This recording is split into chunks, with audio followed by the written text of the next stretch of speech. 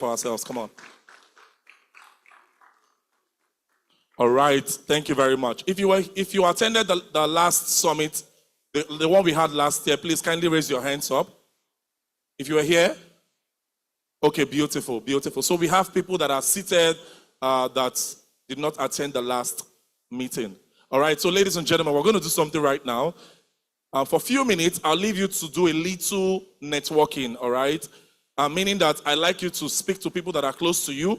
If you have those that are seated on your row, you don't know them, kindly introduce yourself to them, introduce your brand to them, tell them that they are welcome, make them feel welcome, and also make somebody feel welcome next to you. Either to your left, to your right, at your back, at your front. Can we do that in the next 5 minutes?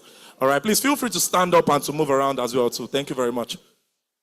Ooh, ain't got no home or no place to run.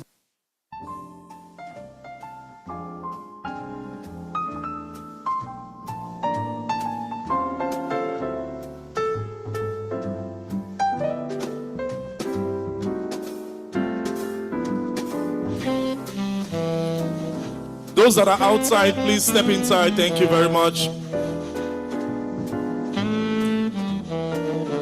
Everyone outside, please kindly come inside. Thank you. Please do well to ask people their names, the names of their brand. If they are situated in Lagos, if they are working here in Nigeria, please do well to ask them. Thank you very much.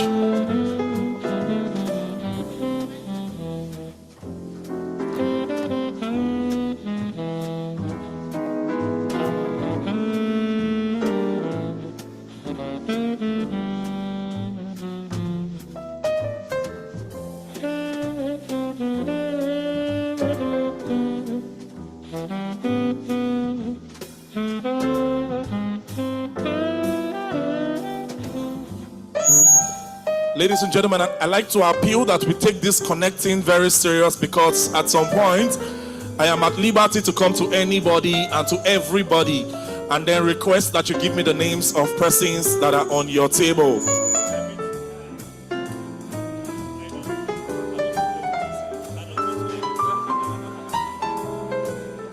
Big shout out to MC Tega. I see you, my brother.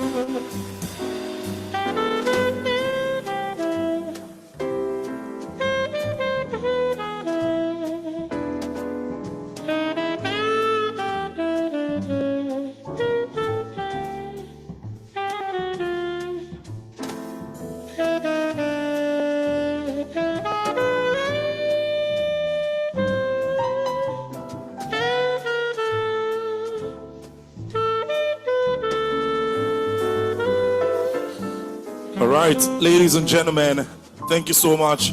Thank you very much. Thank you. Thank you. Thank you very much. Thank you very much. Thank you. All right, ladies and gentlemen, one house. Thank you very much. Thank you.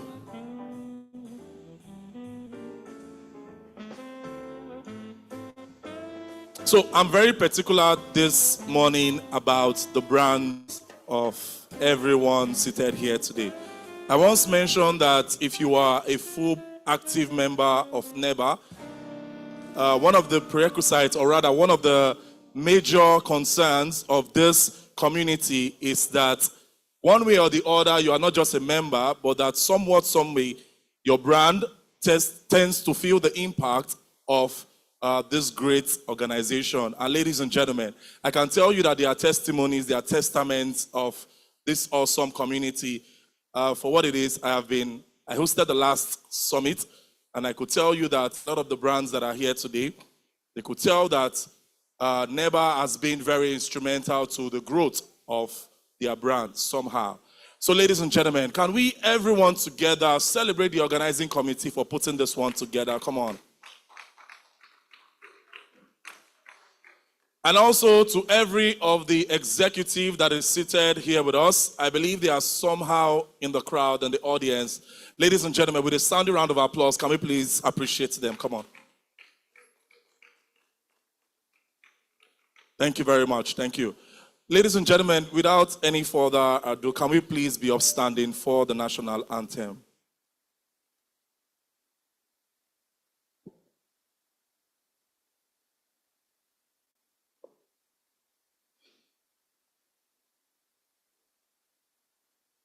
Sorry, Kiswak, please hold on. Can we have everyone at the exhibition arena to please come in right now? Thank you very much. Those that are standing outside, I can still see some people taking pictures. The organizing committee, kindly tell those to please join us and then have their seats. Thank you. Or rather, be around their seats. Thank you. All right, to our sponsors and partners, can we just please hold on for a minute? Thank you very much. Kiswak. Nigeria, we hail thee, our own dear native land.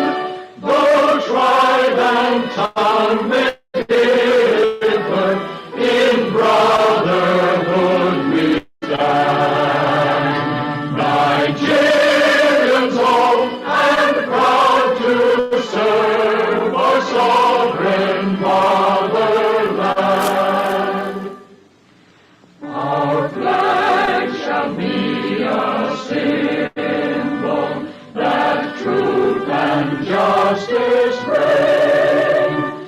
In peace or battle honored, and this we count as gain. To hang on to our children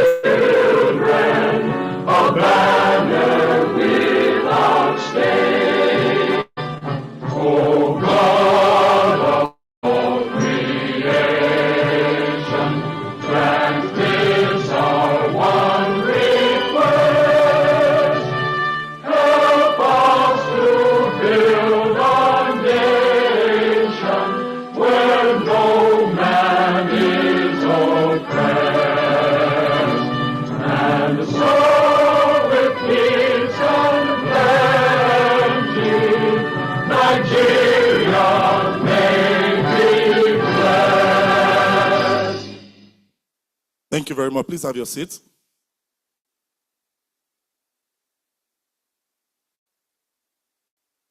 All right.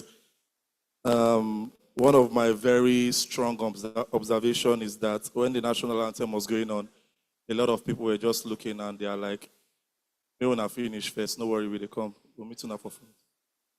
Yeah. So aside this okay, I would even say that, yeah, hi, hello, ma'am. How you doing? What's the name of your brand? Yeah. So I think our voice was very, very clear. But you were using exposure. So maybe we'll do that national anthem again so we can hear you sing out loud. You understand? We want to hear you well.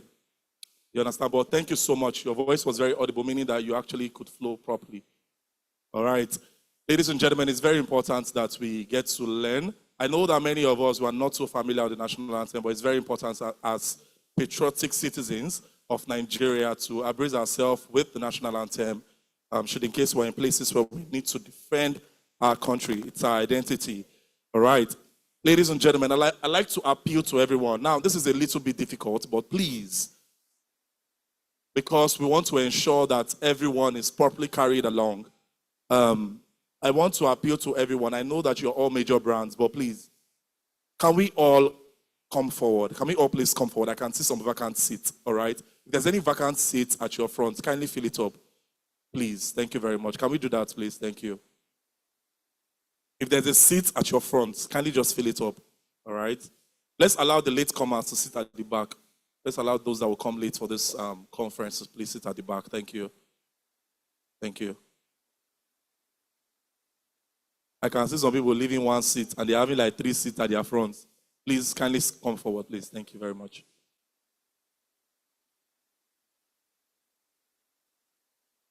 Thank you. We would like to specially, now, aside the fact that we are recognizing ourselves as brands, as business partners, and as sponsors, there are certain persons that are very important to us right now, and they are seated in the midst of the crowd. Ladies and gentlemen, we have invited guests that are here with us today. If you know this is the first time you are attending this conference, and you know that you do not belong to Nehba, can we please get to recognize you? If you know you are invited for the summit, kindly please put your hands up. We have anybody like that? Oh, please, can we put our hands together for them? Can we please celebrate them better?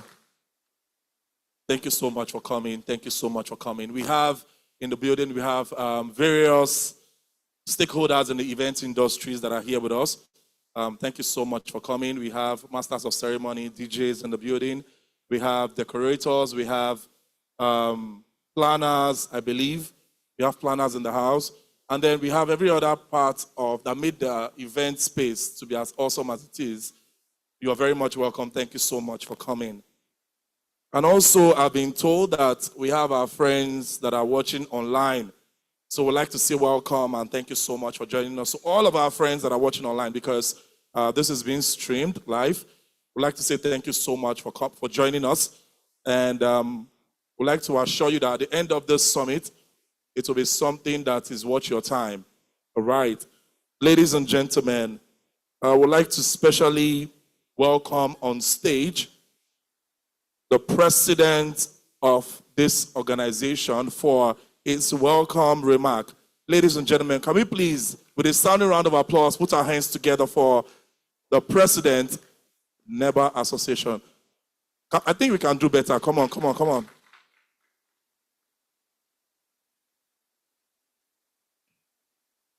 Please, till the president gets on stage, please. Can we please clap?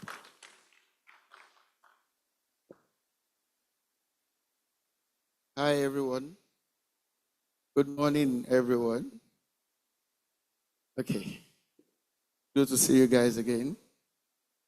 I think the last time I saw quite a number of members like this is around this time last year, actually. April 30th, 2026, when we had our Nehba expedition. And I can say it's good to see you guys again. So my job here is very simple, just to welcome you and, sorry, 1 second. Just to welcome you and we'll get the event going quickly. Sorry, I put some things down to just read out so that I don't go off.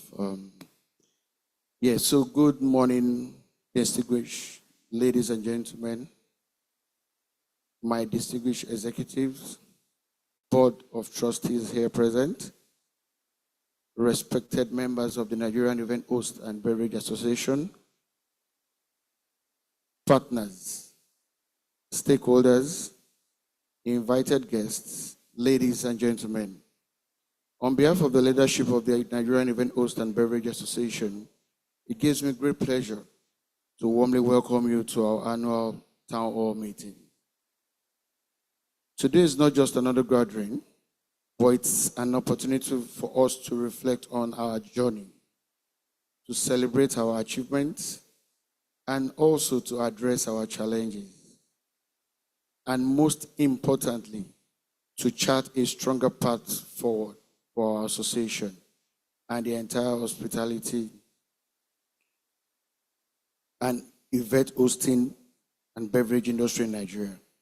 So over the years, our industry has continued to evolve rapidly. And despite economic realities and challenging customer expectations, members of this association have remained resilient, innovative, and committed to excellence. From the beverage vendors to the mixologists to the barmen and even the waiters and all hospitality professionals, every one of us has contributed significantly to the social and economic growth of our nation. And this town hall meeting is designed to encourage open dialogue, constructive engagement, and collective solution. Those three things are actually very, very important. Open dialogue, constructive engagement, and collective solution. So that means that when we're talking about problems, then we should be talking about solutions. That's what we're talking about the problems. And it's also a platform where every voice matters. Every voice matters and every idea counts. As leaders and professionals, we must continue to strengthen collaboration and uphold professionalism. Also to support one another and create opportunities for growth, especially for the younger ones, for the younger generation that are coming into the industry. I also want to sincerely appreciate our partners, very importantly, every brand that has been called or called to be part of this. I really want to appreciate you, all our sponsors.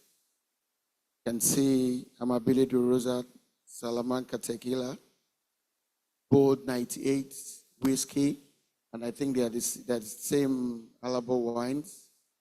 I can see Madala as well. You are all appreciated. And our supporters as well, who had contributed to, whose contributions continue to help us achieve our goals as an association. Your support remains invaluable. And I must say that on behalf of myself and the ESCOs, I want to say, and the Board of Trustees, I want to say a big thank you to all Nehba members. I want you guys to give yourself a round of applause. Yes, I know why I'm saying this, because the support has been nothing short of wonderful. Like, it's encouraging. You know, when you say we want to do something and everybody is coming through with their widow's mites, some people are coming all out. It's the fact that we actually called and you answer. That alone shows that you want the growth of this association, and we cannot say anything less than a big thank you. And I pray that with this support that you are giving us, we would continue to try our best and give our best to the association. Once again, I say a big thank you. So, as we begin today's discussions, I encourage everyone to participate actively, share honestly, and engage respectfully. Together, we can build a stronger, a more united, and more prosperous association that will continue to set standards of excellence across Nigeria and beyond. Once again, I welcome you all and wish us a productive, impactful, and successful town hall meeting. Thank you, and God bless the Nigerian Event Host and Association.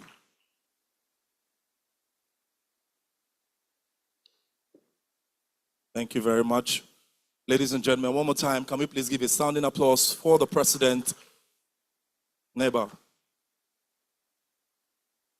Thank you very much. Thank you. All right, so ladies and gentlemen, we would like to give special shout out. The President has mentioned already, but we'd like to do something right now.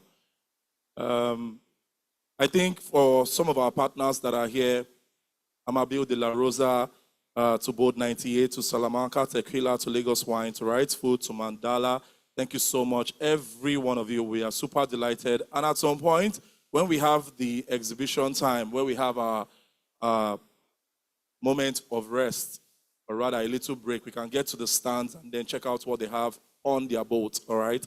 Thank you very much. All right, so ladies and gentlemen, before we have our panelists come on board, I'd like to do something very, very normal. So I'd like to just be down the stage this moment. This is a time when, sorry, cameras, can we please just move back a bit? Thank you. So I requested initially that I'd like to know if everyone that is here, we are very familiar with ourselves. So please, I think I'm liberty right now. This one, if you want to cut now, you can just...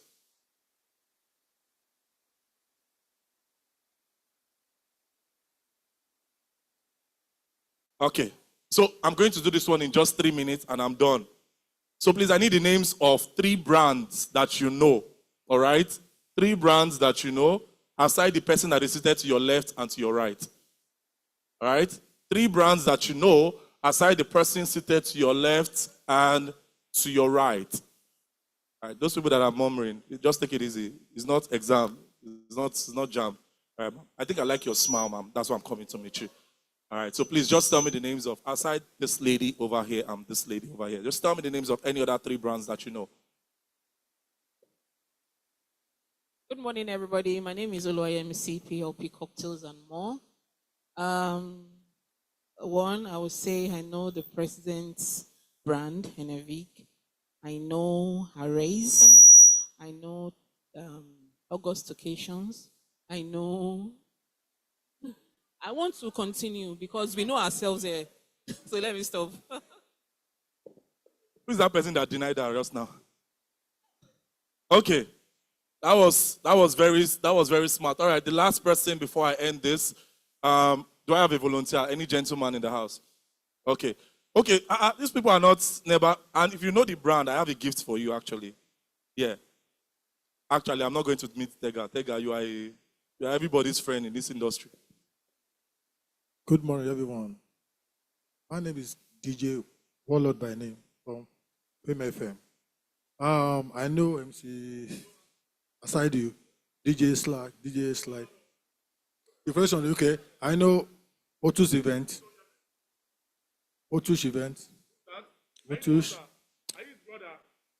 And post my event.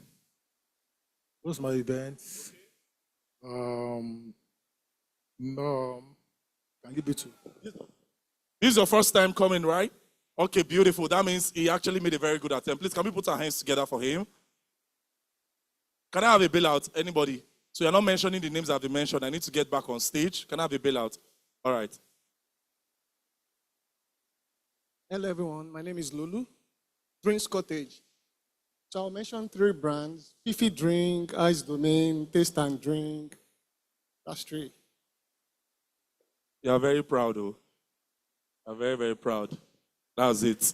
Like, I don't even know why I came to meet you, Seth. Like, that's a wrong person. Yeah. I mean, aside the fact that you're even doing drink, you're also doing decoration. I know you.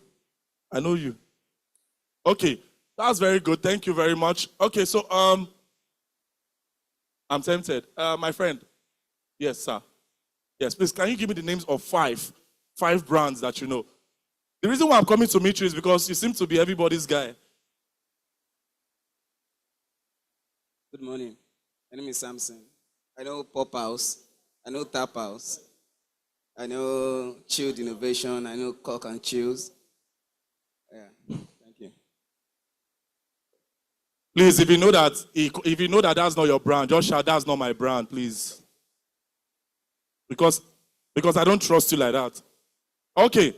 Ladies and gentlemen, the idea is that one of the aim of this town hall meeting is for us to get to acquaint ourselves with our brands, get to know each other better, get to interact better. Not just that you're knowing people by their faces, but you know the brand that they represent, all right? Thank you very much. Ladies and gentlemen, please join me as I make welcome on stage the General Secretary, Nehba.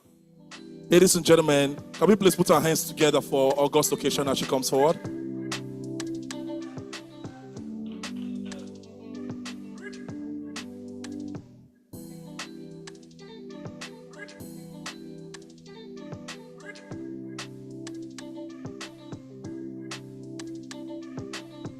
Okay, sorry. I had to quickly do this. It's not that I skipped this part, but I just need to do this because it's actually very important. So, amongst our invited guests that I mentioned earlier, I would like to appreciate and recognize some of our sister associations that we actually invited for this event. And please, if you are here from I think that's Association of Alimosho Event Vendors Association. If you are here, please, can you stand up for recognition, please? Can we, a round of applause for them, please? Thank you for coming. We really appreciate you. And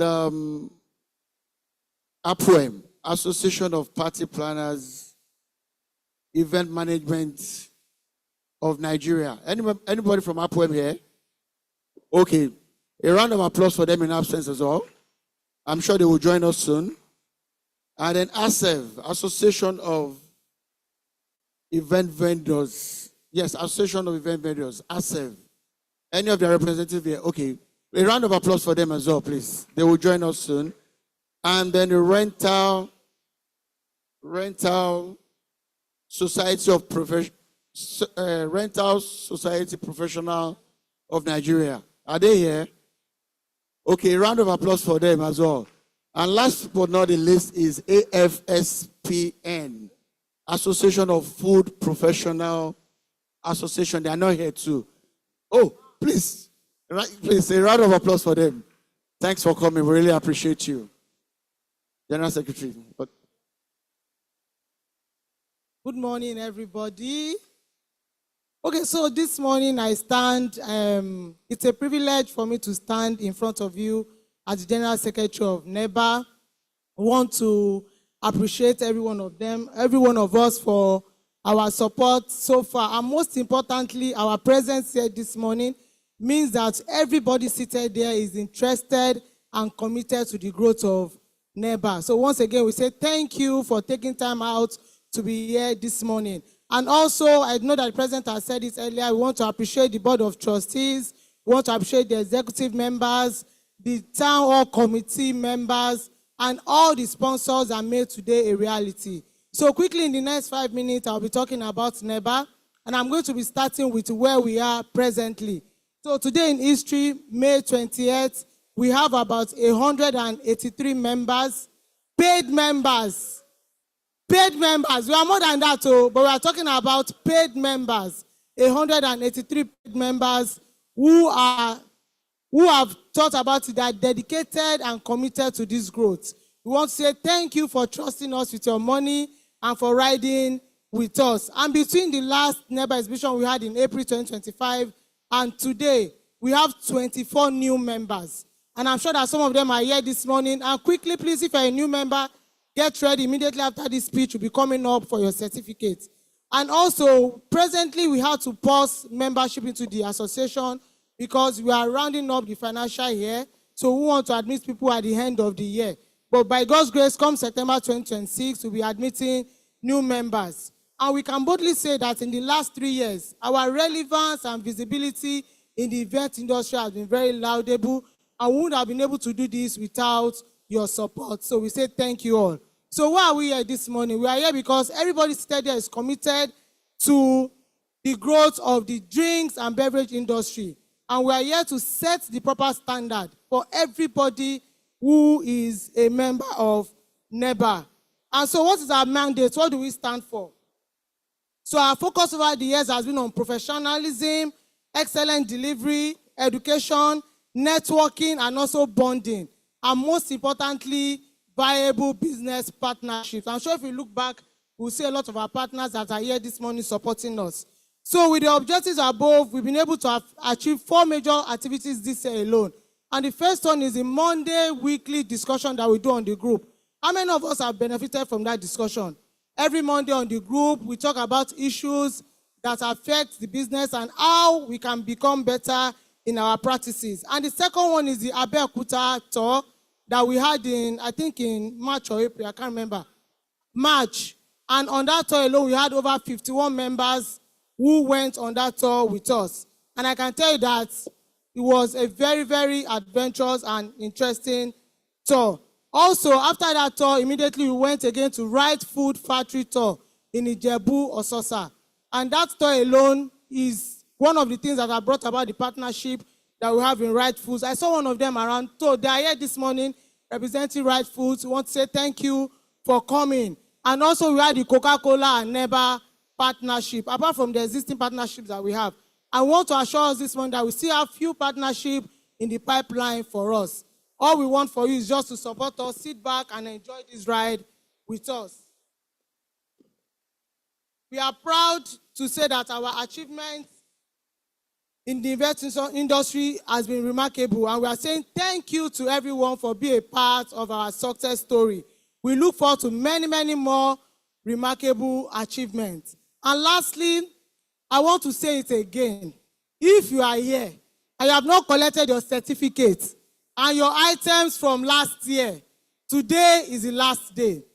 If you are here, you have not collected your certificates and your souvenirs, please see me before you leave. And if there is somebody that can collect for someone that you know, ensure that you do so. After today, I'm not going to be answering anybody again. And so quickly this morning, where is the PRO? We have few members that are here, the new members that joined us after the last Nehba expedition till date. So please, when we call your name, we have limited time. Quickly come out and collect your certificate. Most importantly, thank you everyone for joining us this morning. Long live Nehba, long live Nigeria, long live every one of us. Thank you. So I'm going to be calling the first person, Dorsey Cocktails and Grills. I've seen her this one. Please come forward. Chilled Innovation. All of them. Chilled Innovation Drinks. Please, if you are here, come out. Chilled Innovation Drinks. Bell's Chills and Drinks Event. Bell's Chills and Drinks Event. House of Dara.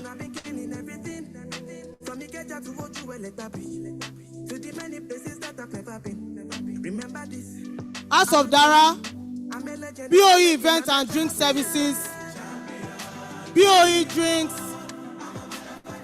Where is she now? See now. Okay. Okay. Bees, Cocktails and Chops. There are real drinks and more.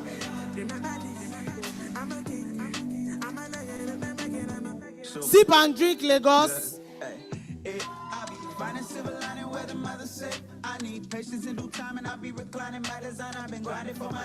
Sip and Drink Lagos. Surely City Enterprises. Surely City Ice Domain. Ice Domain. Samiraj Drinks. Samiraj Drinks. Fizzy Splash Cocktails. Fizzy Splash Cocktails. Opulent Pour. Opulent Pour. Please, if you are around, just wave so that we'll just move to the next person. Naya Exquisite Services. Drinks by KK. Doja Culinary. NIX Mixix. Cocktails by Deacon. Number 1 Cocktails. Tipsy Drinks. Camis Place Events. Oh, it does. Oh, these ones are reprinted. She's not here. Party Drink Station. Reprints.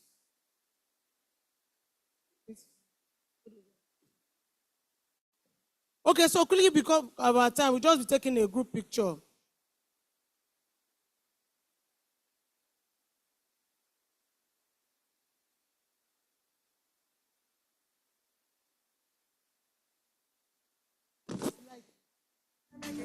Where are the light guys, please? Can you come and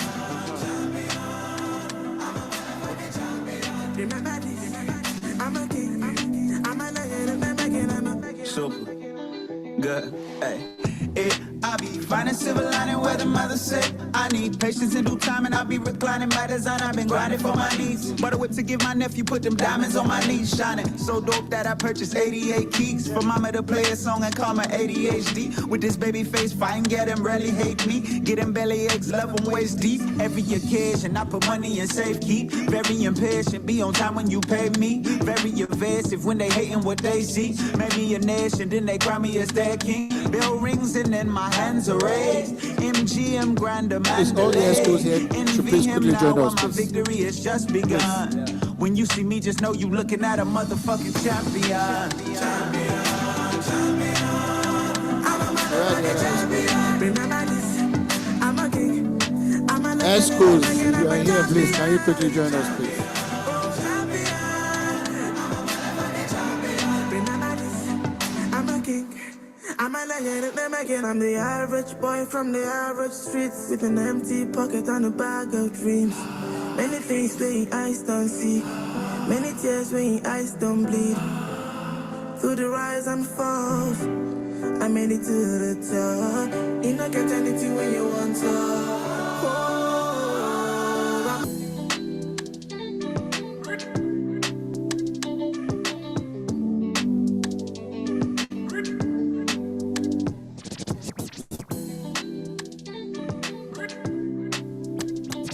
Thank you very much.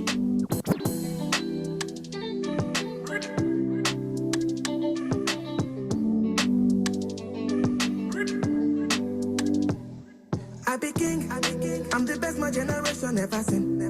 I came suddenly, I be like Nehba bill. I never since, I never. Thank you. Please bring it down, my DJ. Thank you. All right, thank you very much. Ladies and gentlemen, can we please settle down? Thank you very much. Thank you. I'd like to appeal to the security guys, the bouncers.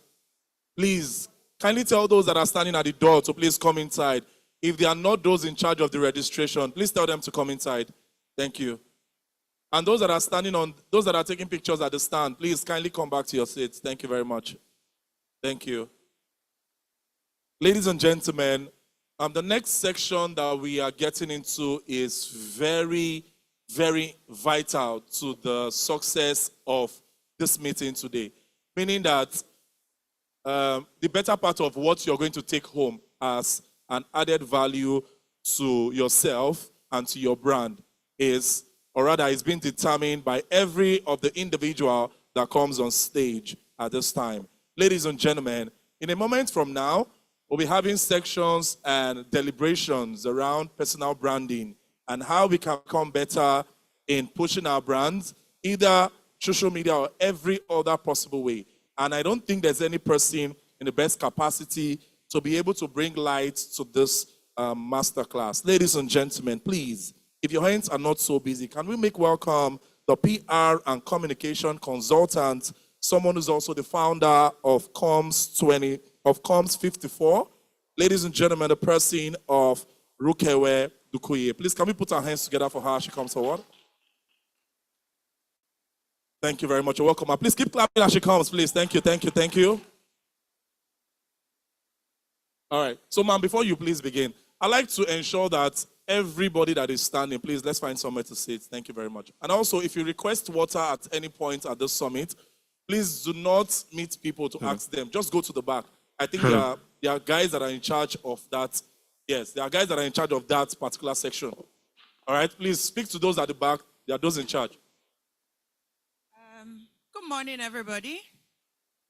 Okay. I believe that there are particular protocols to be duly observed. So please, I beg your pardon, ma'am. I want you to just please have your seat. Okay. We have a procedure, all right? So our best procedure as Nehba, I would like to keep to standards. So let's just please have a better profile of the speaker so we can know who is on stage and then know how to also take information, all right? Good morning, everyone. So I would read the profile of our guest, our masterclass host today. Her name is Rukewe Dukuye. So Rukewe Dukuye is a PR and communications consultant. Sorry.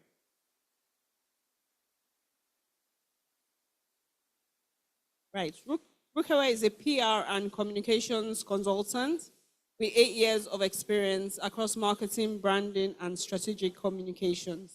She is the founder and principal consultant of Comms 54, a strategic communications consultancy based in Lagos, Nigeria. Her career began in marketing and branding, where she developed a sharp understanding of how businesses build in the identity and connect with their audiences. Over time, her focus sharpened into the discipline of communications, specifically how organizations speak, respond, and show up when it matters most. That evolution shapes everything about how she works today. At the core of her practice is a belief that communications is not a support function, it is a strategic one. Every brand has a reputation, whether managed or not. She believes that work is about making that reputation intentional. Through Coms 54, she works with corporate, impact-driven, and lifestyle and hospitality brands across Nigeria, bringing both strategic thinking and hands-on execution to every engagement. Her approach is always rooted in the specific needs of the business, understanding what a client is trying to achieve, the environments they're operating in, and what communications can realistically move the needle for them. So, dear Nebites, today we have with us, please give her a rounding applause, Miss Dukeye, our PR consultant, to take us on the masterclass. Thank you.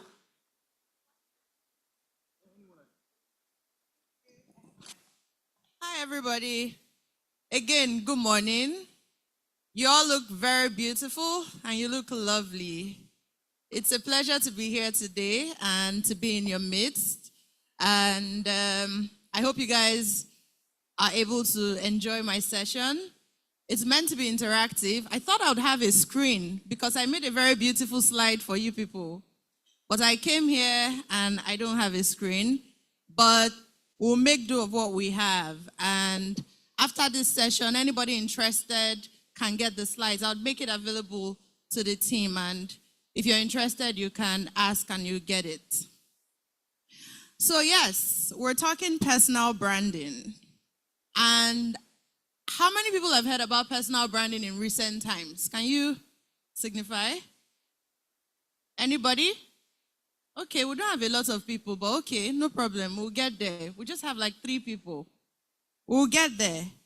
But before we get there, there are some questions I want to ask, and I want everybody to answer. I don't want people to just be quiet, please. Who is the richest man in Africa? I can't hear you people, though. You say what? Fantastic. And if you see my slides, unfortunately, we can't see it. I actually have Aliko Dangote here. Almost as if I saw the vision of what your answers will be. When I say noodles, what do you people think of? Fantastic. I also have Indomie here. I'm not a magician. I don't read minds, but I know. When I say soft drink, what comes to mind? Coke. See, everybody owes me money. When I live here, when I leave this stage, everybody owes me offering because I have Coca-Cola here. Who is the biggest actress and the well-known actress in Nollywood? You say Funke Akin, only one person said Genevieve. Everybody else said Funke Akindele, right? That's what I have here as well. My last question before we proceed. So there's a Nigerian banker that always wears a red tie. Let me finish. He's the founder of a bank. He always, Fantastic. So, I mean, all of these people are well-known people. They are also well-to-do. They are wealthy in their own they are rich people. But these people have taken personal branding very important. And these people have taken it very seriously. So when I asked what was personal branding and only 3 people could raise up their hands, it means that I'm in the right room. And it means that the message is actually for the people in this room.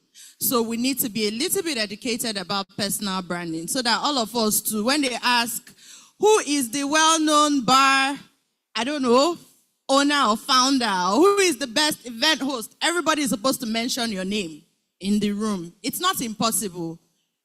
Who wants to be the person that they will say, who is this so and so, and they will mention your name? Can you signify? Fantastic. Fantastic. Because let's start. All the things that I've mentioned now, it's essentially called branding. These people have spent so much time. They've also spent so much money in putting in the efforts in making their brand known by people and by followers. And it is called branding. A lot of people hear branding, branding, branding. It sounds like a fancy word, but it is not just fancy, it means something. I like to think that everybody here already has a specialty. We already know what we do. We already have a skill set, which is a very fantastic foundational level of branding. Branding has 4 pillars. There's the visibility part, there's the consistency part, there's the trust part, and then there is the repetition part. But before we go, I will define personal branding. Personal branding is not about your logo. Personal branding is not about your colors. Personal branding is not about all of those beautiful and fancy things, although those things are important in personal branding, but it doesn't start from there. Because I knew that I was coming to speak with really important people, I developed 4 important pillars for you guys under personal branding. There is the identity, there is the expression, there is the amplification, there is the recognition, and then there is the opportunity. The opportunity is the part where everybody will be excited because that's what will make you money. But before you get to the opportunity, you need to do some work first. So we'll start with identity. As I said, I know everybody is known for something here. Everybody has value attached to them. There are some times that people would be online, on social media, or in certain rooms, and then they'll be speaking about personal branding. Sometimes it's very vanity, in the sense that they don't have anything to back them, they don't have anything to offer, and they don't have any value to give. Personal branding starts with the value. It starts with your identity. It starts with who you are. What do you do? What can you offer? When you step into a room, what can they know you for? What can people think about when they see you? That's where your identity starts from. I like to think that maybe there are about 80% or 70% people that are here that are Christians. Because even in the Bible, you are supposed to have an identity as a Christian. So it cuts across what we do in our businesses or in our individual lives. If you don't have an identity, you have nothing to put forward. You are a fraud. You are a fake person. You don't have a sustainable lifestyle. You're fake to me. But your identity, like I said, and I'll say again, is what you have to offer. You must have something attached to you. And if you have that, you're good. You've passed stage 1. You've passed A. Now we can now go to B, which is the expression. Expression is now the most, it's broad. It's where you have all the other beautiful things involved. Because as business people in this room, we are the tickets to our business. Everybody here is a salesperson to their business. You're front-facing. You're the first person that steps into the rooms or in meetings or when they call, you are the first person that they speak to. So everything from top to bottom matters. From how we look, from how we smell, to how, we put ourselves together. All of those things, they are the first part before the expression. Because before you step out of your house, you will shower and you will wear a beautiful dress. Like when I was coming here this morning, I said, I have to look very beautiful. Did I try? I did put in effort because I said, I have to look good. Because to look good, you will feel good. So even if nobody answered me when I asked, by myself, I know that I look good. So I have the confidence already that I'm going to be speaking to very good-looking and beautiful people in this room, but I look good. So it starts from somewhere. And this is also the same with business owners like you guys. I put slides together here, and I put outfits here. But again, I can share. I put a headline that says, know the room and dress for it.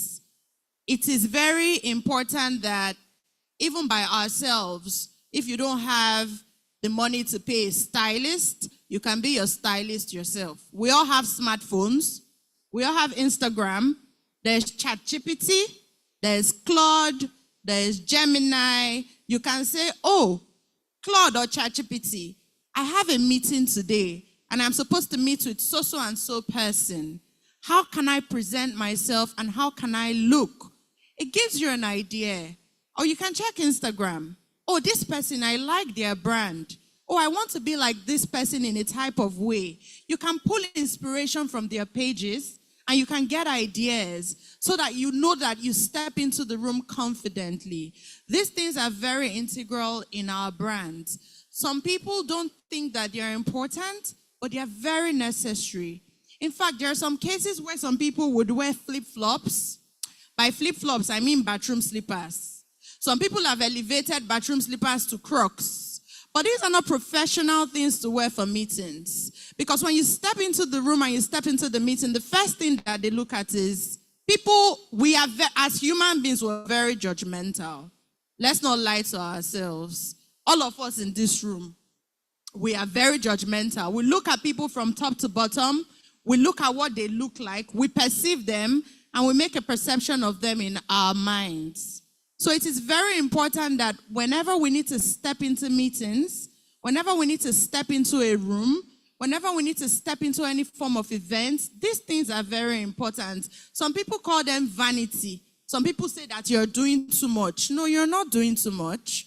If people say you're doing too much, look at them and say, okay, thank you. When you reach your turn, do too much the way you want to do too much. But you need to step into rooms looking presentable. So I did segments to say, if you can't wear heels, you can wear flats.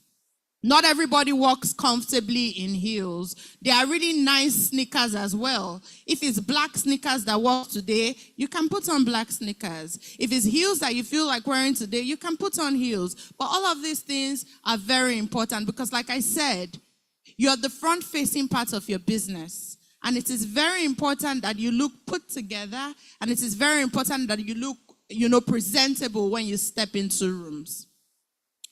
I also put a very funny picture here. There's a woman tying gele, and there's a woman with the hair packed back, properly laid. You can't step into meetings wearing gele. It is inappropriate. Gele is not a bad out. It looks good when you're going for your owambe, when you're going for your parties, and when you're going for some sort of events. But when you're going for meetings, of course you can't wear owambe to the meetings because they will look at you that you look out of place. Is this the meeting you are coming for or you're going to something else? So all of these things are very important and all of these things matter in personal branding. And then I talked about visuals. Visual creates trust because people see you and they perceive that this person is of quality. They perceive that this person is credible, and of course, you can now price how you want to price. Because you will look at yourself and you will say, I did put in effort into I put in effort into what I wore to come for this meeting. So if I give you my price and I tell you my price is ₦1,000,000 naira, and I give you my price and I tell you my price is 5 million naira, I don't expect you to price me down. And in fact, you can confidently state your price when you step into rooms confidently. So it is something that we must always have at the back of our minds. If we don't even leave this room with anything, we must leave this room with that. It is that how you look is also your currency. You must look good, you must look sharp, and you must look presentable. Then I'm talking about visual now. There are some times where your images and pictures are needed for certain professional events. And then they ask you, can I please get your headshots? Or can I please get your picture? Some people will send pictures that they took with their phone, selfie, in one corner that is not clear, that is blurry, and they will say that this is my picture. That does not work, oh. It is called a professional headshot for a reason. It must look sharp. It must look good. You can look for a photographer and say, oh boy, I need you to take me a picture. I don't have a lot of money. You take 50K, take 40K, I beg, or do it with a beg. If the picture starts making money, I will pay you. Some people will say no, but at least we can try. But it's very important that we take that into consideration. Now, when people ask for your headshots, you have to send pictures that present you as well in a very good and positive light. Are we here? Are we following? Thank you very much. So that's very important and priority, and we need to pay attention to as well. And I said that people are buying into you. You know, when I asked for specific names in the beginning, and everybody mentioned names, right? I said, who is the biggest actress? Everybody said Funke Akindele. I said, who is this man that is a banker that always wears red tie and red stockings? Everybody said UBA. Then they said Tony Elumelu. Interestingly, that is a very fantastic person to use as a case study. UBA is a business, and he owns the business. But he didn't leave it there. As a businessman, he's a salesperson for his business. He's not playing with you people, though. He's not joking. He's on Instagram, putting pictures up, putting videos up, putting in the effort, showing lifestyle, showing some parts of his family, his children, his wife. He will attend events. He will show it. That's called lifestyle, though. We need to understand that it is very strategic. Mr. Tony Elumelu is intentional with his brand. And he's intentional with his brand because he knows that it will funnel into his business. He's a businessman. He wants to make money. I know that I've flogged a little bit on you are the first or front-facing part of your business. But now people have taken it to another level. I've talked about the back-end side, how you need to look good when you're stepping into meetings and all of that. But people have taken it into a different level as to say that even on social media, I have to look a type of way. Because now, whether you like it or not, even though you don't bank with UBA, a lot of people are banking with UBA because of Mr. Tony Elumelu. Or why do you think that he arrested someone for alleging that him and his wife had separated? Because it's his brand. What that would affect is his stock.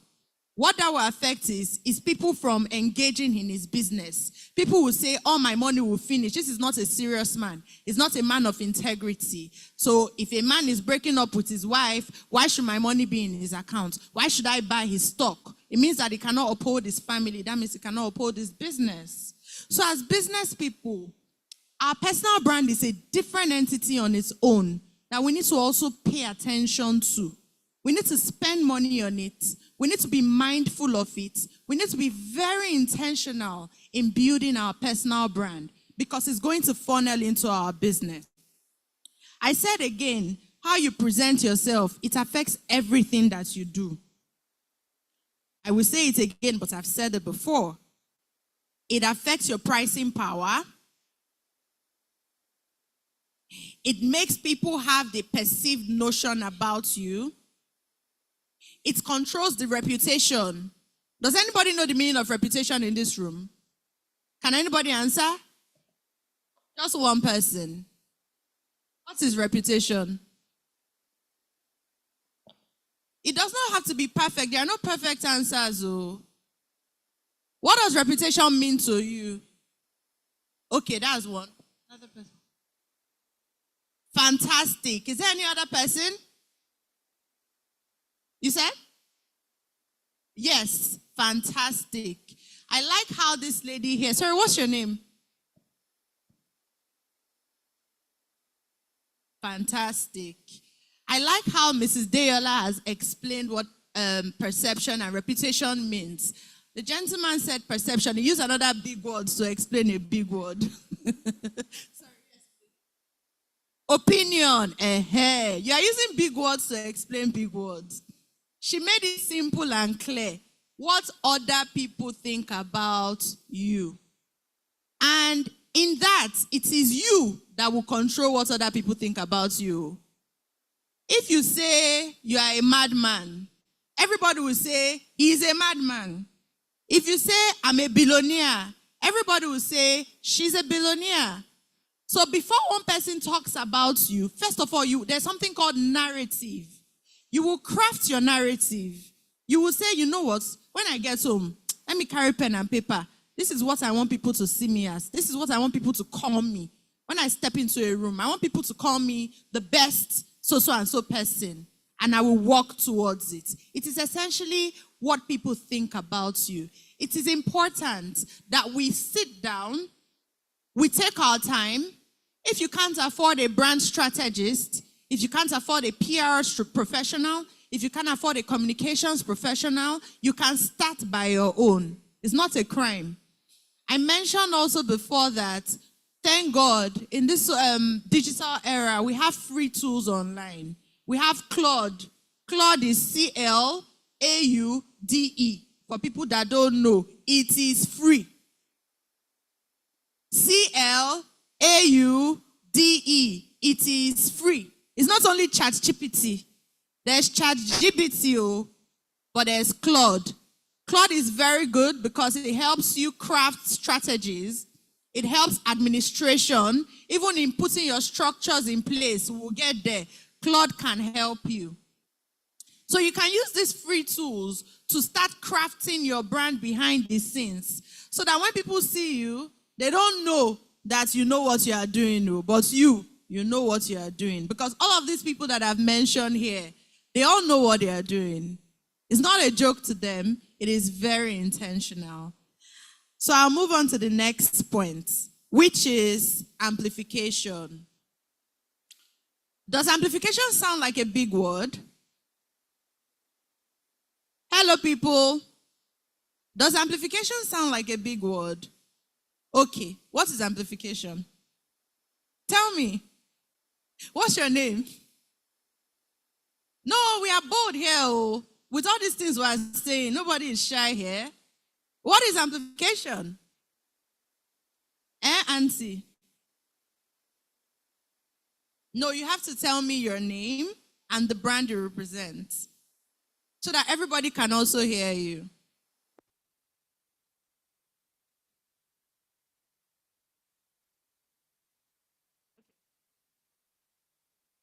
Scent what? Cocktails. Okay. Me, I like to use simple words. So break down that project in a simple way for me. See, I understand that enlarge sounds simple, but do you think everybody understands in the context what enlarge means? Maybe not. Use your the simple English you use to explain amplification to your 2-year-old child or your 3-year-old. Aha, fantastic. Anybody else? What is it? Come, let me hear you. She said media. You say bigger than what it is. So now, wait first. Now, wait first. If I want to make a very big hair like this, will I go to the salon and say, please, amplify my hair?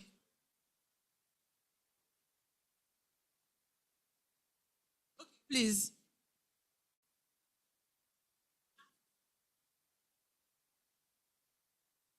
Another person? Please, you can speak.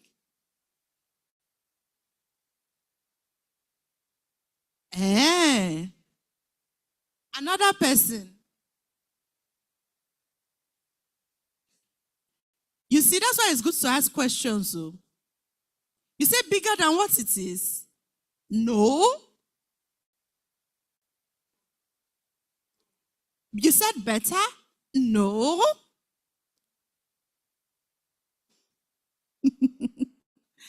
Okay, I would explain. In the context of what I'm speaking about,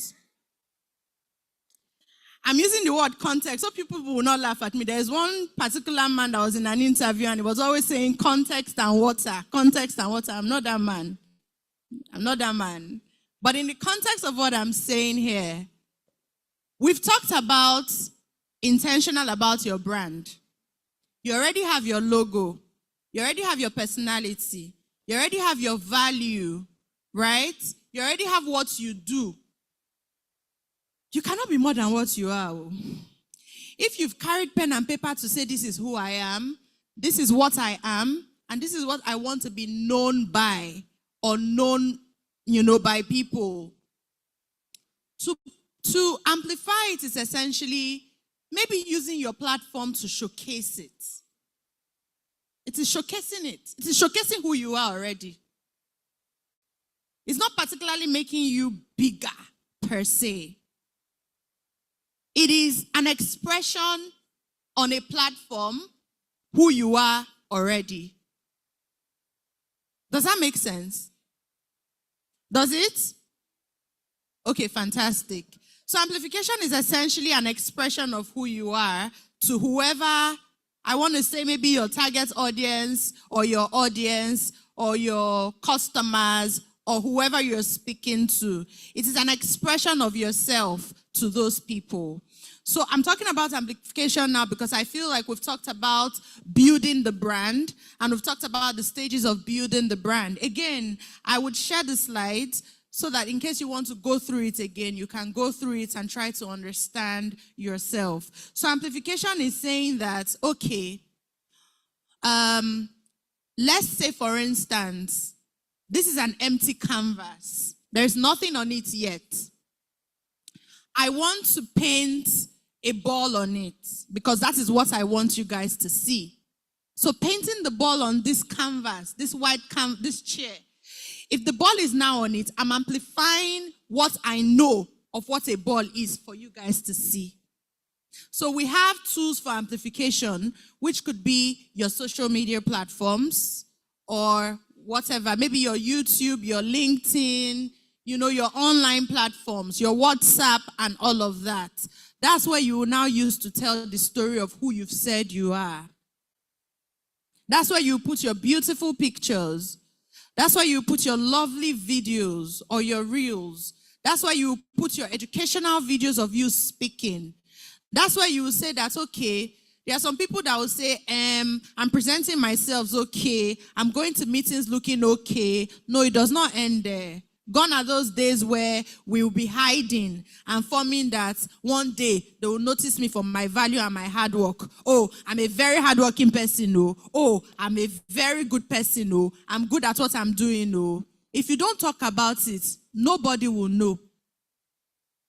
If you don't showcase it, unfortunately, nobody will know. And now we're in an era where there are a lot of things happening. So many things. So it's easy for people to get distracted. So it's very important for us to, I would like to say that our social media platforms are now our new CV. It is where you are showcasing your brand. Some people, let me give you people a secret. I don't think that this is a free, if I need to consult, people pay me millions for this thing I'm giving you people for free. So please pay attention. Listen very carefully. Some people believe that their social media platforms is still for family. No. Well, some people can still live in that world, but some people private their pages. You're privating your business. How will people know of you? How will people see you? If anything, let's try to be more strategic in thinking, in amplifying our business, right? Holistically, with everything I've said, I wish I could go into more details. I'm not lost for words. I have a lot to say, but I'm out of time. But with these few words that I've said, when you're constantly talking about your business on your page, well, yes, you can infuse a bit of yourself in it too, right? You can make it interesting to talk about maybe family a little, maybe your kids a little, whatever it is you want to say to get people's attention. But primarily it's for your business. When you do that, you become recognized. When you do that, you become top of mind. When you do that, you become relevant. When you do that, when people think cocktails, they think you. When people think drinks, they think you. So all of these things are important. I really wish I could speak on other things. I wanted to talk about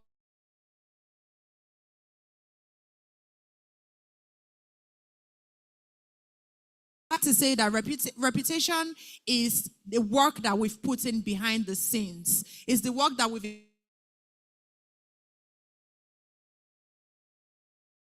opportunities, we will make money, and I wish everybody continual success in their businesses. I pray that when you leave here, you become more successful, and business rewards each and every one of us at different capacities that we want in Jesus' name.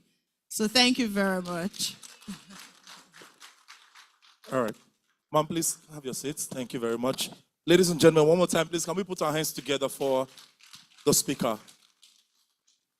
All right, thank you very much. Do we have questions for the speaker on stage? Do you have questions? Anybody at all want to ask questions as regarding this topic?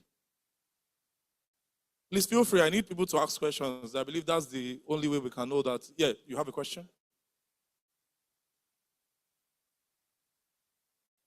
All right. A very lovely morning to everyone once again. So let me just bring the highs for the question so the others can come around. So in today's world, like you rightly mentioned, right, that social media is like a portfolio CV of every brand. So I'd like to find out, for the sake of those who, because truth be told, as much as social media is actually in vogue, right, some don't see to it. Maybe those, older ages, they will tell you have been doing this business before the arrival of Instagram and all of those things. So my questions are into, first off, for those who are not interested in social media and they know what they know well, what is their other way out? Because we have some decorators, for instance. We have some MCs, some DJs. Social media is not their thing. In fact, when they go to event, they don't even do much of captioning, right? Yet they sell. What is the way out? Then secondly, I need to tell you one thing right about now, that many people are trying to enhance, to amplify what you mentioned, but the strength is failing. Well, maybe people are not actually, they are not taking in what is real content. They want fake things. They want you to dance. So imagine a professional of like 70 years old, 50 years old person. If you have not shake your body, they won't view you. When you put your good job on social media, they won't get likes. But when you dance and do another thing, in quotes, you see comment. So what can you say to assist people who have real content but no engagement? Thank you. That's a very good question. So the first question you said, for people that have no interest in social media, well, like you rightfully said, that they are making money already with the audience that they have. If they are comfortable with that money that they have, it's okay. They don't need to put in effort and they don't need to push boundaries to use social media. But social media is just a wider opportunity for them to make more than what's existing already. So it's that they are leaving money on the table. It's that there are opportunities that they are trying to make. Because from here, you can be local, but you can be global through social media. You can get global opportunities through social media. So why would you leave that opportunity because you feel like you already have, maybe you are making 10 naira, but with social media, you can make 50 naira, or you can make 30 naira. But you can't convince people that are not willing to do certain things. So, but if you're interested, you will go for it. You can't force people. You can try to make them know about it, but you can't force them. So I think that's how I'll answer that question. You can't force them. You can try to convince them. You can tell them it's working for me, or see, I just got 3 clients from social media. And if they want to get into it, they will. For the second question about people dancing and this Nigeria, we like gist more than anything. We're all guilty, even me. I like Amebo. But if it's not in alignment with your business, it is not in alignment with your business. So, there are some movies that they will say if you don't dance. I know there was an opera recently about dancing in movies, but not everybody dances, and they make money. There's this movie that just came out. I forget the name, but it's with 2 stars. I don't know if anybody knows the name of the movie. Call My Life. It's new, I think. Call of My Life. I don't know it, but there's an actress called Uzo Amaka in the movie. The movie is doing good now. It's doing really good. They did not dance, to the best of my knowledge. But there were other antics. If you see the two characters, they're always forming like they're in love. They are always kissing. They're always dancing. They are not dating in real life, but it's just a tactic. It's just a tool. So in your own way, in your own business, it does not have to be dancing, but you have to be creative. What else can I do? Do I want to go to the top of my roof to just shout, "Get cocktails from me"? I'm not saying do that, but you can be creative in your own way, right? For some people, it's just educational content. The right people would resonate with your educational content. So it's really, you don't have to dance. Do what works for you. Yeah. All right. I believe that was very enlightening. Do we have another question? Anybody? The last question for our speaker before we call this a close. Any other person? All right. If we don't have any, ladies and gentlemen, can we please put our hands together for the speaker one more time? Thank you so much. Thank you.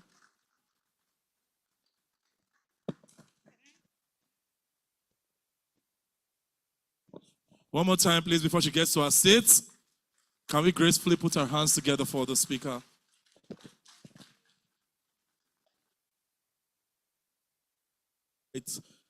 I believe that the speaker made this topic as elaborate as possible. Okay, I believe the speaker made this section as elaborate as possible, but okay, let me just ask, did we get one or two from whatever thing she said? Beautiful. So one of the things I picked is that the idea of, now, as a PR expert, I can tell you that there's no bad PR. Am I correct? Okay. When you start well, just know that there are two things involved, you understand? Now, so there's no bad PR. So, but we want you to always put yourself in the best light, all right? Now, she mentioned a movie, which is what? Call of what? Call of My Life. If you realize, you will see that the person that produced actually used a brand that is having some antics going on now. And what's the name of the brand? People are not active here. What's the name of the brand? You've not seen the movie. Okay, now, so when she said the call of my life, she posted a celebrity that had a current situation going on now. What's the name of the celebrity? Thank you very much. So now she used that to push her narrative. You understand what I'm saying, Abby? No, you are in the spirit, Abby. I know you, Baba, don't follow me, please. All right, ladies and gentlemen, that was very enlightening. Thank you so much, ma'am, for that. All right.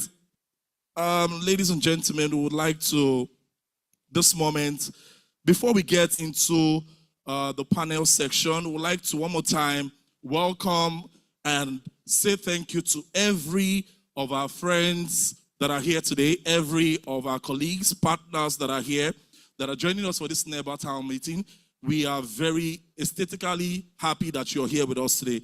Thank you so much for coming. To our first timers that are here, thank you so much. We hope that you come next year and join us in all of our subsequent meetings. All right, to also the newly inducted members, thank you so much. The old guards that are in the house, thank you so much. To the executive, the partners, and the sponsors, you all are amazing. Thank you so much. All right, ladies and gentlemen, before we get into the part for, all right, the part that has been set apart for deliberation this morning, I'd like to please make welcome the moderators for the panel section. The moderators, are they in the building? Do I have the moderators here with me? All right, so ladies and gentlemen, all right, before the panel section gets on, would like to bring on stage the president, I think alongside the general secretary, am I correct? Okay, the president on stage for presentation of gifts to moderator, or rather to the speaker. All right, so please, ladies and gentlemen, one more time, can we please put our hands together for the president and also the speaker as she comes on stage?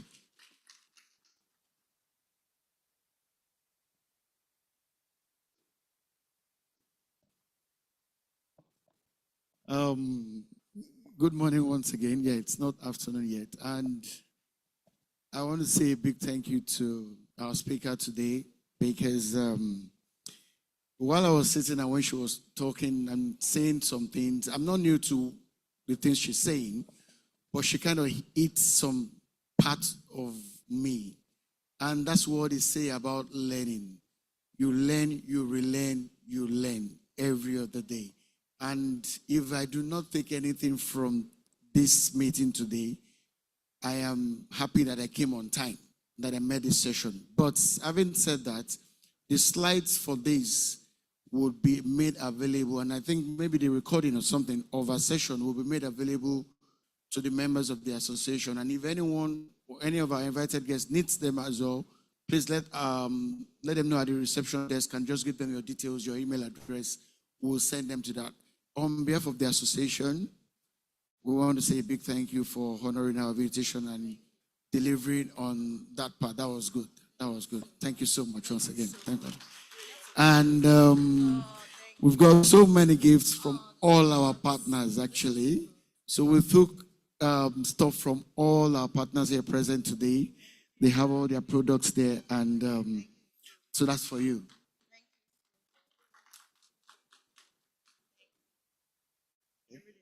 You're welcome. Okay. Okay. Thank you once again. Okay, pictures. Okay.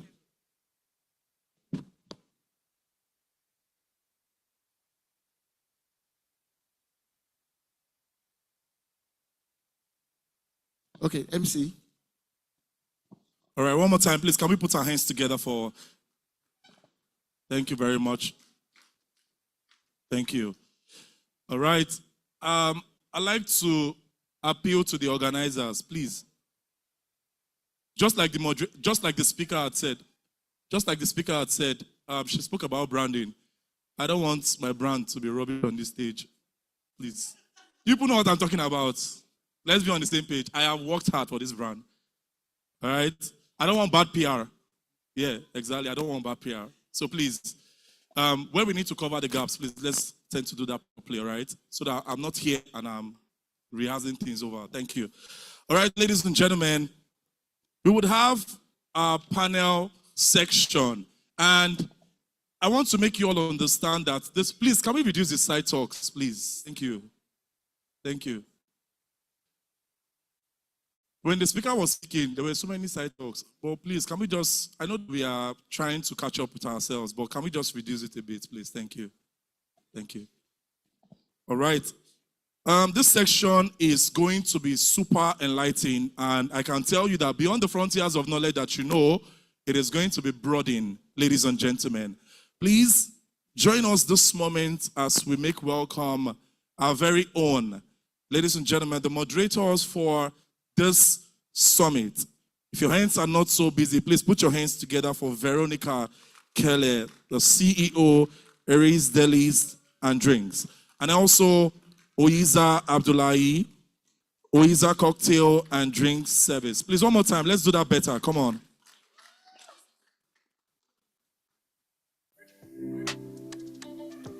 All right, so the topic of deliberation is building sustainable beverage business. So please, I need everyone to please pay attention to them, listen to them, and let's take insights from everything they are going to be saying. All right, please, can I have 2 mics? Okay, beautiful. Moderators, please. Okay.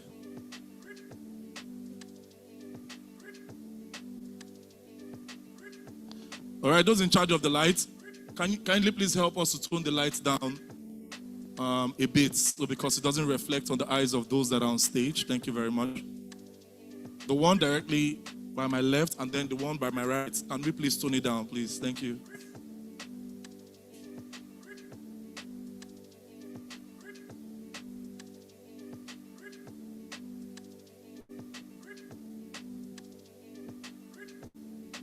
Hello.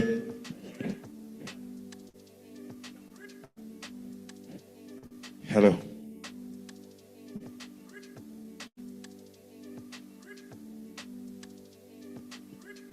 Good morning, everyone. DJ, please.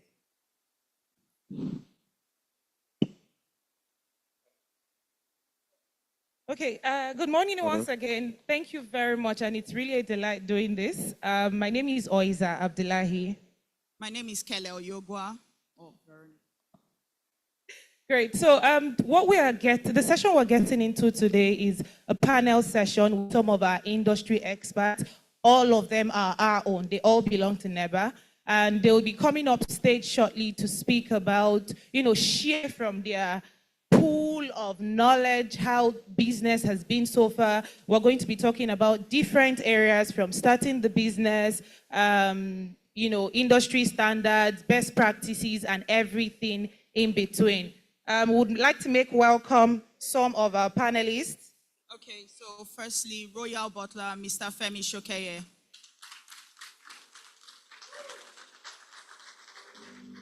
Okay, Kemi Sola Sabitu, Drinks and Chills. I be king, I'm the best my generation ever seen. I kept suddenly, I be like Peppa Pig. I never Ademola Fayomi, Sam Drew Drinks and Events. from the Keja to what you were like Peppa to the many places that I've never been. Remember this. Agbaji Chibuzo, CEO, A Plus Drinks. Aramide Claudia, Luxbar Cocktails.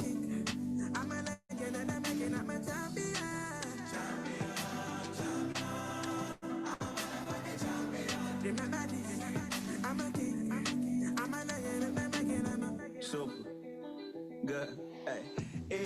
I be finding silver lining where the mother said I need patience and due time, and I be declining by design. I've been grinding for my needs. But I wait to give my nephew put them diamonds. Okay, I love this balance. Yeah. Yes, that's it.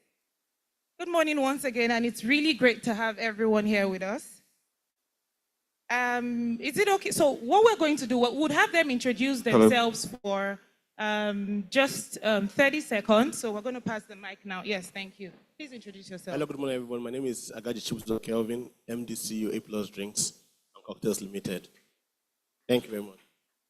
Good morning, everybody. My name is Aramide Peregrino, Creative Director, CEO, Luxbar Cocktails and Drinks. Good morning, everybody. My name is Ademola Fayomi. I'm the founder of Sam Drew Drinks and Events based in Ilorin, Kwara State. Good morning, everyone. My name is Kemi Sola Sabitu, CEO Drinks and Chills Limited, based in Abeokuta, Ogun State. Thank you. Good morning, everyone. My name is Femi Shokeye. I'm the owner of Royal Butler Drinks and Cocktail Management Company. Thank you. Okay, you're welcome. As you can see, this is a well-balanced panel session. We have, would I say older generation and new generation?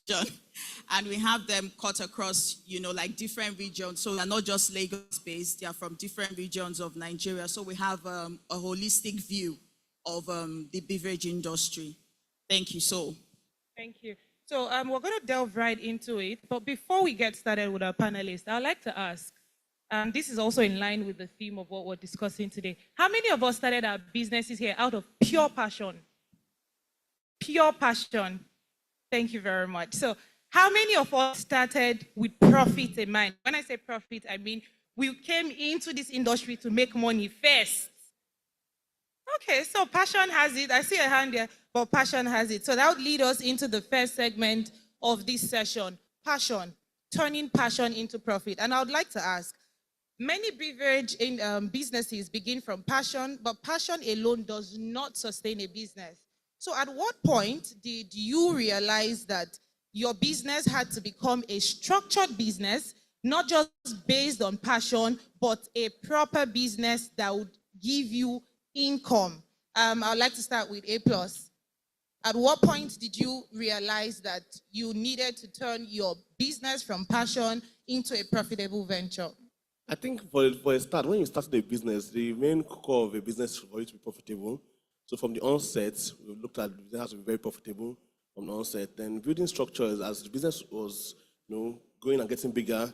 Then okay, yes, was one major thing that you want to scale up in any business. You have to have structure. You have to have build capacity, build structure. So from the onset, that's been our goal to always make sure that the business is profitable and we build a structure around the business that will scale up. Okay, thank you. I'd ask you one more question before we pass the mic. Still talking on passion, do you think passion is enough to sustain you in this industry? It's good to get started with passion, but do you think passion alone can keep you in business? Yes, I think so, yeah, because one thing, like, you don't have passion for something, your spirit just moves away from the thing. So, yes, what sustains a business is profit, but passion is what drives the business. Because what keeps you up every morning when you wake up at 5 a.m. to start chasing the money is passion. Once you lose passion for your business automatically just goes down the drain. So I think passion is very important in anything you are doing. So passion is the key part of it. Because passion will still drive profit, passion will drive creativity. If you don't have passion for your business, you won't just, like as you're here in a list, you have passion, you look at around here, you see something you can pick up for your business. You see, oh, these are bars set up here. So I think I can do a bar like this, I can do this. That's passion for the business. But when you don't have passion for business, when you just walk in here, you just sit down, you just stand up and go back, you can't learn anything. So passion is still a key fundamental, plays a key fundamental role in any business you're doing. Okay, great. Thank you very much. Yes, please. I'd like to hear from Luxbar. Okay, for me, it was more of passion. Although my first encounter with the business was through my father. He was like one of the pioneers in the drink industry. So I grew up seeing him do drinks. I mean, it's not what it is today, but then. And my first idea then was, I've seen this, and I'd like to amplify it, just like the lady said. So at the time, it was the LED bars that were raining. And in my mind, I'm like, okay, instead of the regular drums and all of that we used to do those days and just going to ice without any bar, we could introduce the LED bars, which was about 20 years ago or less, However, I want to say cocktails found me, because right now, a lot of people know me more for cocktails than the drinks. Because when I got into it, I started getting inquiries for cocktails. And while I had the passion for the drinks, because it was like what I met, let me say, Mobanle, you get, I started diverting into cocktails, started getting so passionate about it, started looking for creative ways to make sure it stands out. And I would say that the passion for the cocktails is what has led my business to what it is today. So obviously everybody has to monetize their passion. I mean, yes, we have passion for it, but in the end, we all still want to make a profit. So I think that was it for me. Thank you very much for that. I'm going to take profit right out of your mouth. You can pass the mic to Sam Drew, please. Talking profit now, can you tell us one of the, or some of the financial mistakes that businesses make in our industry? Thank you very much, moderator. There is absolutely no business or no industry that people do not make financial mistakes. But I think most common in our industry, or let me take it to the side of the country where I do my business from, is underpricing. Many of our vendors who are not Nehba members and who do not have this exposure still believe in underpricing as a way of attracting clients. By so, they are not able to function in the capacity that are of industry standard. They do not attract the right clientele. They do not attract the right people that should be attracting them. Again, they are the ones following the standard of the bar of this industry. These are major problems that that are becoming very prevailing in that side of Nigeria, in Kwara State and environs, where I currently do the business. Thank you very much. That was a good one. Okay, so let my fellow moderator talk, but we're still going to come back to you on pricing. But Kelly, please have the floor. Okay, yeah. So just to talk more on pricing, Royal Butler, would you let us know your experience on how you determine pricing in an industry where our clients are constantly negotiating for the barest minimum, where they have like an Escalade event but want to use a Toyota Corolla budget? Thank you. That's actually the Nigerian mentality. But you must be able to define your own process. When I started, I was extremely lucky I started in Ogun State and I pioneered business in Ogun State about 2 decades ago. Now, I set the prices. I set the time to meet you. I was so lucky I could call the shot. And I enjoyed that monopoly for several years. I enjoyed the monopoly. Then, when new entrants started entering the business, unfortunately for the early comers, what they did was underpricing. That time we were still doing ice chest between 5,000. Then I was trying to move it to 7,500. So depending on the technicality of the event, I was hobnobbing in between those two prices. Then somebody came, and at the time I was getting it right, and it was still getting stability for 7,500, and people already bought into it. Then somebody came, I was doing it for 4,000. So, but when the person wanted to start, he came to me and I told him, "Oh God, there is money in the business, so just follow your dream." And of course, I cannot be everywhere now, and he's my very good person. So I gave him my price mood. Then later, I wanted to pick up a job. It was in Abeokuta. So I came to see the guy for a meeting in Lagos. And the price of my SKS was 7.5. So when I got to him, he already had my other guy's coat. So when I got there, we were talking. I was looking at the letterhead on the table. So the guy now had his boss call him. Actually, the boss introduced me to him. So he stepped out. I pulled the paper. I read through it. And I dropped it back before he came in. So he now told me, God, reduce this ice chest. I said, no. I said, even this is the last time I would do that ice chest for 7.5.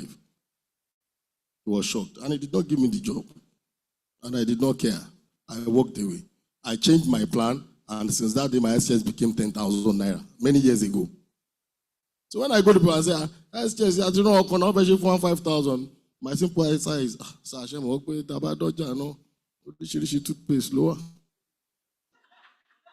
So you to back like somebody will tell me, your waiters are receiving back then. Your waiters are receiving 5,000. Coca-Cola is doing 800.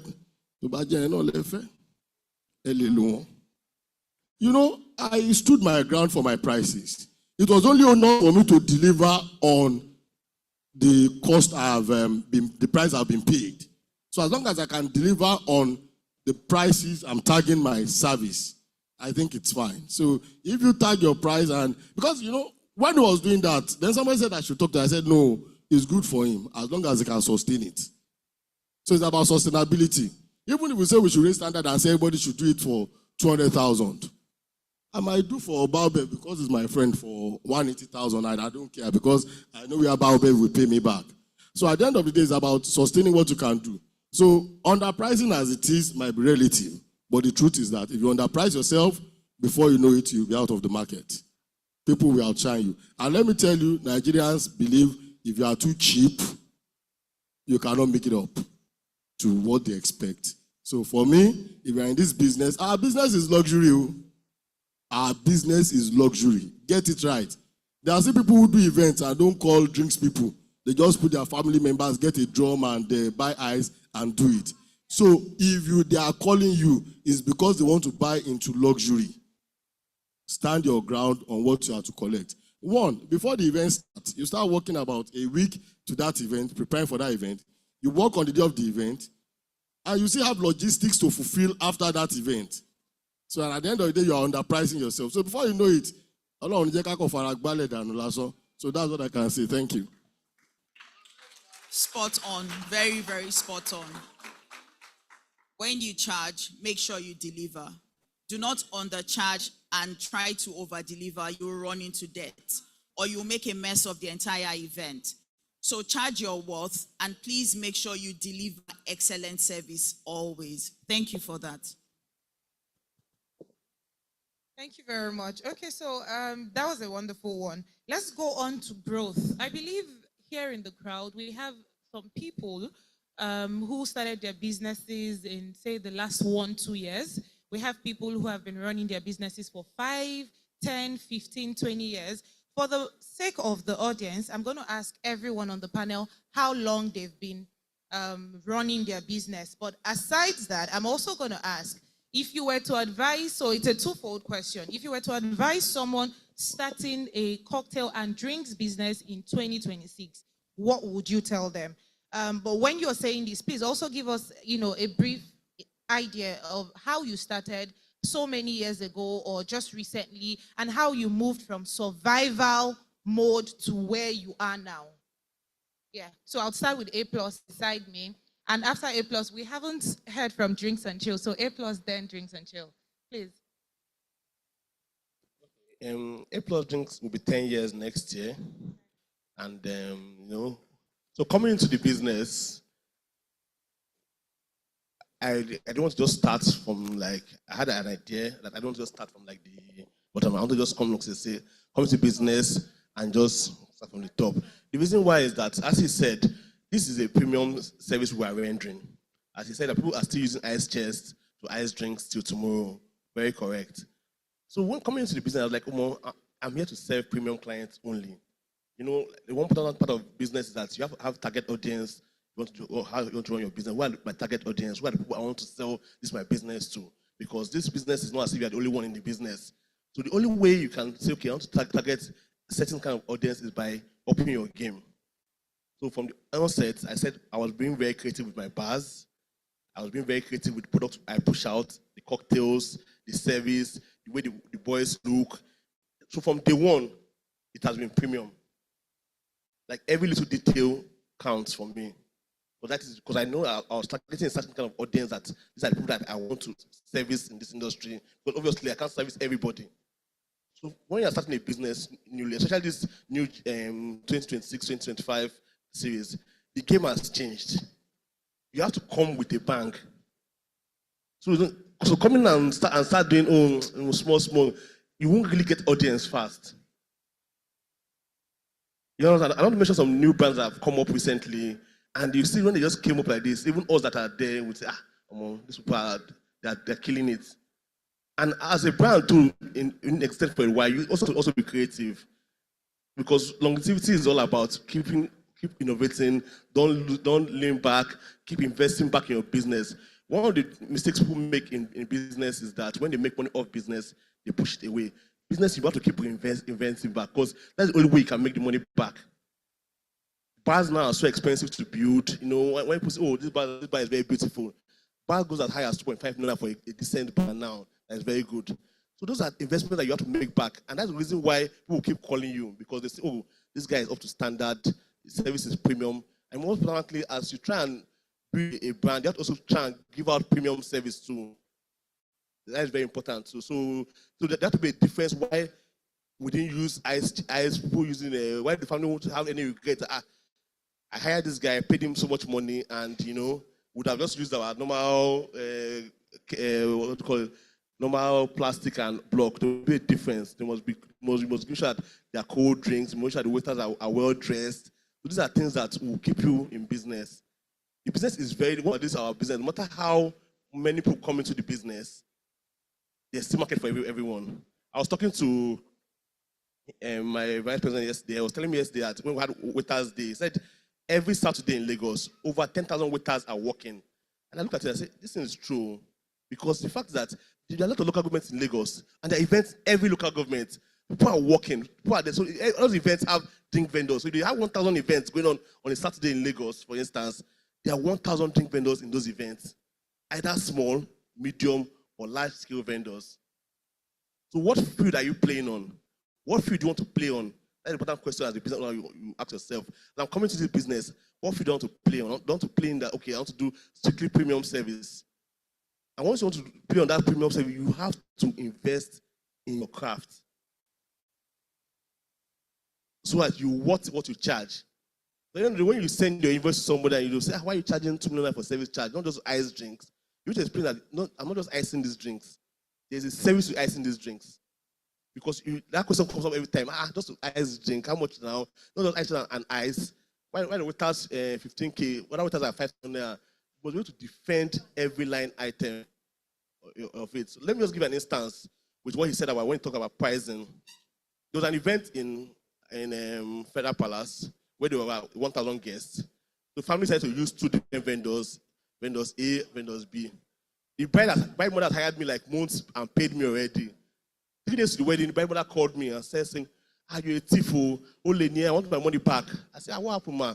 He said, "You charge us $1 million to service charge." The other person, the groom family said that the vendor charging them 200,000 for service charge.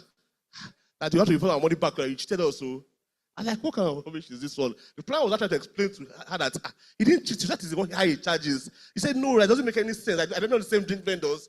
That why should one charge this amount for the same guest size and the person charge the other amount for the same guest size? And I was really angry. And the plan was like, oh, take it easy. Just give them discount, give them some money back. The woman is just shouting. I said, especially this woman that even as caterers have different price for the same food. Do you know what I'm saying? And yes, it can be the same taste, but different service. Not back and forth. The planner sent me the other person's quotes, and I saw everything. I was just like, I was just wondering what was going on. Yeah. Last, the planner said I should refund 200K back to the client just to make her happy. I refunded.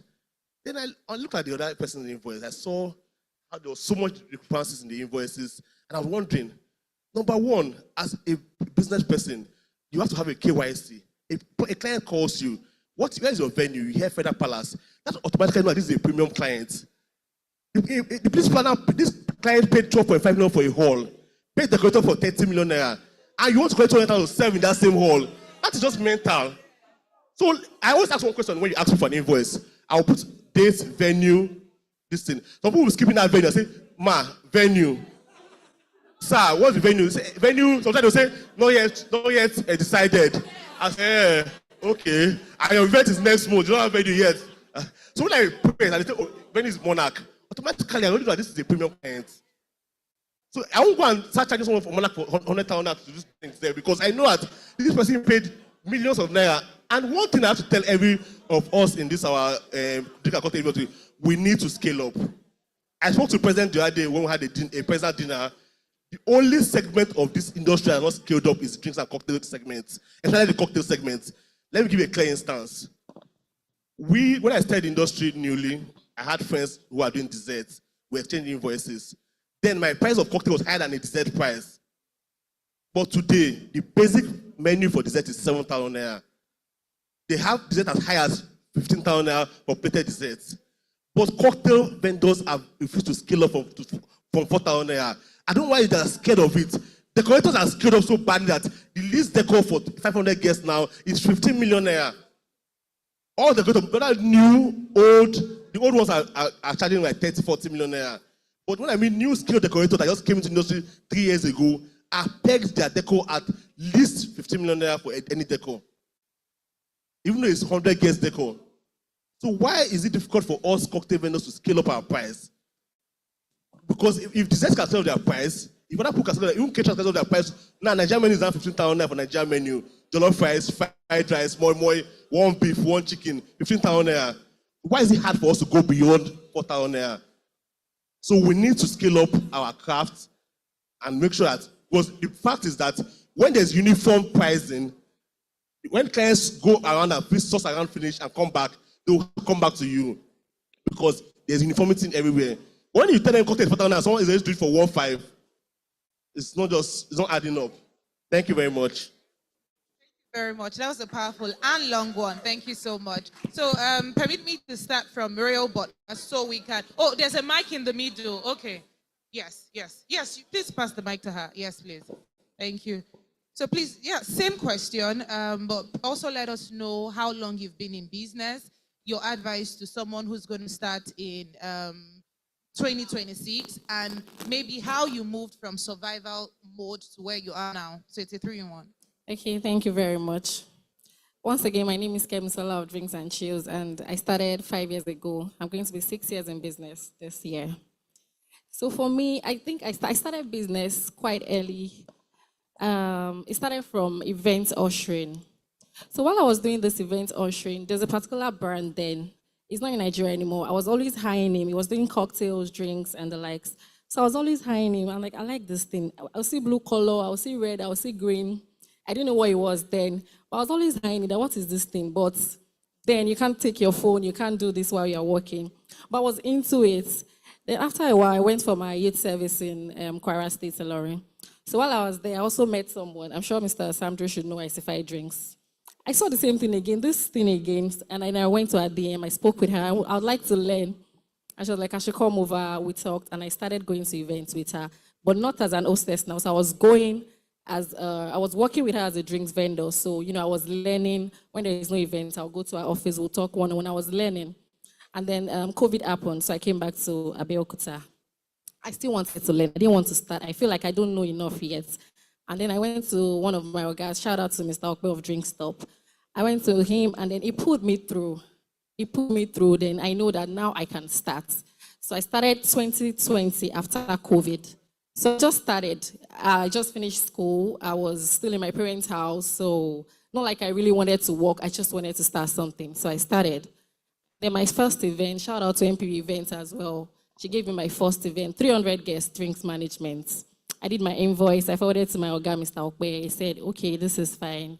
My first outing, I just used a brand. I just wanted to brand myself, but there was no money then. So I used a branded apron, and then it was COVID time, so we used a branded nose mask as well.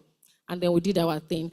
But the feedback from the events, I can say that was my motivation. The feedback was awesome from the planner, from the client herself. The feedback was awesome, and I wanted to push more. So, and then I looked at Abeokuta. Who is doing this in Abeokuta? I saw some couple of people. I didn't even know Real Butler then. I think it was Drinks Delight. That particular brand was Drinks Delight, sorry. And then I started learning more, and I built my page. Like our speaker said, branding goes a long way. So I was more of the branding. I did my uniform, it was branded, all my stuff was branded, and then we started getting more jobs. Alhamdulillah, we started getting more jobs, and that was it. So for me, my advice to someone that wants to start in 2026 is that please learn. Learn, know the in and out of your job, so that, because a while ago I was speaking to a planner. She wanted to give me a job. And then, when you have to speak to a planner before you get to your client, you're not speaking to your client directly. So I'll have to give her the feedback. She'll have to go back to her client. And I was like, she was not like, Aunt Kem, please, can I put this client on the call? And I was like, oh, why not? And then I had a conversation with the client. And after the call, when we hung up, she was like, that was awesome. I was even thinking you say I should postpone till night. That is quite urgent. It's quite sudden. And I was like, why not? And then we concluded. I was paid immediately. And she was like, I said, that's it. This is something I know. So I know how to defend whatever I'm telling you. I know how to defend the best to my client. Let me talk to him and have a conversation. That was it. I got the job. So I think you should know the business, know what you're doing, know what you want. And then so how I moved from, surviving to building a real brand was when I knew I needed money for this thing. So I can't keep doing this. I needed money. So I started sending out professional invoices and I started getting jobs. So I put more into my brand, like I said, the uniforms and all. Recently, I got my chest, my bows, myself. I just wanted to be more, like 5 years. I mean, I have my organs, but I feel like it's time. And then I started investing more in it because I know that when you invest more, sooner or later, you definitely make more money. So I invested more in it. I still go for online trainings, physical trainings, and that's what has been helping me, to the glory of God. Thank you. Thank you very much. So what I hear across board is, first from A+ is premium positioning. He knew what he wanted from the get-go. He wanted to be positioned as premium, and we can say that's where he is today. Then Drinks and Chill talked about the branding, how you have to invest into the business. Garbage in, garbage out. It's what you put in that you're going to put out. You're going to take out. Thank you very much. Okay, so we're going to go into something I'm sure all of us would really like to talk about, and that is collaboration. Nehba's slogan is collaboration over competition. So we hold collaboration dearly. And I would like to ask, what does collaboration mean to you? Not just what it means to you, how important, what does collaboration mean to you, and how important would you say collaboration is in our industry, in the business that we do today? Let's start with Real Butler, please. Thank you. Sorry to start with a Yoruba proverb that says, ilé ayé ò ṣe é dágbé. And in the English sense, it says, no man is an island. And you can also say a tree does not make a forest. Now, I want to congratulate people who are just coming to the industry. You are very lucky. When we started, there was no avenue like this. We could not learn. We were struggling with our processes. We could not come together to talk. We were discovering ourselves by opportunities. Oh, honey bobokowa baobev. Okay, honey bobokowa. We could not, there was no avenue to bring ourselves together. So it slowed us down because when I see people who are just starting and the way their business grows in 2-3 years, I mean, it's a quantum leap. And I'm really happy. I said, industry is log on. We had no opportunity to sit together. So you just know one or two people. Even you talk to some people over the phone, probably in another state, you are coming from this event, blah, blah, blah, and you've never met the person before. But now, one way or the other, I know somebody who is in Ilorin now. You can go to the group and say, who is in Potiskum? Who is in Zaria? Who is here? Who is that? So that alone gives you an ample chance to succeed. We never had that. And we are happy we have it now. And I'm so happy that the people who decided to, when people said, we should create an association, I'm also glad. Because that means that they have seen that there was a problem, and this collaboration of a thing was the solution to it. Now, let me give an example. When Drinks Delight started in Abeokuta, there was a man who called me for a job. The man was a commissioner. I'm okay, no. This man should not patronize me. He should have patronized Larry. So I called him. Larry Bolowa. Let's see. So that evening we saw him. This man came to me. I know he should have patronized you. I know where they connect. And he simply told me, okay, money,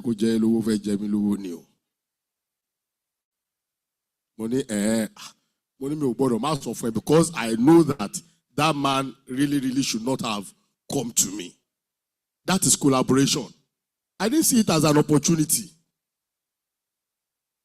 You cannot eat into my clientele. I cannot eat into yours. Like I told somebody who is a starter, I told her last year, I mean, one way or the other we got talking, and I told her, don't envy those who have been before you. Grow with your new clients. Let them trust. Let them believe in you. So, and pray for them. The better it becomes for them in life, the more money you make off them. That guy that got wedded recently, and you did an event for, is going to have another child. You will do Ikumo. The mother will be 60. You will do birthday. The father-in-law will be 70. You will do birthday. When he's 80, you are still on board. When he passes, you are there again. So when I come to your house that your daughter is doing wedding, and I look at the floor and I'm seeing grandma, grandpa, I know there's still something to do here. You get a discount now. That's the truth. So, you see, the collaboration thing, I didn't see Larry's client as an opportunity for me to eat into his business. I called him. Say, Bobo, bye. If I see it as an opportunity, I would have fallen into the man's trap. I would have been his prey. I don't want to tell you all that the man did a lot of shenanigans, but because I was already prepared, I was ambushing him, and I got him. You know, some clients could be one big nut to crack, but because I was prepared, so so you see, this opportunity for us, there is no competition. There is no competition. Our number cannot even service what is the market that is available. I was telling A Plus, like I said yesterday, I said, look, do you know that in Lagos on a Friday, over 10,000 waiters are working? He first thought it was hyperbolic. Then he said, you are right. Ordinary, on Billings Way alone on a Friday, on Billings Way in Oregon, do you know how many waiters will be on point there? Cocktail waiters, drinks waiters, caterers, small shops. It's a very big industry.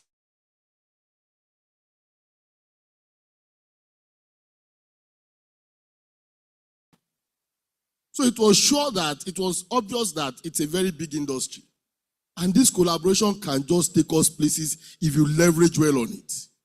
Now, look at what this collaboration has helped us to achieve. We now get brands coming in. You can get your drinks at wholesale. Nehba is speaking to Biggie today. They are speaking to Coca-Cola tomorrow. And please, for whatever is what, please let's give a shout out, a big clap to our executives. Thank you very much, Mr. President and your team. You're doing us well and you are doing us proud. We are getting discounts here. We are getting wholesale supplies there. So these are the things we need to leverage on. Nestle is giving us recognition. Biggie is coming today. See, this collaboration is huge and you don't undermine it.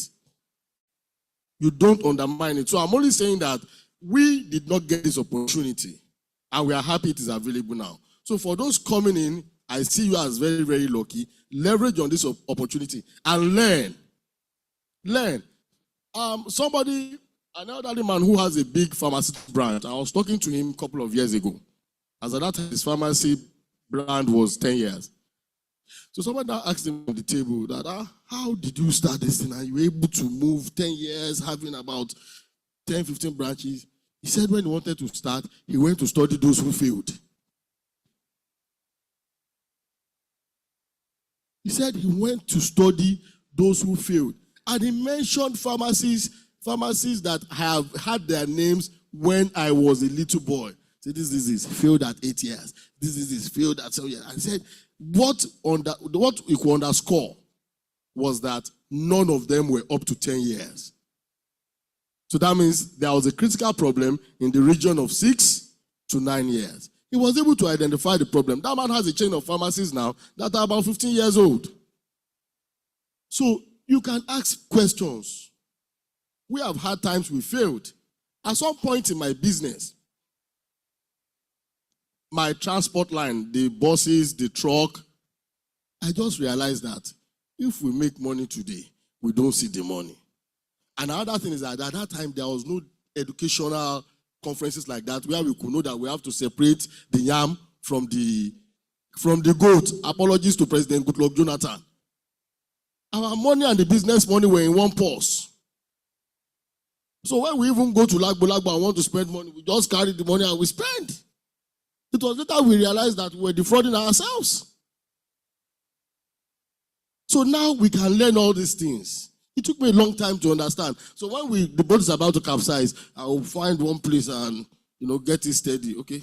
Nice. But now wonderful. It is better. So collaboration has really helped us in the area of education, in the area of pricing, in the area of getting stocks at a lower price, which gives you an upside into making money. Nice. So I think the collaboration is something we should encourage. We should be part of it. We should leverage on it very well. To all the new entrants, I think I give you congratulations. Great. Thank you very much for that. That was wonderful. Thank you. You so much. That was so vast. You've actually gone into so many other areas we're going to touch. But let's look at standardization. I would like maybe just two people to talk about this. We'll ask Lux Bar and Mr. Sam Drew. Do you think that the industry should have a standard pricing structure or not? What's your take? Quickly. Okay, thank you, moderator. I already highlighted some points that I would have loved to speak about, which standardizing price across Nigeria was one. So in this light, you see, I will permit me to go through a bit of memory lane again, just to explain my opinion about this, because it's a very germane factor that I feel will improve the growth of us in this business, standardizing the price. Like I said, my business is domiciled or based in Ilorin, Kwara State. Coming from a background of project management and this health sector, I saw it then as a side hustle, right? So I needed to bring in a lot of standard to be able to compete. Sorry to use that word, when I was starting up. And every city, every location has its own peculiarity.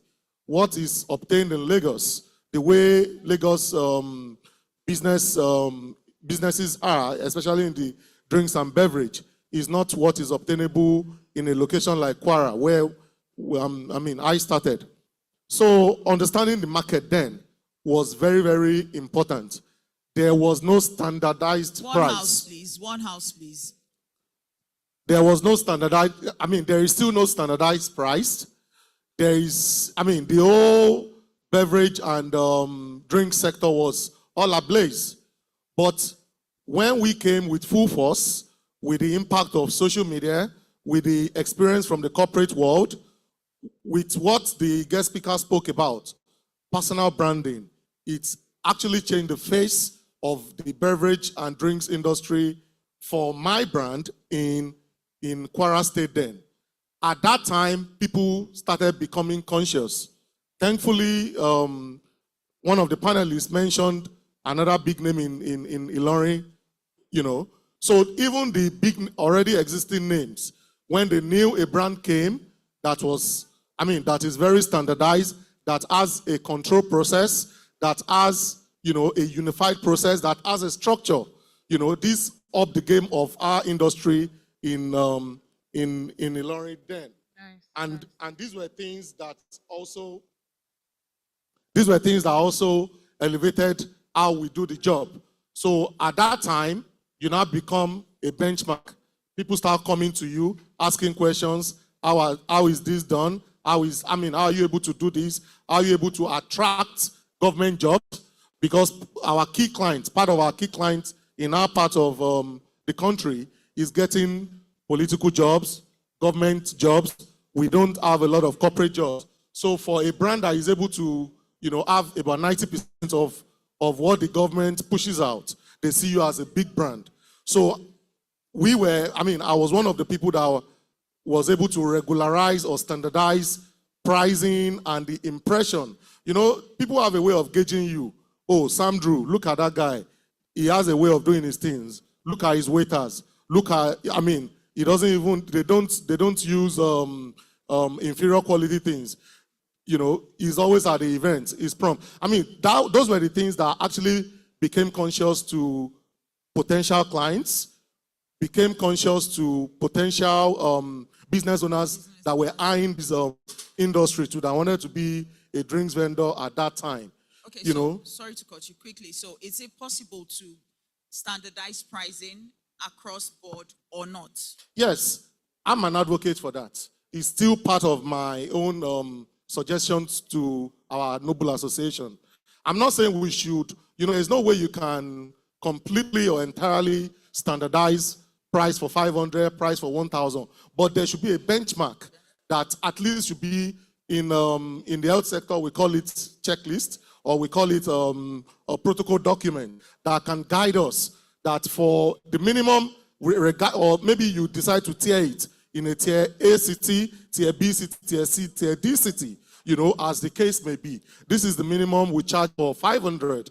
That should be a guide, regardless, based on your own personal branding, your level, you might charge the same event for 900, 1 million, whichever. But it's important to have a standardized rate, and this is what it should just serve like a protocol document. Like a benchmark. Yes, it's a benchmark, but it should serve.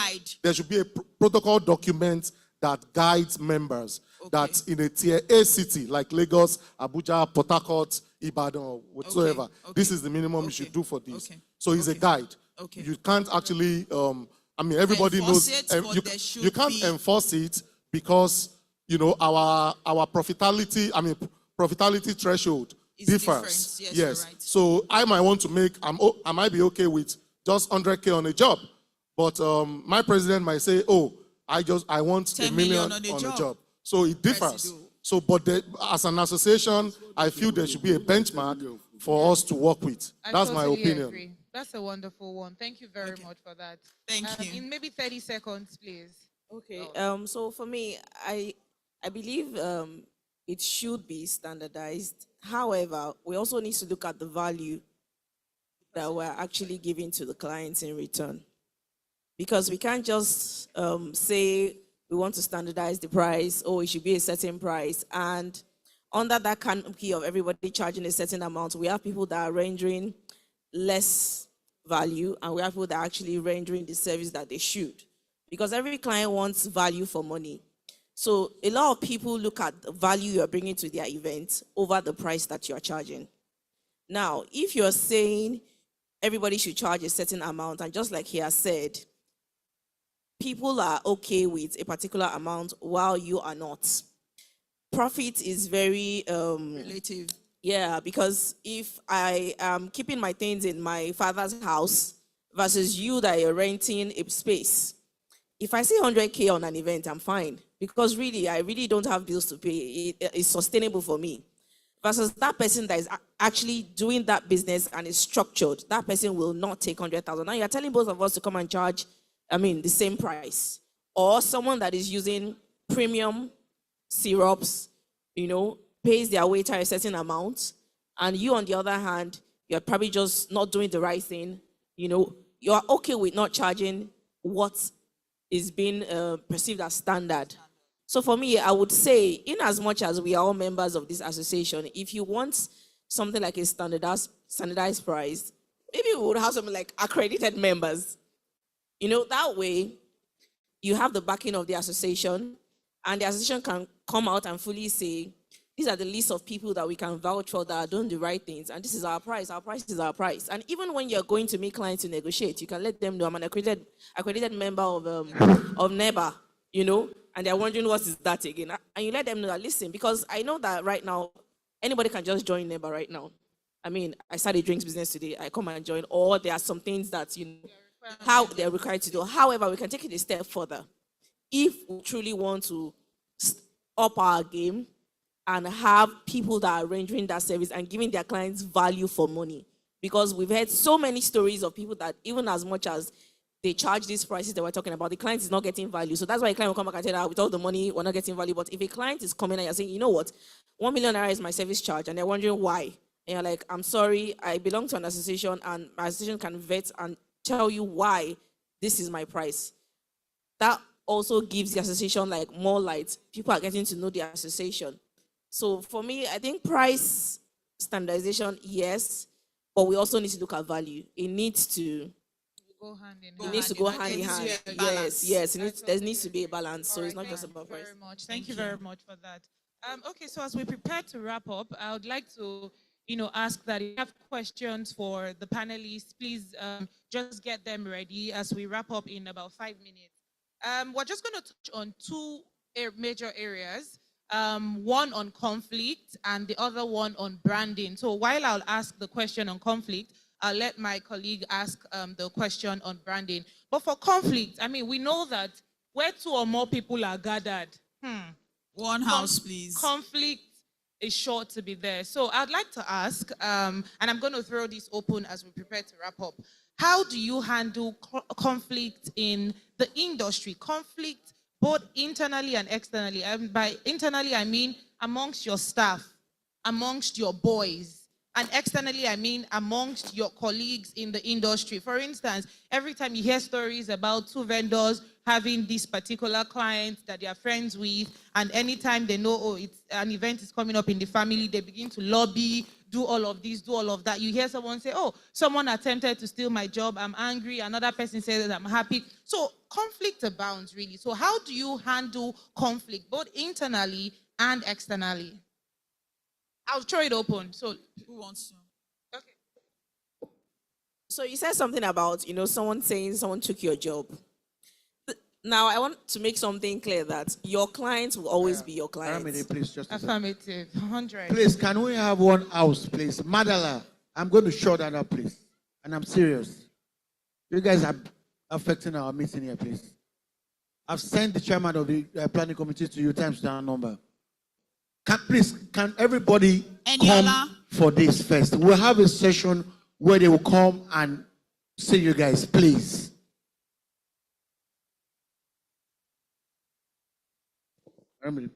So your clients will always be your clients. If a client has trusted you and you've been working for that client for years, they will always be your clients. And I feel like they are the ones that will do the fighting for you. You don't have to go there to have conflicts with your colleagues. That's number one. Number two, over the years, clients are very funny. They can instigate you, they are very funny. A client wants to use you for an event, but they come to you and say, oh, Luxbars, I want to use you for this event, and they get your invoice. Now, they go ahead and meet with my president, Enevik, for his invoice, and they begin to compare invoices. The client's coming back to me to say, look at Enevik's invoice, see what he charged, and because of that, I'm giving Enevik. I feel like the client is just trying to be petty, to be honest, because in reality, they want to use you, but they cannot just afford you. Now, instead of just coming to tell you that we cannot afford you, they are trying to make Enevik the enemy. Strip you into reducing. Do you understand? And they're coming to tell you that see Enevik's invoice, he's cheaper than you are, and because of that, we're going to use him. And then in your mind, you start thinking, oh, I lost that job to Enevik because he was cheaper. No, once again, it goes back to the whole idea of what is profit to me, what is profit to you.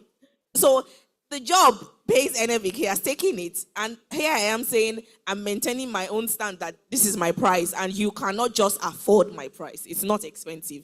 So there is no reason why I should be in conflict with Enevik because of that. Now, about industry conflicts, I really don't know much about that because I haven't had any issue with that. So I just feel like clients are the ones that usually cause all these things. So if we as an association, know each other, have a relationship with each other. I've had people that have just called and said, now you take that job. I was like, don't mind that. We laugh about it. It's not a big deal, really. Because the client cannot just, if I want to get the job, the client coming back to you to show you your colleague's invoice is because they're trying to see if you can actually bend. And, beat that invoice. And then they begin to hook back. I've had a client tell me, you're serving just water and sugar. Why are you hyping yourself? When I first started this, when we first started this job, like 13 years ago, and because the price of a vendor that was out there, like one of the trending vendors at the time, was compared to my invoice, and my invoice was more expensive.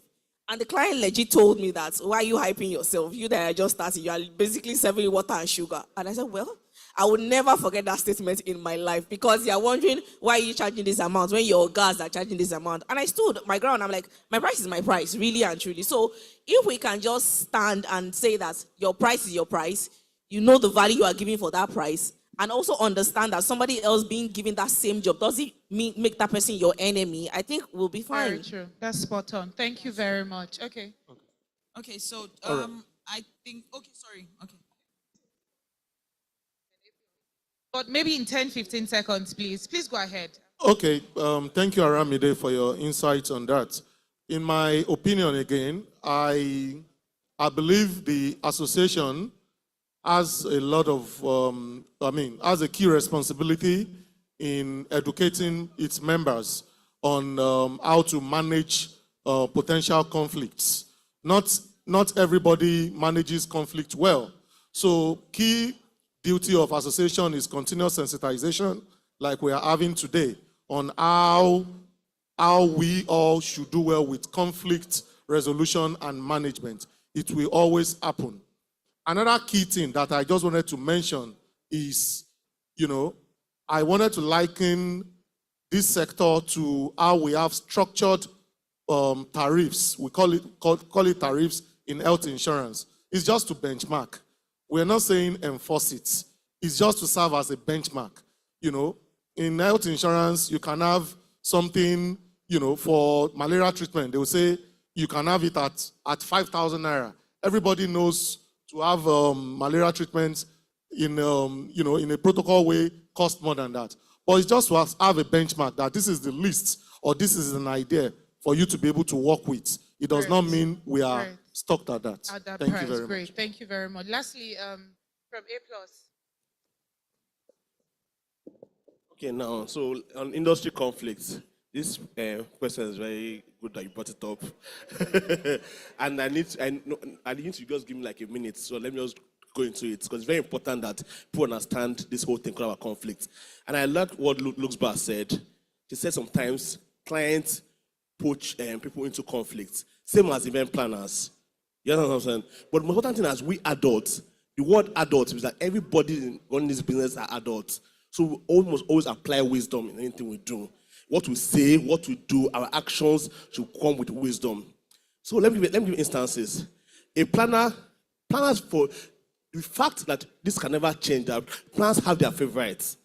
People that and favorite means not means by they like the person in person, or maybe I like Lux Bar. I like her work, I like her ethics, I like the way she does her business. Makes me her favorite. I'm comfortable around her. You hope you know that what we call energy matches. Once you are like there are planners I love working with, because when I'm with them, our energy matches. It gives better productivity. So for instance now, a planner asks for my invoice based on she likes me, and the client sends another invoice of their family vendor that they've used for 20 years and sends to the planner. And the planner will say, A+, so I want you to match this invoice because I want you to do this work. I don't mind you to go below your cost price or your normal standard, just do this work. If planner is not trying to not trying to create like an enmity or anything, just want to do that. This is just what she first working with. She goes ahead, gives you the work. Another person just jumps by the planner and start blaming you. Say, oh yeah, you put my client, you offer this one for free, you threw him back for free, you do this for free. See, you should know, even in the corporate world of marketing, as a brand, as an entity, if you go for poaching or business product, like, there are things that you can throw in for free. For instance, like, if someone gives you a job of 80 million worth of drinks and say, please throw in your bar for free, and you say, oh, bar is 400K, not bad, let me throw it for free, and you put bar 0.00, and by peradventure, that invoice lands in your computer's table, and she says, can you imagine this guy? He gave the client back for free because I was calling my work from my hand. Not even knowing that, you're not even aware of that there's a comparison going on somewhere. And that starts creating conflict. And you say, oh, this person is poaching my client, this person is doing this, this person is doing that. And what's part of it that they start getting other people to look at you in that same idea. Something happened recently, because I like giving examples when I say my own things. A planner wanted to use somebody else for cocktails and me for drinks.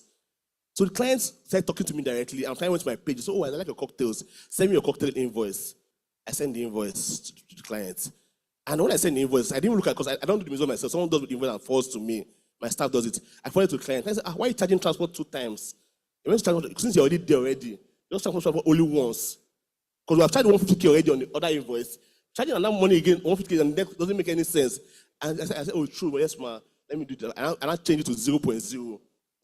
And I forwarded to the client, she paid, did the event, was fantastic, she was very happy with me.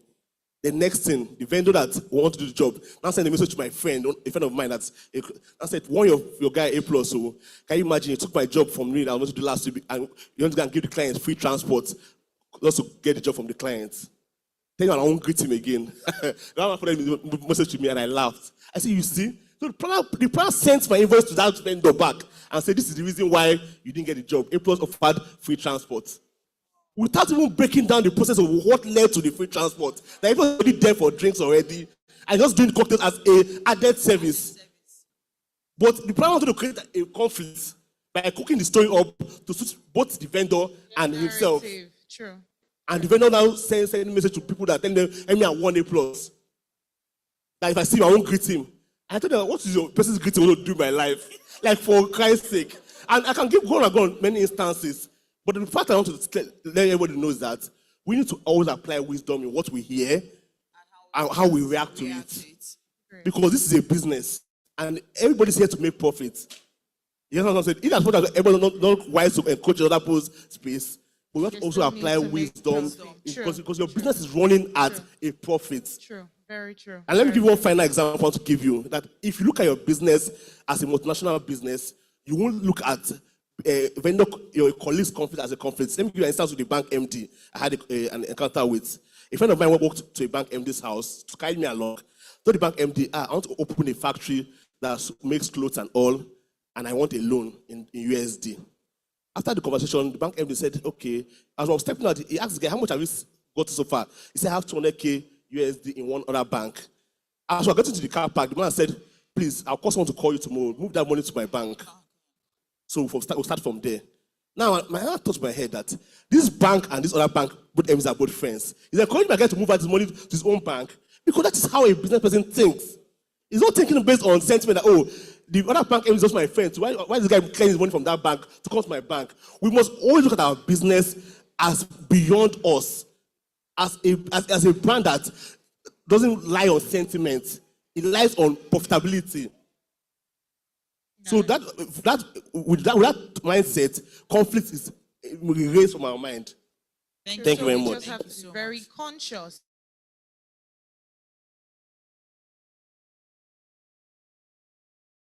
Words from each person, 15 seconds. Just tell us what defines success for you in this industry.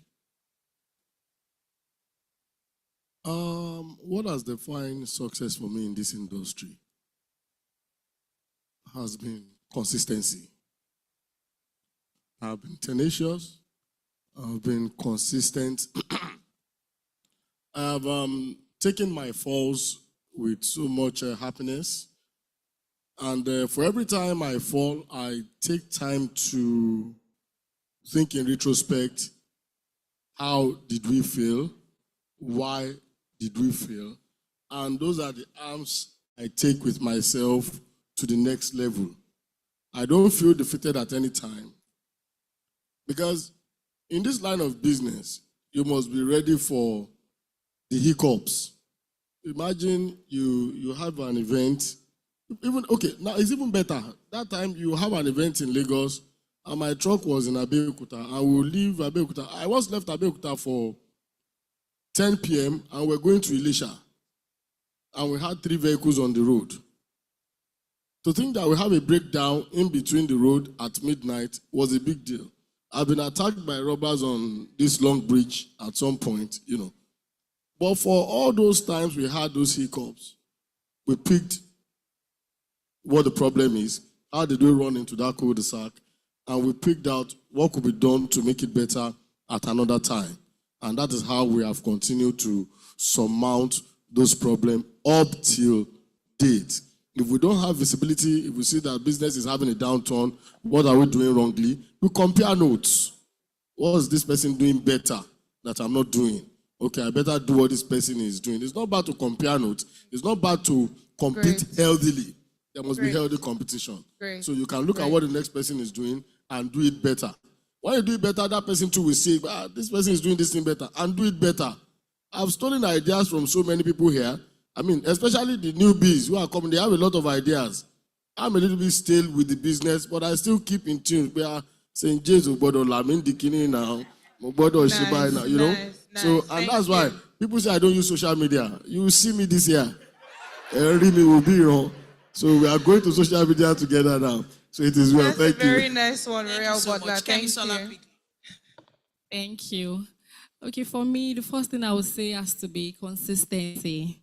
We have to be very consistent because there was a time when I had my first pregnancy, I stopped showing up, I stopped being consistent, and I felt it. It really affected my business. That was 2022. And then one day, nobody talked to me. I just decided that I need to do this again. And it was very hard because it was my first pregnancy and it had a whole lot on me. But I picked it up again. I picked myself up. I started the business again, and I'm proud to say that I did well. So, secondly, has to be hard work. Yes, hard work.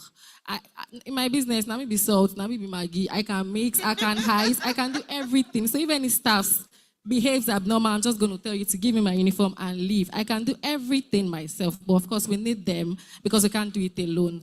And most importantly, I would say prayer. Prayer is the key, and overall, prayer has been working. Thank you. Thank you. So I hear consistency, I hear hard work and prayers. In about 10 seconds, please, let's hear you. Success, yeah. Please go Okay, ahead. for me, success has been, most importantly, building a structure, a business that can operate without you in multiple locations, Lagos, Ilorin, Ibadan, Ekiti, etc. So when there's a structure, you can sit back, not entirely sleep, but at least you can sit and monitor. You should devise a structured way to monitor this business. So this has been a success story So for having my brand. structure. Yes, okay, please. that's a good one. Thank you. The success for me is my brand being able to speak for me. I mean, people are doing business with us not because they know me personally, but because my brand has gotten to that stage where there is trust and clients are assured that they would get value. And success for me also is the experiences that we give our clients, feedback from these experiences, even after the event is long gone. So Wonderful. Yeah, Nice. Thank you.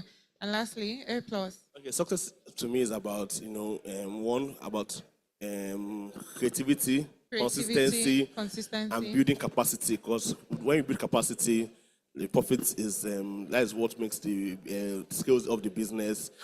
Being able to be at multiple venues in one day, making sure that's how the business can be successful and profitability. Great. And most importantly, lay a business foundation on God, because God is the author and finisher of everything. And without God, because they are fighting many battles, Sure, and sure. known and unknown. So God has to be number one thing that you have to hold tightly onto. Thank you very much. Thank you. So I hear creativity, consistency, and the God factor across board. Thank you very much. Okay, so we're going to be taking 2 questions from the crowd. If you have questions, please signify. I know food is going around and we're a bit distracted, but if you've got questions for the panelists, please let us know with a wave of hands. Questions? Questions? Okay, I have one question here. Who else? Questions, please.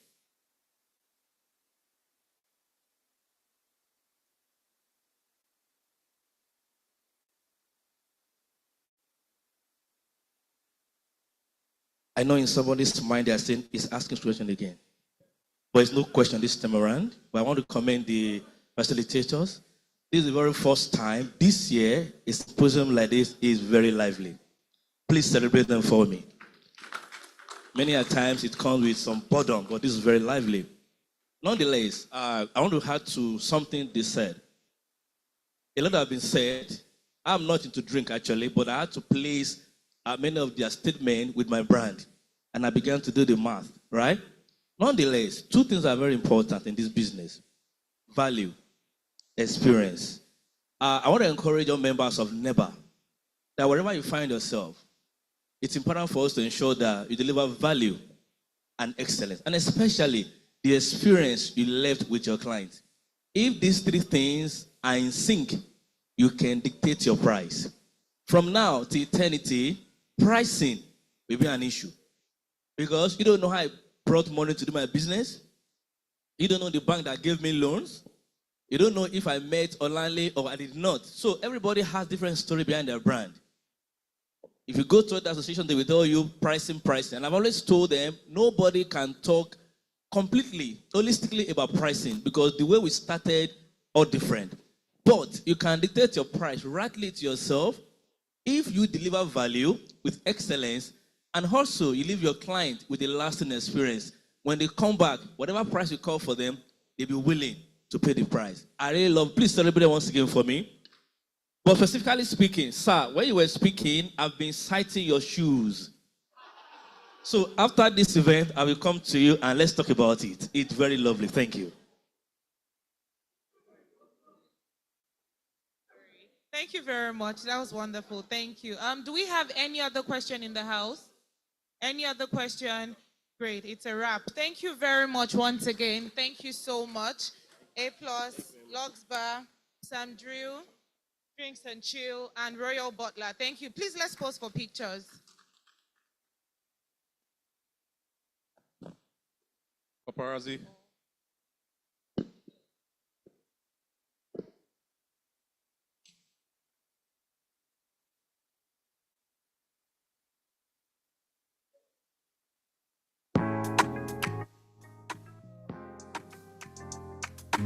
All right, can we have the executive please come on stage? All the escorts, please kindly join them on stage. The executives, please join them on stage. Join them on stage. Escorts, please, let's have you on stage. See, I carry my hustle for my shoulder. On my jacket, I'm a one-man soldier. Oh, cause if money not them, mama correct. So even if you don't do it for me, do it for my brothers. When I was young, I heard people preach about Jesus. Word was give to Caesar what is Caesar's. I see the goal, I got my hustle on my shoulders. Jejani Munlo, man, Aniroko Akuba.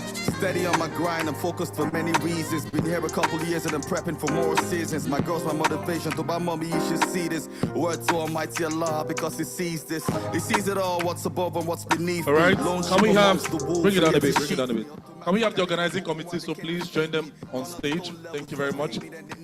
Organizing committee, can we please make it very fast, please? Organizing committee, please join them on stage. That's the reason I get up on my ass and hustle like I never fucking made it. Organizing committee, can we just make it very fast, please? Thank you very much.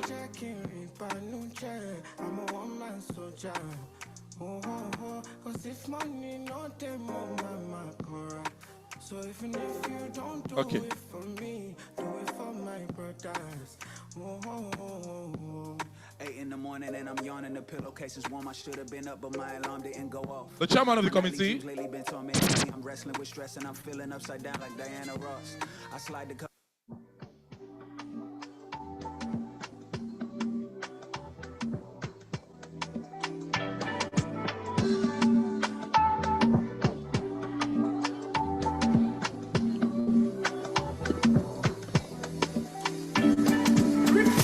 Papa told me keep your head up high.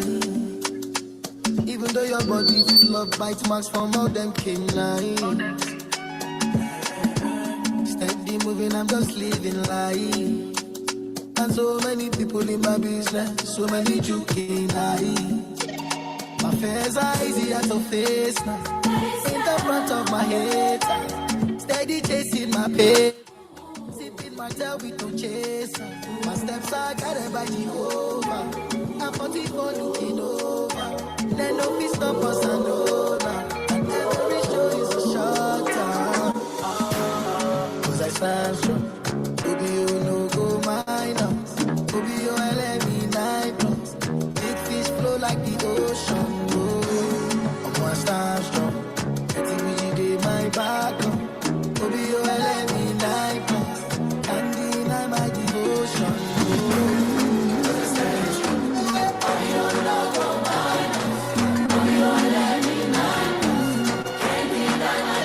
Thank you. everything you put your hand go walk. You never Thank you very open much. Thank you. doors. You said go be a boss. Okay. Amen. Amen.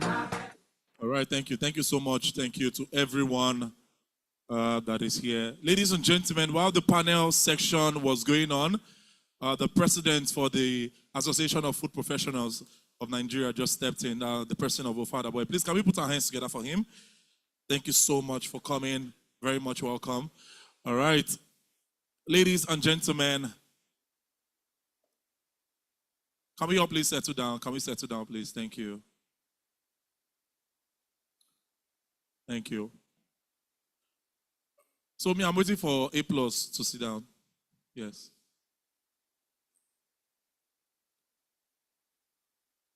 Thank you very much.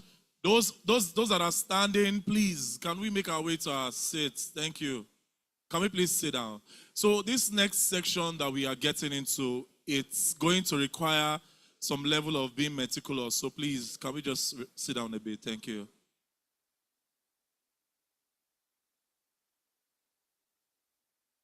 Thank you very much. Thank you.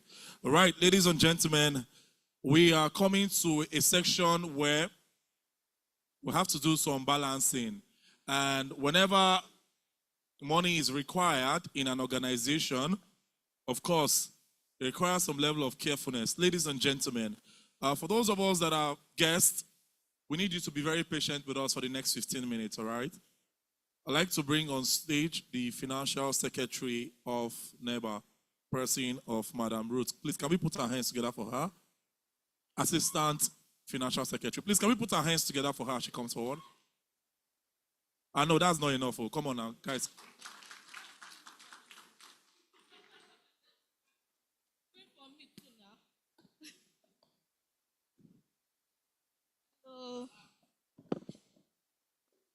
Hello.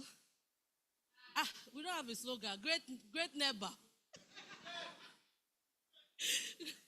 Okay, so good afternoon, my fellow drink vendors. I'm going to be talking on the statements that's for our financial year. Well, apparently the year is not over yet, but we're going to start from when we first started the financial year, which was September, and we're looking at towards May. I'm speaking on behalf of General Secretary, and we all know 198, he's not around. Yes, Financial Secretary is not around, and as you all know, I'm your assistant, your baby assistant. So please, let's dive into it. But because we don't have a projector, can we all check our group? The Nehba, the group that has the information, that's the Nehba info group. The statement has been dropped there. Can we all check so that we can, we can flow along and see where we are as at today? See where the money has been spent. The money starting from the expedition last year to today, down to the town hall and everything. So if we're ready, I can start. Are we together? Okay, so as of today, we are looking at September 2025 to May 20th. The account position is what we are looking at. Opening balance from September 2025 was 2.6 million.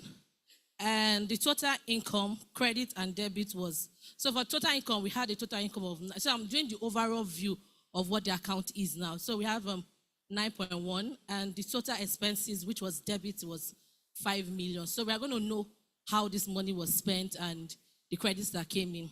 So let's dive into the quick summary because we don't have time. We have annual dues, which we know we all pay 25,000 every. In total of the annual, we had 4 million. From new registration, we had 500,000. For tour, that's where we went to. We had an income of 1.1 million. For the t-shirt sales, we had a total expense of 580,000 naira. Donations for Townhall, general, it was like 2 million. Townhall sponsorship and exhibition, it was like 500,000. Member payment squeeze 200,000, and bank reversal 96 naira. So the thing is that we have it in our group, and it's very long, and we don't have time. So I will just quickly go to the income and expenses of the account. So hold on. For Nehba Town Hall event, which is this event that we are currently in, the hall and the hall hire was 800,000. The catering and food was 670,000. The decor was 532. Entertainment DJ MC was 350. Photography was 80,000. Light and AV was 80. Security 60, and staffing was 40, which was the total cost. Are we together? Unbeatable, go home. So the total, please don't distract me, sir. So the total that was spent was 2.6 million. And for the tour, we had our t-shirt merchandise, which was 360,000, which we paid for. So basically what we are doing here is that even plus the incomes that were being taxed for, that came into the account, we are giving you how it was spent and how it went out. Are we together? Okay, so the transportation for the tour was 340. That's the coastal bus for people that went to and fro. Then for catering of the food, it was 255,000. Venue and entry was 141,000. Logistics was 334,000. And the total cost for that tour was 1.1 million. If you can see, I'm just doing the millions. I'm not talking about the other parts. So for operation and admin, so we have a guy that does all the admin and branding and design that does it for a year. Everything you see out, both for everything that concerns Nehba, and the charge was 1.3 million. Then we have marketing and content, which was 110,000. We have member prize. Remember that we did something for women on our National Women Day, that somebody gave us 200,000 and we gave out 5,000. So what was spent was 75,000 from the 200,000. So we also have sponsorship, industry event, 250,000. Website and IT costs, that's 232, which brings down the operational cost to 2 million. Then, of course, bank charges, stamp duties. We cannot see that the commission, VAT, SMS alert, subtotal of 7,000. So that's a total of expenses is 5.8 million, which is why in the beginning I said what came in was 9 points and what went out was 5 points. So please, are we together? Are we looking at what I'm saying? It would have been nice if we had projected it, but okay. So now let's go to what this document is all about. This is the Nehba Drinks Association Statement of Accounts for September 2025 to 20th of May 2026. It shows that every payment received and every payment made from this association Provido's account, every kobo has been verified against the bank statement. The numbers balance to zero. Why it matters, as a member, you have the right to know how the association money is managed. The full transaction detail is in the income ledger and expedition ledger. So now, money that came in, which was 9.1 as said before, still doing a full breakdown again. Annual dues 4 million, new member registration 500, total event 1.1, which I've done the breakdown before. T-shirt 598, donations Townhall and general meeting 2.1, Townhall sponsorship 500,000, quiz payments, quiz events payment 200,000. That was the total money that gave us 9.1 that came in from this period. And of course, how we spent it, which I've done that before. I'm just doing a breakdown again.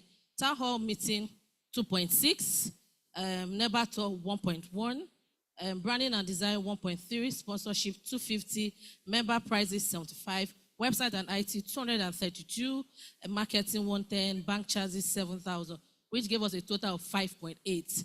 So as of today, the bottom line is total money received is 9.1, total money spent is 5.8, net surplus is 3.3 million. After all expenses, the association has a healthy plus of 3.3 million.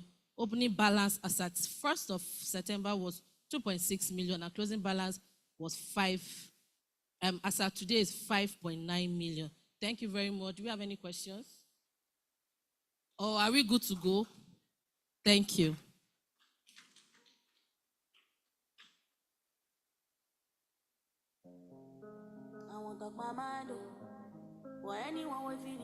All right, ladies and gentlemen, please can we put our hands together for Madam Ruth? I think we can do better than that. Come on. So, fun fact, right? Please, can I have your attention, everybody? Fun fact. This is the first time. So, anybody that is talking now, I might be tempted to tell you to join me on stage. Let's do this together. Do you understand? Very good.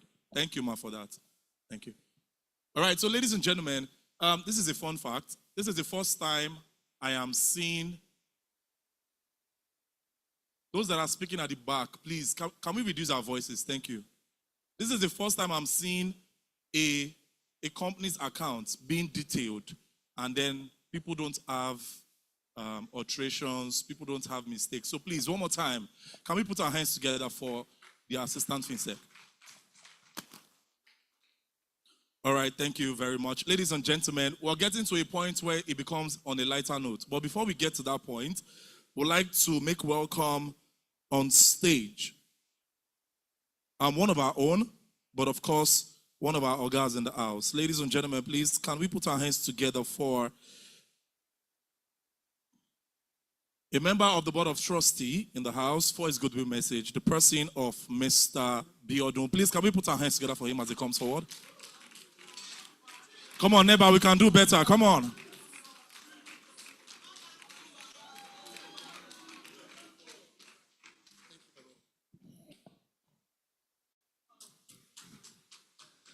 Good afternoon, everyone.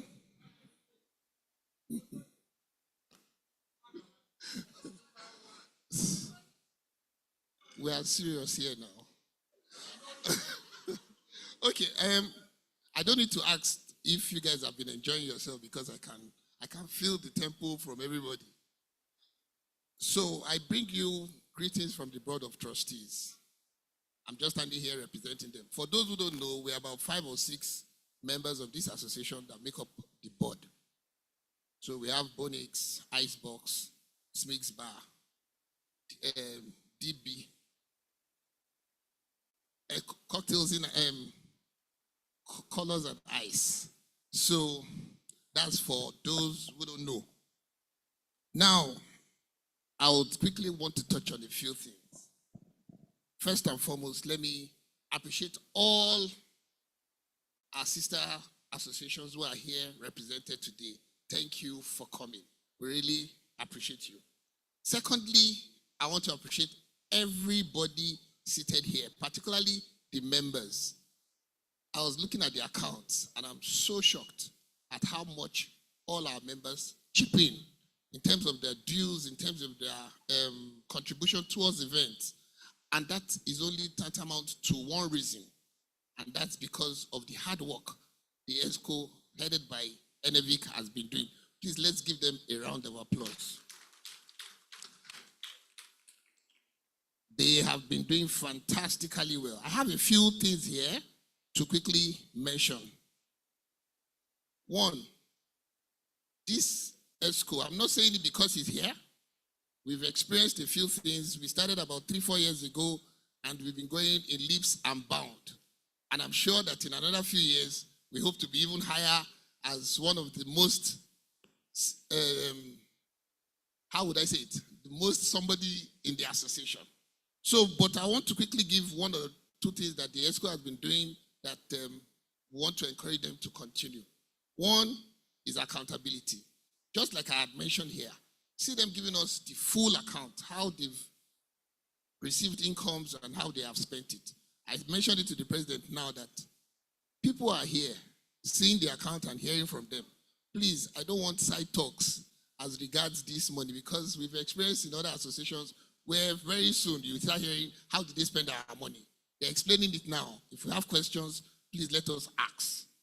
And if you don't, let us give them a round of applause for that transparency. And continue to encourage them by paying our dues and, of course, supporting with whatever might that we have, widows or the least might. Also, I want to thank and encourage the association. I see a lot of new people here being engaged to perform one thing or the other. This is also like growing your succession plan. I asked them who were the planning committees, and I realized that even the ESCOs were not really part of the planning committee of today. And I keep seeing so many new people coming on board to chip in their experience and other things. Please, the ESCO, I give you a round of applause and I encourage you for that. And with that as well, I'm saying that we should note that they are secretly grooming their successors, yes or no? So I know that a few people will be coming here to, even though we have an incoming, Abi, we have an incoming. Okay, one thing I want to also encourage each and every one of us for. They said we have 180 something paid members. Secretary, 180 something, 83. I want to please challenge each and every one of us as members. Let's be ambassadors for this association. I believe that if we give ourselves target of encouraging other people in the industry, and we all bring two members each from far and wide, even from across the state, there's no reason why we shouldn't be 500 paid members. Because I meet a lot of people. In fact, I meet a lot of our former people who have left and said, I didn't get value. I didn't do this. I preached to one of them and he's here today. I'm not mentioning him. I said, you keep asking me for things and I share with you. Some of those things I got from the association. Why don't you come back and get those things firsthand for yourself? And today he paid and he's here sitting down today. So we can as well become apostles, preaching to other people, so that we can grow this association together, and each and every one of us will be proud to say, I have done my bit. I think with that little words that I've said, I thank you so much and bless you to continue having me fun. All right, ladies and gentlemen, we can do better than that. Come on, can we put our hands together for him? All right. Just to have a feedback, have we had a very fantastic time today? All right, ladies and gentlemen, you all have been amazing. You all have been an amazing audience. So please, put your hands together for yourselves, everybody. Come on. Those that did not clap, I want to believe that you are not happy to be here. One more time, please put your hands together for yourselves. Come on.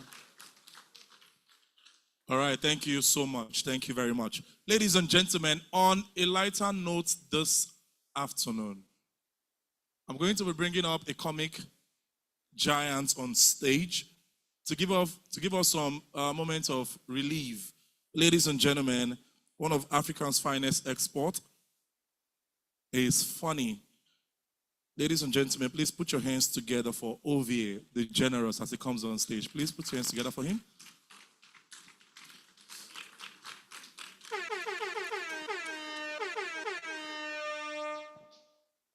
All right, thank you. So good afternoon. Good afternoon, distinguished guests, ladies and gentlemen. Please, if you're happy to sit today, celebrate God. Celebrate God. Yes. So my name is Ovie. I'm a stand-up comedian. I make normal people laugh for a living. Yes. No, I'm just telling you what I do. So by the grace of God, I'm the winner, one of the winners of Alibaba Spontaneity 2018. I was given a brand new car. Yes. Yes, thank you, madam. Madam, the way you clap, you make me remember who do me strong team for event. Please, we need to address that issue today. I don't go event. I sit down for back. Or she carry me because sit down for front. I say, make her day back. She say, na front, make her sit down. They start to share food. They share food from back. You reach my turn. They say, you know, when they come with this English, just ready to run. No? They say, sir, we are very sorry. I don't know how you're going to accept this, but we still have rice, but there is no protein. I say, don't worry, I don't like protein. I have too much protein. Give me the rice. The woman went and came back. Say, sir, I don't know how to tell you this. I say, madam, go ahead. He said, there is actually rice, but the rice that is remaining is bonbon. I said, madam, no problem. Let me test bonbon in an event. Let me experiment it. This woman left, came back again, MC. I say, madam, what happened? He said, I don't know how to tell you this. Do you know that bonbon, they don't pour water inside? I said, madam, give me wet bonbon. The woman left and came back, say, sir. I said, madam, what is it? He said, I don't know how you accept this. I said, I will never accept it. He said, do you know that the driver just left with the bonbon? I said, madam, give me the driver number. So I bet people where they serve food. So I used to stay around Surulere, Alawode. Not until when my friend now advised me, say, if you come to the island. I got rich island at the price house for Orchid. They say 5.5 million for 2-bedroom. I say, no. Make I cut my coat according to my size, not be oversized this time. Now somebody tell me, say, make I come around a Woyaya. Brethren, now reach a Woyaya, 5-bedroom flat, 500,000. I give landlord rice. Landlord give me drink in return. I not noticing a problem I rent. 2 weeks later, we they get light. We not see light. Now I say, make I go 100. Brethren, as I reach where my generator did, they don't thief them. Now I say, go station, go report. As I reach station, and my gen police say they wash match. They say, what are you looking for? I say, I brought fuel. Now somebody say, go into the DPO's office and report. Now I say, DPO! I shock. I see DPO there for TikTok, they hustle. Tap, tap, tap, follow my gifters, follow my top 5. Hey, oh, DPO. Say, okay, fine, no problem. Make her they go as they come out, I see Abal is the right statement. The Abal is the state in the same area. I say, Baba, what happened? He said, they thief my juju. I say, how come? He said, the juju too light biscuit. I say, which kind of area I call rent house? Now I say, finally, make her go sleep. I dey inside sleep. Around 2 a.m. I don't know say they do party for my area. The DJ will come play. The DJ then a DJ wire. He play, finish, leave wire. You know, put sellotape. Naked wire full everywhere. I don't know say Oro go come out. Oro go come out 2 a.m. I dey inside house. I dey yeah, whoa. Oro no look ground. Oro go step on naked wire. Yeah, whoa. Oro shout Jesus. The guy say no Jesus. Now Ogun. By the grace of God, the Oro now they say Bible. The guy give his life to Christ. And because of time, so most times, you know, these people with the whole meeting now, and I don't appreciate MCs and I don't appreciate DJ. Camera, they make on a clap for them. They try you. Ha! Make a praise on us more. See this guy now. He graduated with 2.2. This wasn't his plan, but now we are Nigeria. Me as a day like this, I say I go be doctor. See me today. Doctor, where they wear boot. So this country first change way to you plan. I don't know, sir. Something is telling me you have this, I don't know, you have this medical body. Sir, you want to go that side. You won't be, you get pastor body also. But the country make you switch. So that's Nigeria for you. So you see cameramen, I appreciate them. I don't go Abuja, go MC one wedding. As I the MC, I said, ladies and gentlemen, right about now, let's make welcome the latest couple. As I introduce couple, the cameraman, he wear 2 suits. He carry 4 boys. Now so he spread leg. We know say cameraman go chop beans. And you know say beans and AC, no, they go together. Wedding never start, cameraman don't hold camera like this. In boys, they hold in leg like person where 1 4. I could they say, wow, this guy is a professional. I guess he's from the UK. I no say na beans the controller. Event never start, cameraman don't push camera face silly. And you know say any wedding for Abuja, now major general children, they mostly do wedding like that. They invite another major general from Kano. That one day in service. The one where invited don't retire. Now you can say, okay, make that one where they in service, so make it give speech. Major general can't give speech. Where they come close, now you say before you go, make him see the speech when he give, so that cameraman no go post another thing. They no come make jest of him for social media. Now they say, cameraman, please show us sample of the work you did. Cameraman come they swipe. Everything they show white. The major general say, why is it showing white? Cameraman say, you will see negative before positive. If they show white, everywhere they white, the boys, they don't step back, they don't run. So me, at the corner, at the observe as the MC, I just see one of the major general guy just come. Show, sir! 2 men were standing in front of your car, sir. I gave them slap. They are unconscious. You know, when you hear that kind of thing, wait till they show before, you can't they breathe fast. Cameraman called they breathe fast. Say, if they feel slap person for outside, they unconscious. What about me? Why are they in front of Oga? Cameraman can't they say, is the videos not there? That's what I'm trying to tell Oga. Sometimes all these videos, they don't stay on camera. The Oga say, no problem. They book flight for the cameraman. The Oga just say, Aminu, please book flight for him. Let's go back to Kano. As I talk to Nana, the cameraman, they Kano, they put her for empty room. They say, me in the video empty room, till one woman be come out. Ladies and gentlemen, because of time, my name is Ovie. God bless you. Thank you.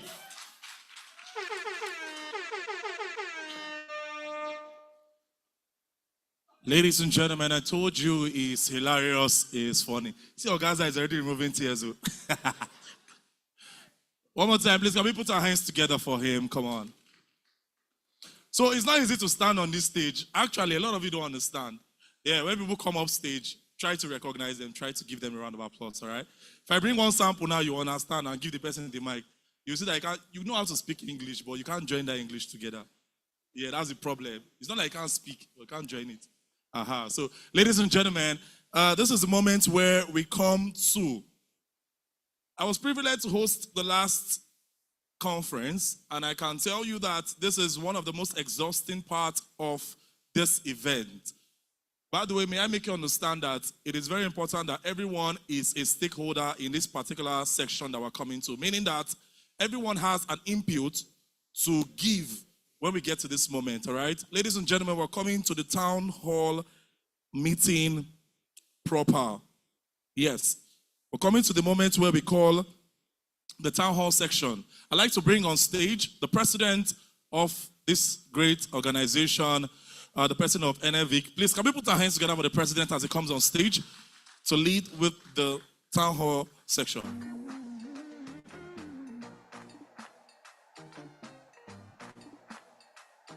I think I will have to sit this time around. Yeah, good afternoon, everyone, once again. And like the MC said, this session is actually very... so I don't know if it's the members that are making this noise we're hearing or the people at the back. Because this session is very, very, very important. Please, we need to pay attention, please. This is actually the reason for today. I know they kind of started some of it earlier when we had the panelists, but I mean, we have to delve into it quickly before we get to the next part of the program. And please feel free, like the MC said, everybody is a stakeholder in this association. And I remember vividly years ago when we came into office.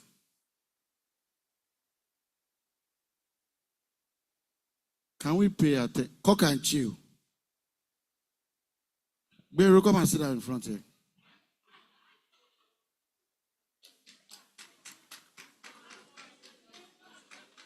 At least to an extent, I know my members. I can pride myself in that.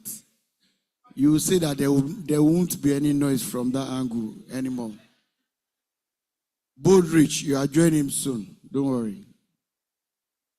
It's cool today. Okay. So once again, before we, where's the chairman of this committee, please? I don't like the activity going on. We're going to send all these people out, all the vendors. We're going to send you people out for this session. You are distracting us. And I'm serious. I think the mistake we did was we should have just allowed you guys to set up and wait for us outside till we finish. Then when it's your turn, you can come inside.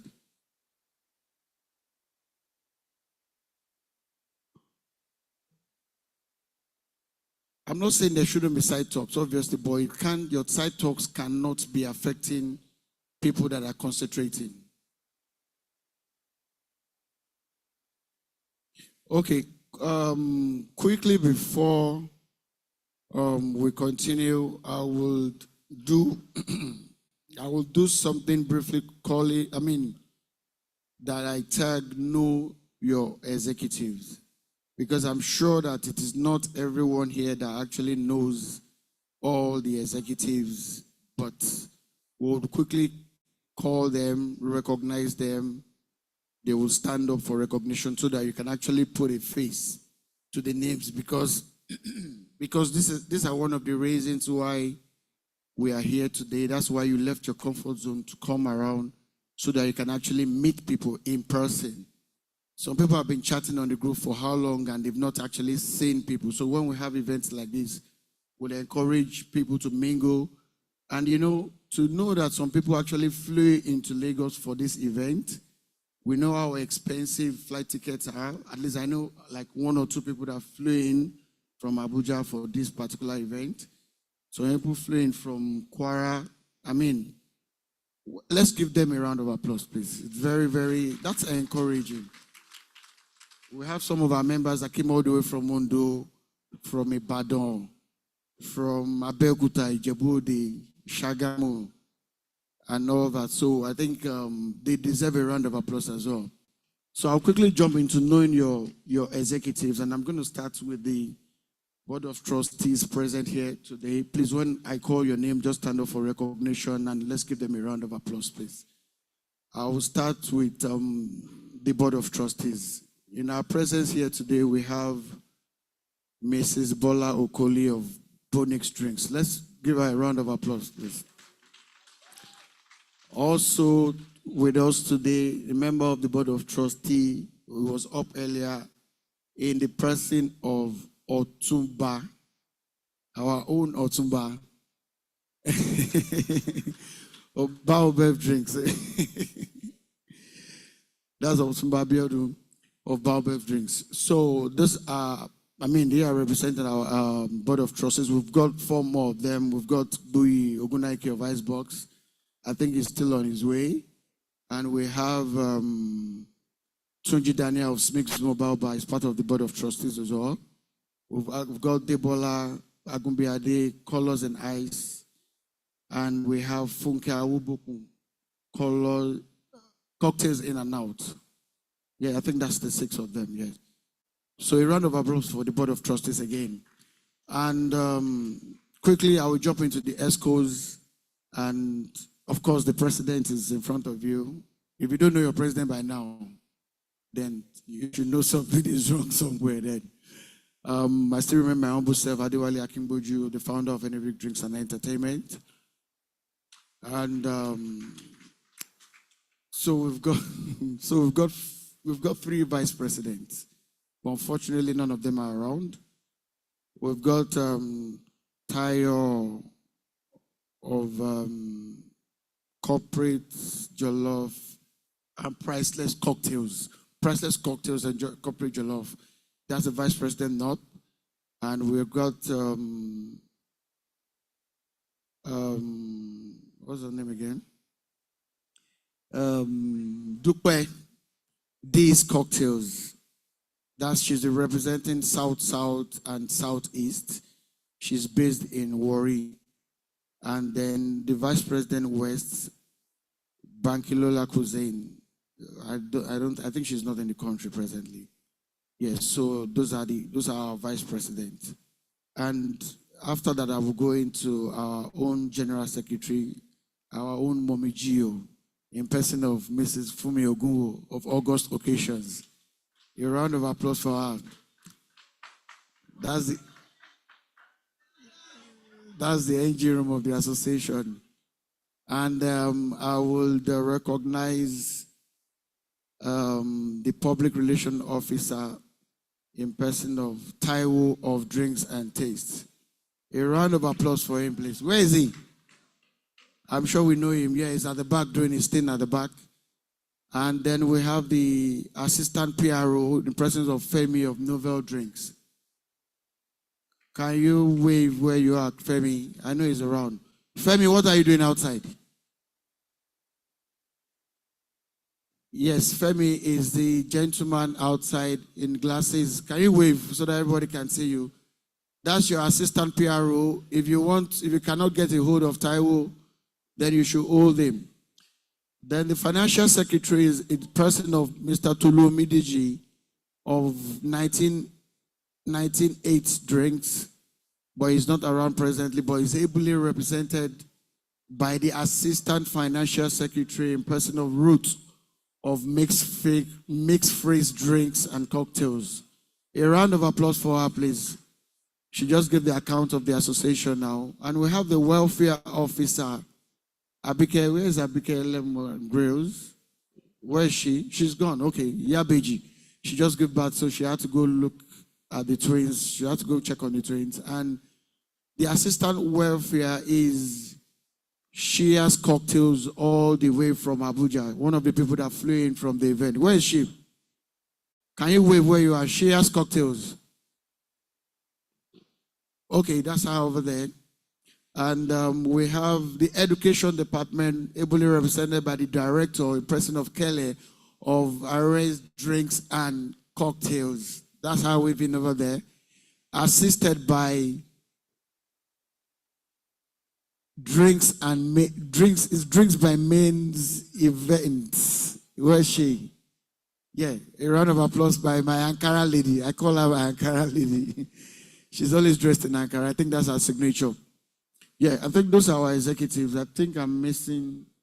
Oh, the assistant general secretary, Fumi of Drinks and Ice. Where is she, please? A round of applause for her. I know she's somewhere. Please stand up and for recognition, please. That's our assistant general secretary. If you need your Nehba identification number, you don't have one, please hold her today. She's the one in charge of that. So I think those are our executives. Those are the people that have been steering the affairs of the association in the past 1 year. And I want to say a big thank you for them. They've been doing a very good job. They've been very supportive, even with all their busy schedule and all that. When I call on them, they answer. And please, let me quickly do this before we jump into the town hall meeting. All the committee members that made this possible, I want you all to come out, please. All of you. From the chairperson to the person in charge of logistics, sponsorship, I want everyone to quickly come out. All the members of the committee, wherever you are, please come out. Crown Fit Cocktails from Abeokuta, that's the chairman of the committee. I think she deserves a round of applause. Please come forward, please come forward. The alternate chairman is Taiwo of Drink and Taste. Please come, Taiwo. Mr. Ifine of Drinks Dome is the one in charge of sponsorship. Kamis Events, Kamis Place Events, right? Am I correct? All the way from Ondo State, right? A round of applause for her, please. Sam Drew from Ilorin. She has cocktails. August occasion, please join them. Omoye, please join them. Alaja, my own Alaja, Zeni Cocktails. Well done. She's the one in charge of registration. Who else? Okay, please climb up, please, so that I can take pictures. Very, very important.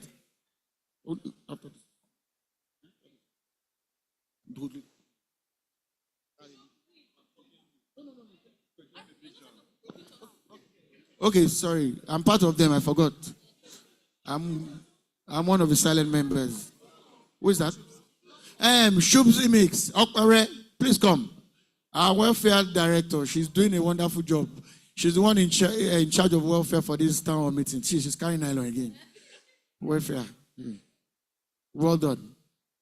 Well done, Ore. You are actually doing a very fantastic job. Please come to this side here.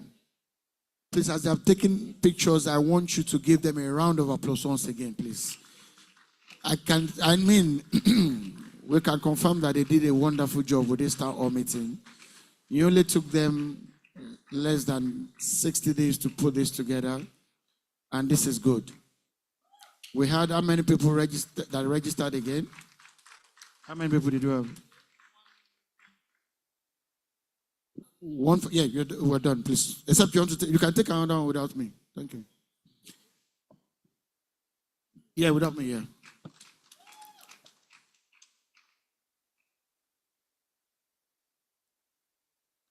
So while we were doing this thing, one of our invited guests walked in, the vice president of APOM, in person of Rotarian Tunde Olawi of Abinibi. Please, let's give him a round of applause. One of our invited guests. So quickly, and I'm sure you'll be surprised that we're jumping into our town hall meeting and we have our invited guests around. It's not a big deal. We are not a secret court. There's nothing we are discussing here that would not affect them as well, because they are sister association. We have started this noise again. I show.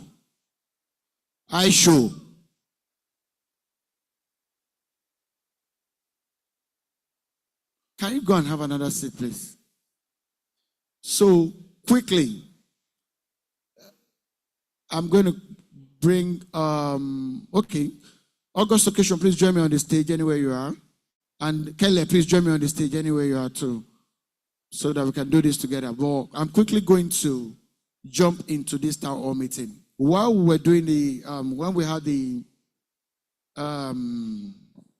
panel session, some matters, we started discussing some things that, are very, very, I won't use the word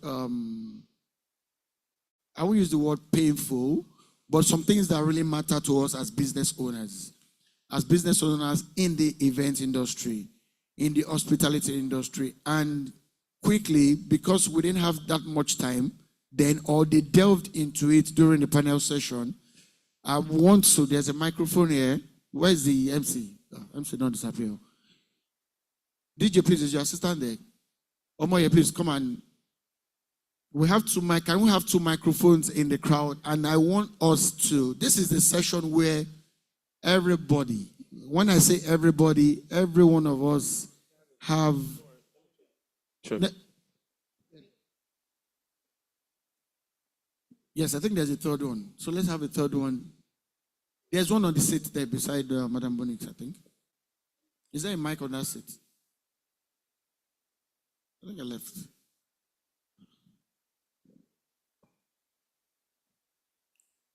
Okay, please, let's try and look for the third mic. There's a mic there.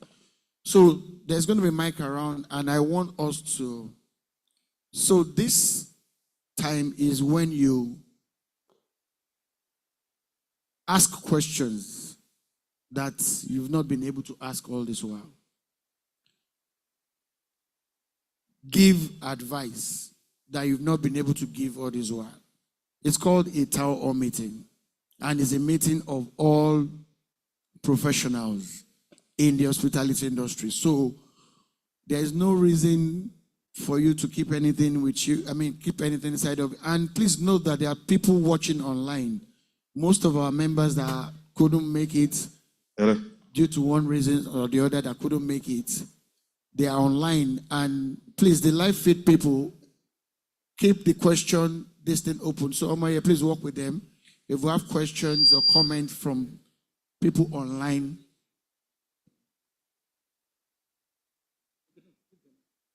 we can use that one. You know, so if you have, now is the time to say something, and I'm going to open this conversation. Earlier, when we said something about collaboration, someone asked a very simple question: what does collaboration means to you? And I'm sure that by now, members of Nehba, before now knows what collaboration means to us as an association.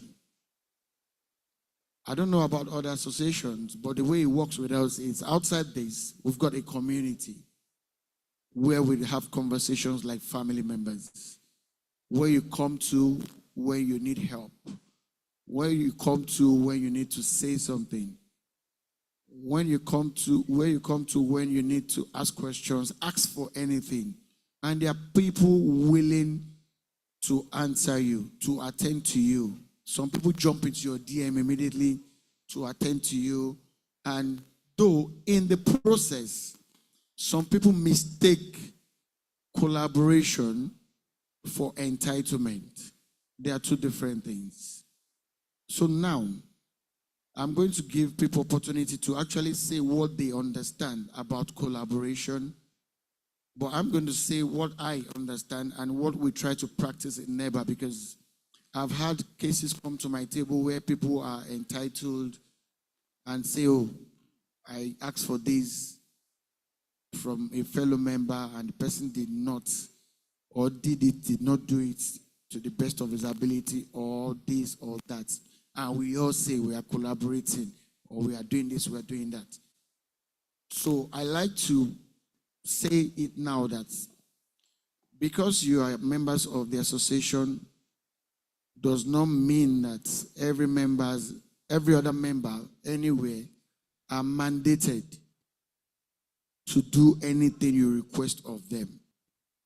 In collaboration, your personality comes in as well. And when people come to me and say, oh, I need this, I said, oh, you can reach out to people in the group. And we've given opportunities whereby people reach out in the group, and you know, before you know it, things have been sorted. I remember very recently I had an event in Ondo. On my way to Ondo, my truck had an issue at Shagamu, and the next person I felt I need to call was my next Nehba member, which happens to be my friend in Ibadan. Because already Shagamu, the part of Shagamu is already close to Ibadan. Bro, this is the issue I have. How can you be of help? And the next thing he said to me is that, can they manage to Ibadan? I will get you another truck. My boys will be at my office to offload, and the truck will move to Akure. That alone, it's a big deal for me. Though as God will have it, that same truck, we were able to fix it. It went to Akure and came back. But the moment I called my friend in Ibadan, he answered me immediately. He gave me ideas. Later on, I called my other colleague in Lagos. This is my problem. I said, your own, na Shagamu, my own, I did worry. I'm going to Sapele, my program breakdown for worry. I get problem. Which kind of problem will you get? Me too, I define. You get? And before you know it, that was sorted.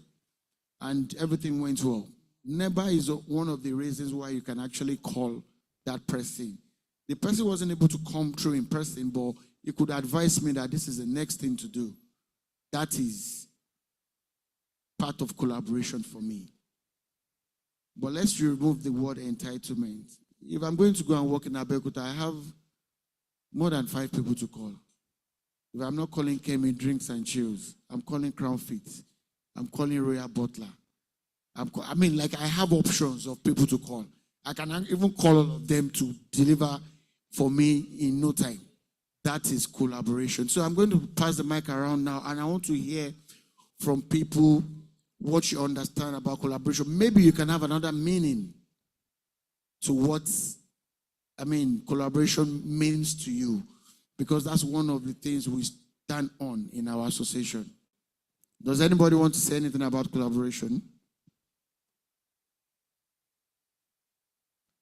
I can't see any hands on. I will soon start calling names.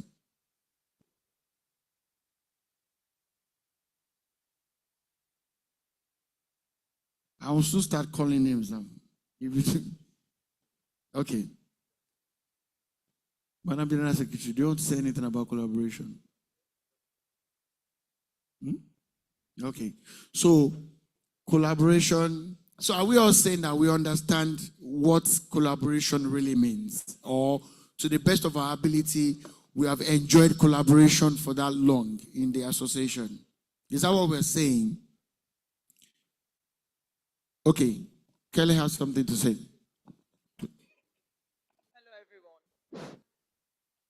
Okay, so in as much as we say collaboration, in as much as the room is open, when you need help, you can reach out to someone and someone helps you. I think we need to know that there are certain times that this help comes at a cost. You should not expect everything to be free. For instance, you need someone to do something for you, and that person is going to incur cost. I think the onus is on you to reach out to the person and say, oh, okay, so how much do I pay you for this and this? Because really, you collected the amount of money from your client. So it is imperative that you give that person part of the money and not expect the person to do it for you for free. If you then say to the person, oh, can I pay you so and so amount? And the person says, oh, no, don't worry, I'm doing it for you, or never got you. That is fine. But please, let's not take advantage of people trying to help each other. When you're making money from something and somebody is able to give it to you at, let me say free, because the person is in that location, please try and, just courtesy, say, oh, can I pay you some money? And if the person says no, but if the person says, oh, yes, pay me money, don't get angry, because there was a situation of someone needed someone to do something for the person. A person, okay, you fuel the truck. And the person got upset that how can I ask you for help and you ask me to fuel the truck? Never to never. And it was a situation. And that person had collected money from their client to get this thing done, but somebody was willing to help out. But because the person asked for money to fuel the truck, you got upset. So please, when there's financial reward or you're going to pay for it, please pay for it, because business is business as much as we are helping each other out as colleagues. Where the person says, oh, no worries, I do it for you free, please appreciate the person. But if you have to pay for it, please pay for it. Don't expect anything to, be free always, because it's never to never. That's my take on collaboration or helping out each other in the association. Okay, Taiwo, please quickly take the mic and say what you want to say. Okay, good afternoon, everyone. Taiwo, and let me just quickly stand there. I think a lot of us has a lot of issue with members and non-members.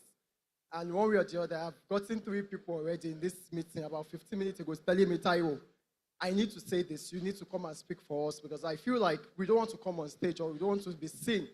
But you want Taiwo to come and say he's the stubborn boy to say the whole thing. But I'm here, I will say it. One thing I would tell you that most times when people ask me, Taiwo, do you know this person in Owerri? Do you know this person in Abuja? I'm always referring members to these people. And the feedback I used to get is very, very disappointing. I see no reason why you need someone from Port Harcourt, and I'll refer you to someone in Port Harcourt. You get the chairs, the eyes, they'll help you to get the drinks. And the following day, you can't even tell this person, thank you for assisting me. Or even going through the whole stress of even keeping their items. One thing, I could remember when an issue happened between me and one of our members recently. And she was like, Taiwo, you spoiled my thing. I said, it's not possible. You can go ahead to ask people about me. And these people, when you reported me to these people, and they're like, no, it's not possible. And it ended up becoming that it was the staff of this person that messed up the whole thing. I've seen cases, someone was narrating her own issue with me, that the staff of each of us, some of our staff, when I say, okay, for example, NFV come in Yaba, I need this, I need that. NFV could not send the number of this maybe his staff, to me. And the way your staff replies sometimes is very, very not nice. And sometimes when we do collaboration between ourselves, it means that if I'm going to Ibadan and I reach out to Coolbox, please, I need so this and I need so that. I could remember when I was in Ibadan for almost like a week, I called Coolbox. He gave me waiters. And the way I treated his waiters, I was like, oh, Mr. Taiwo, can I come to Lagos to work for you? I said no. Reason because you are a staff of a colleague. Does not mean because I'm collaborating with you means you have to collect my staff or you have to use all the old items I'm using. Another example is, sorry, I'm taking long because we need to speak about this. Collaboration between us has to be a mutual agreement. It's not something by force, by fire. Because I'm a member of Nehba does not mean that I have to assist you. There are some brands, whether you're a member of Nehba, whether you're not a member of Nehba, once I hear your brand like this, zero. I'm not even going to tell you that I have this thing in my store. Because we've seen situations whereby someone will reach out to me and be like, oh, Taiwo, I need an after-party item. And I will say, okay, you know what? I have it. Come and take it for free. And I end up finding out that the thing I'm giving you for free, you are giving it to your clients for free as well, which does not really make any sense. Or when I give you this stuff, I'll start calling, pay dispatch now, pay dispatch. Are you expecting me to pay dispatch for you after giving you for free? Or after giving you a discounted amount? So these things happens a lot amongst us, and it is very, very disappointing. I could tell you that if you notice on the group chat, I don't longer tag people. If they ask questions, oh, who is that, this person? I don't even bother to tag. Because at the long run, it is Taiwo that will now start judging. I bear no verse. She's not like that. The guy is not like that. Oh, so sorry. And I'm always disappointed. So I would say that collaboration goes beyond just knowing that this person is a member. You need to verify at the same time. Don't feel like because Taiwo know icy drinks, you feel like, oh, he's not in party, just give him anything you want. And one thing I would say that kills collaboration is when you don't trust the other person. An example is, oh, please, I'm going to Ibadan or Ekiti. Can you deliver so this thing to me? You start asking people, can this person deliver? Can this person deliver? At the end of the day, when they end up delivering or maybe to supply the whole stuff, you end up finding out that maybe an item is missing. You can't really say, oh, why? You can't even ask the question. You now fall back to the person that refer you. Oh, Taiwo, you gave me the wrong person. And I'll be like, oh, so sorry about that. How can I apologize? So I feel like we need to do more. We need to do better among ourselves. And one thing I used to tell people is that collaboration is better than competition. I could tell you when someone reached out to me yesterday, well, Taiwo, I have a job in Ijebu. And the person was pricing me anyhow. I said, no, be me go do this job. There's someone else in Ijebu.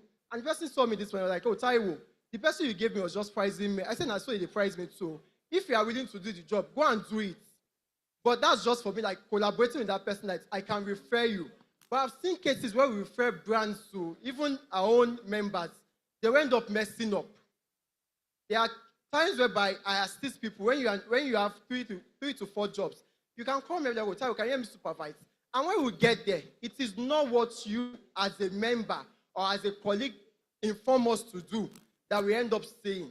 It is so disappointing. So on this note, President and ESCO, I would say that we need to do more. And when there are issues, I know there are a lot of issues. I don't even want to come out to say it. I know some members have issue with other members when it comes to collaboration. Maybe this person supply me, it is not completed, it's not complete, is this, please, instead of you holding it as a malice or whatever, just bring it to us as ESCO. We can find a way around it. We can even talk to the person that I refer, and we can just solve it out within ourselves. Thank you. A round of applause for Taiwo, please.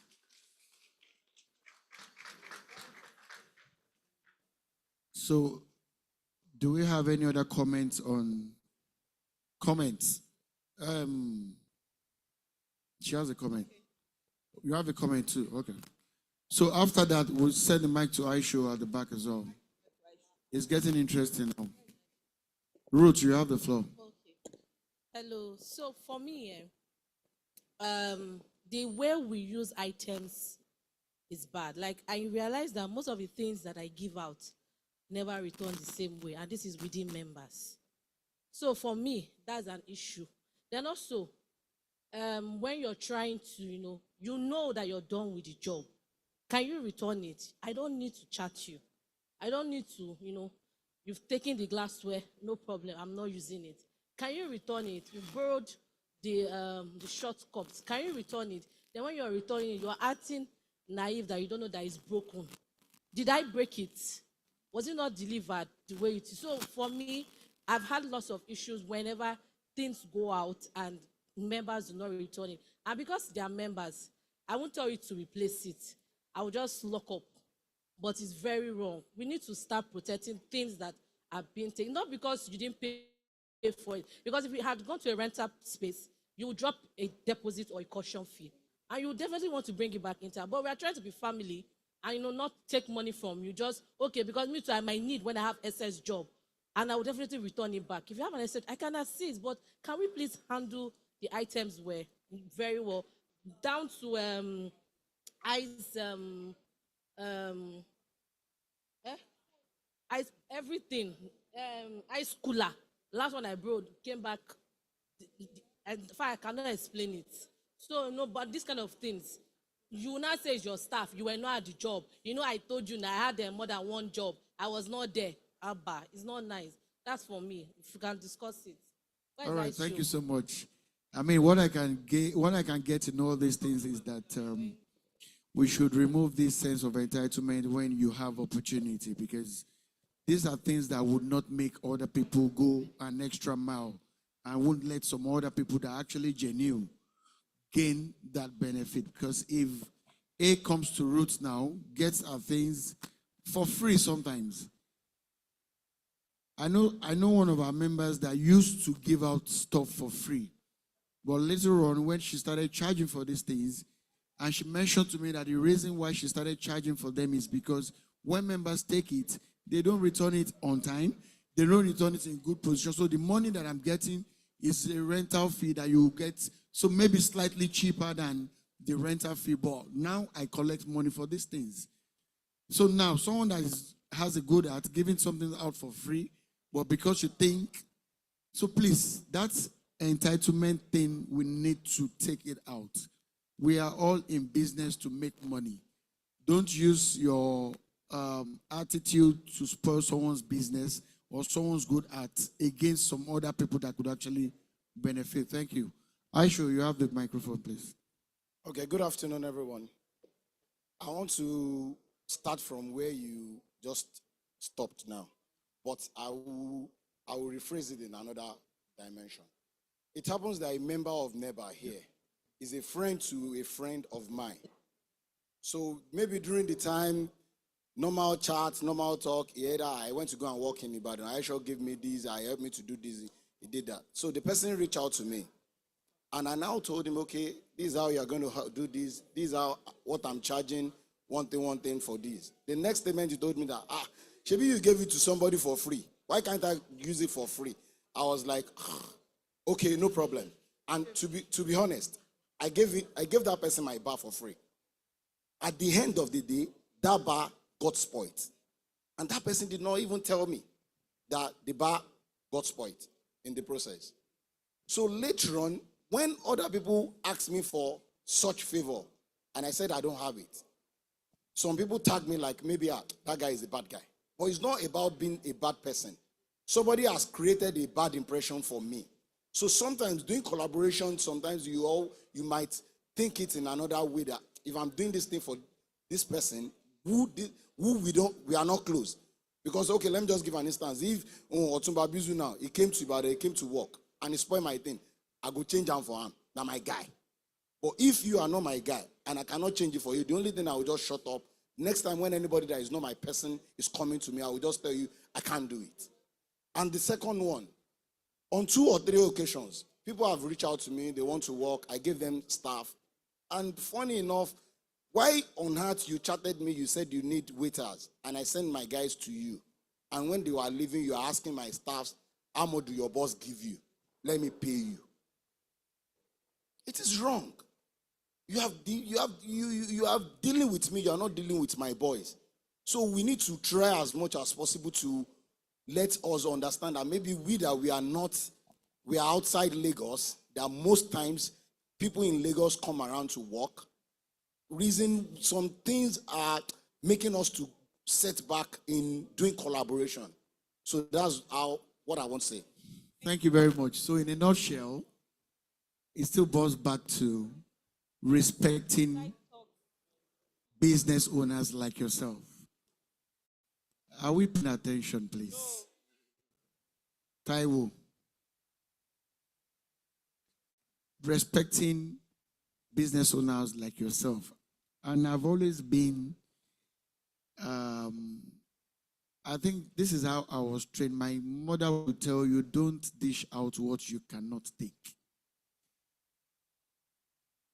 And I would apply that one to use people's property like it is your own. In fact, I tell my staff that if you want to make it in life, you would have to take care of, it's just natural. Like if you want to, and that's why I think I've said it times and no matter. I have some of my staff that the rate at which they've grown over the years is because of how they take the business. Behind the scene, I see these things. They don't know that I'm saying these things, but that is what has helped them grow, because the way they take care of my properties, I know and I'm confident that the day they wake up and they say they want to start their business, they would do very well, because one way or the other, they will find staffs that will take care of their property like the way they are doing presently. It might not be 100%, but Kama has a way of doing all these things. I know these our staffs have the mind of their own, but please, and please. And sometimes these staffs do some things because of the reflection of their boss or bosses as well.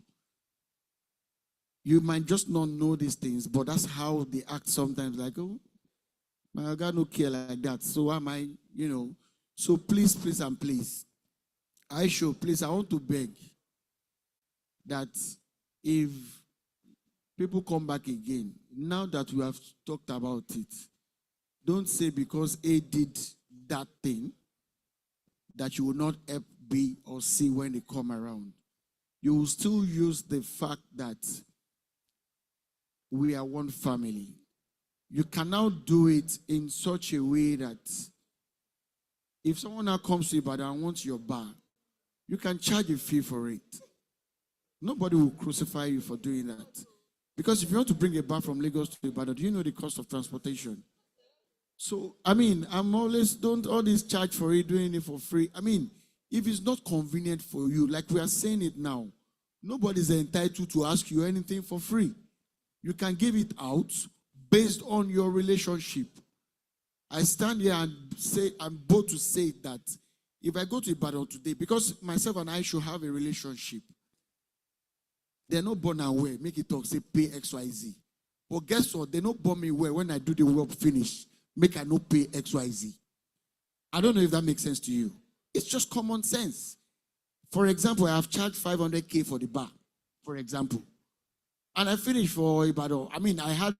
He made sure that I didn't bring a bar to Ibadan for some basic reason. Because if you charge 500K, you're still going to transportation, everything is going to end. And you finish the work.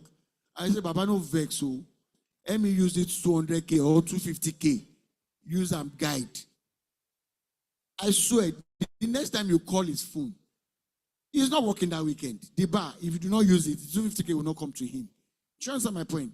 So I think that's just the way we should raise it. Not everything is not calculated. Yes, we need money, but at the end of the day, do things that will make people remember you and say, oh, this guy is actually a great person. Because yes, we leverage on relationships. And I'll give you a very good example. For these town hall meetings, most of the things we got here, most of the people, the vendors we hired, we got some close to free, some close to maybe half price, some at no price, some at very reasonable amount of money. Do you know why? Because there is relationship involved. The same thing during our Nehba expedition. In fact, I'll tell you a secret today. The reason why we could not have that kind of event this year is because I felt that I have used all my social, what do I always call that thing? My social currency for Nehba. How much do you think realistically, and I want us to be realistic, how much do you think Nehba expedition could have cost the association? Realistically. knowing what event says now. 40 million, right? I hear 40 million, I hear 50 million. Does Nehba have 50 million to do events? No, that's the truth. Do we have 50 million naira? But we put a figure to everything we spent. We actually spent close to that. How did we get there? Relationships. I'm calling sound guy. My sound guy is a colleague in the industry, but he's my personal friend. I say, Baba, I beg airports. Airports. How much should I get? Airports. If someone I cannot talk to, I'll call Bonix. Mama, follow this person talk for us. Balbev, follow this person talk for us. You know, all the social currency that was available was used. And we'll keep using it. And that should pass across the message today. The day they come for you to be ready. Because that's what people do. You go and ask for something, when they now call you, you now start story. Something. So whatever we dish out, let's be ready when they come to Lagos. These people in Ibadan, in Ilorin, they want to come to Lagos to work. Let's make it easy for them to the best of our ability too, so that the relationship will be in and out, in and out. It won't be one part benefiting. So okay, there's someone. Okay, please your name and your name and Good afternoon. company. My name is Adjolauni, Sparkling Elixirs. So I was going to, well, you've mentioned some of the things I was going to say, but I wanted to say that first and foremost, I've actually benefited from the Nehba, association. But outside the Nehba association, I have my inner circle who I reach out to. And I'm going to say, Cocktail Delight has just been a very fantastic person. And, some other people. So I'm saying that I want to believe that each and every one of us will have our inner circle and people that you can do things for free. And over time, you have garnered trust. So that in any ways, I know that because you understand that the reason why there's a Nehba is because we're doing business. And the reason why we're doing business is to ensure that we make money. So in his own case, I know you've charged for the bar, like he has said. There's nothing wrong with saying, okay, maybe normally if you're going to get a rental fee for it, I will give you a lower cost. So maybe what we should do is the same way we run our companies, let's also have standardized procedures and processes for this rental and relationships that we're building. Please note, Nehba platform is actually a place where we have a whole lot of different personalities. The way you run your business might be different from the way I run mine. So if I'm going to spend 500K, please, bars now cost around 500 to 600 to make or more. So imagine loaning that out to you. Please, can we pay attention, please? Loaning that out to you and then finding out that I have to cough out 650 when you've already charged for that. And I want to, so my own suggestion would be, we can standardize these things. You can put price to it. And if it's not suitable for you, then go elsewhere. That's one. Then the inner circle thing can be, okay, based on relationship, I know you would look out for me like I would look out for you. And then I'll give you this thing in confidence in whatever way we decide we want to do it. That's my 2 cents. Thank you very much. Thank you very much. Okay, the General Secretary wanted to say something. Okay, so good afternoon, everyone. I know Aisho mentioned staffing, and I know that it also happens a lot. You come to me that, oh, I have a job. Are you working on Saturday? If you are not working, can I use some of your staff? I go ahead and I give you some of them to work with you. And the next thing I'm seeing the same people working with you. And you don't think you should come and tell me that August occasions, I want to use some of your boys again to work for me. Just because you have their numbers, or maybe during the time that they were working for you, you got their numbers, 1 or 2 people. And from that time, you don't think of coming to me to mention to me that I want to use your staff. The next thing I see is that you keep calling them to come and work for you. We do that a lot, and it is very, very wrong. We know that most of these guys are actually freelance. They can work for people. But for the fact that you actually got them from me and through me, even if you want to use them for any other event, at least courtesy demands that you should come back and mention to me that I want to use 1 or 2 of your boys. Instead of you going back to them each time you want to use them to work. Please, we need to also stop to do that. If that's what we do in our places, let us stop it. If you need to work with people, go through their bosses instead of going to the boys behind their bosses' back to get them to work for you. Thank you. Okay, so what I understand about that is that she feels that courtesy demand that when you come to me for something which has to do with my staff, when you want to do that again, courtesy demand that you ask me that, oh, the person that work XYZ this day is the person free? Can he work with me again? Though I know that some of these guys as well would not leave some people's DM, right? After that, I'm just saying, do you get? But you still have that responsibility to go back and say, let me go and tell. I mean, they can reach out to you. They can mention it to you that, okay, yeah, they want to work for you, but courtesy demand that, okay, madam, this is also person I want to, because if that person actually works for you and something goes wrong, you are going to go to that person to go and complain. And the person will be like, when did you call the person? Why are you not calling me when something has happened before? So what I can gain there is that we should just respectfully mention this to ourselves when no big deal in you using any other person's stuff, really, if you ask me. But it's just the way you go about it, basically. I mean, I think we can pick one or two things from that. Taiwo, you wanted to say something? Thank you very much, President. I wanted to say just three things. Number one is, if we are talking about treatment, I feel like the reason why we invited the association to join us this afternoon is because we need to lay this point that we drinks vendor have not been treated very well, especially our staff. I've seen cases whereby when there is staff during the events, and the first thing they will tell you is waiters. I think we need to change that narration that waiters are not just the only people that are steals at events. I could mention about 5 vendors I know that they are the prominent stealers, let me use that word, at events. We've seen cleaners, we've seen people that cleans the events steal, even the all security steals, even ushers. I just want to register in our mind that when event professionals say that waiters are the only people that steal, please, let's do our best to correct that notion that no. I've seen, at least I've witnessed one where I had to work with a drink vendor and they were accusing the guy that your staff stole so this. And the boss was like, Emula police station, Emula police station. My dad was like, excuse me, why can't you just hear them out? Try to back up and show you get. Then again, I want to move on to the, when we talk about treatment, I've seen a lot of event planners or event management team, they don't treat us right in terms of welfare. Reason because you can't keep a catering company under the sun. Why are you putting the drinks vendor under the sun? Because you feel like the food is more important than the drink. And I've seen cases where drinks vendors allow these things to happen a lot.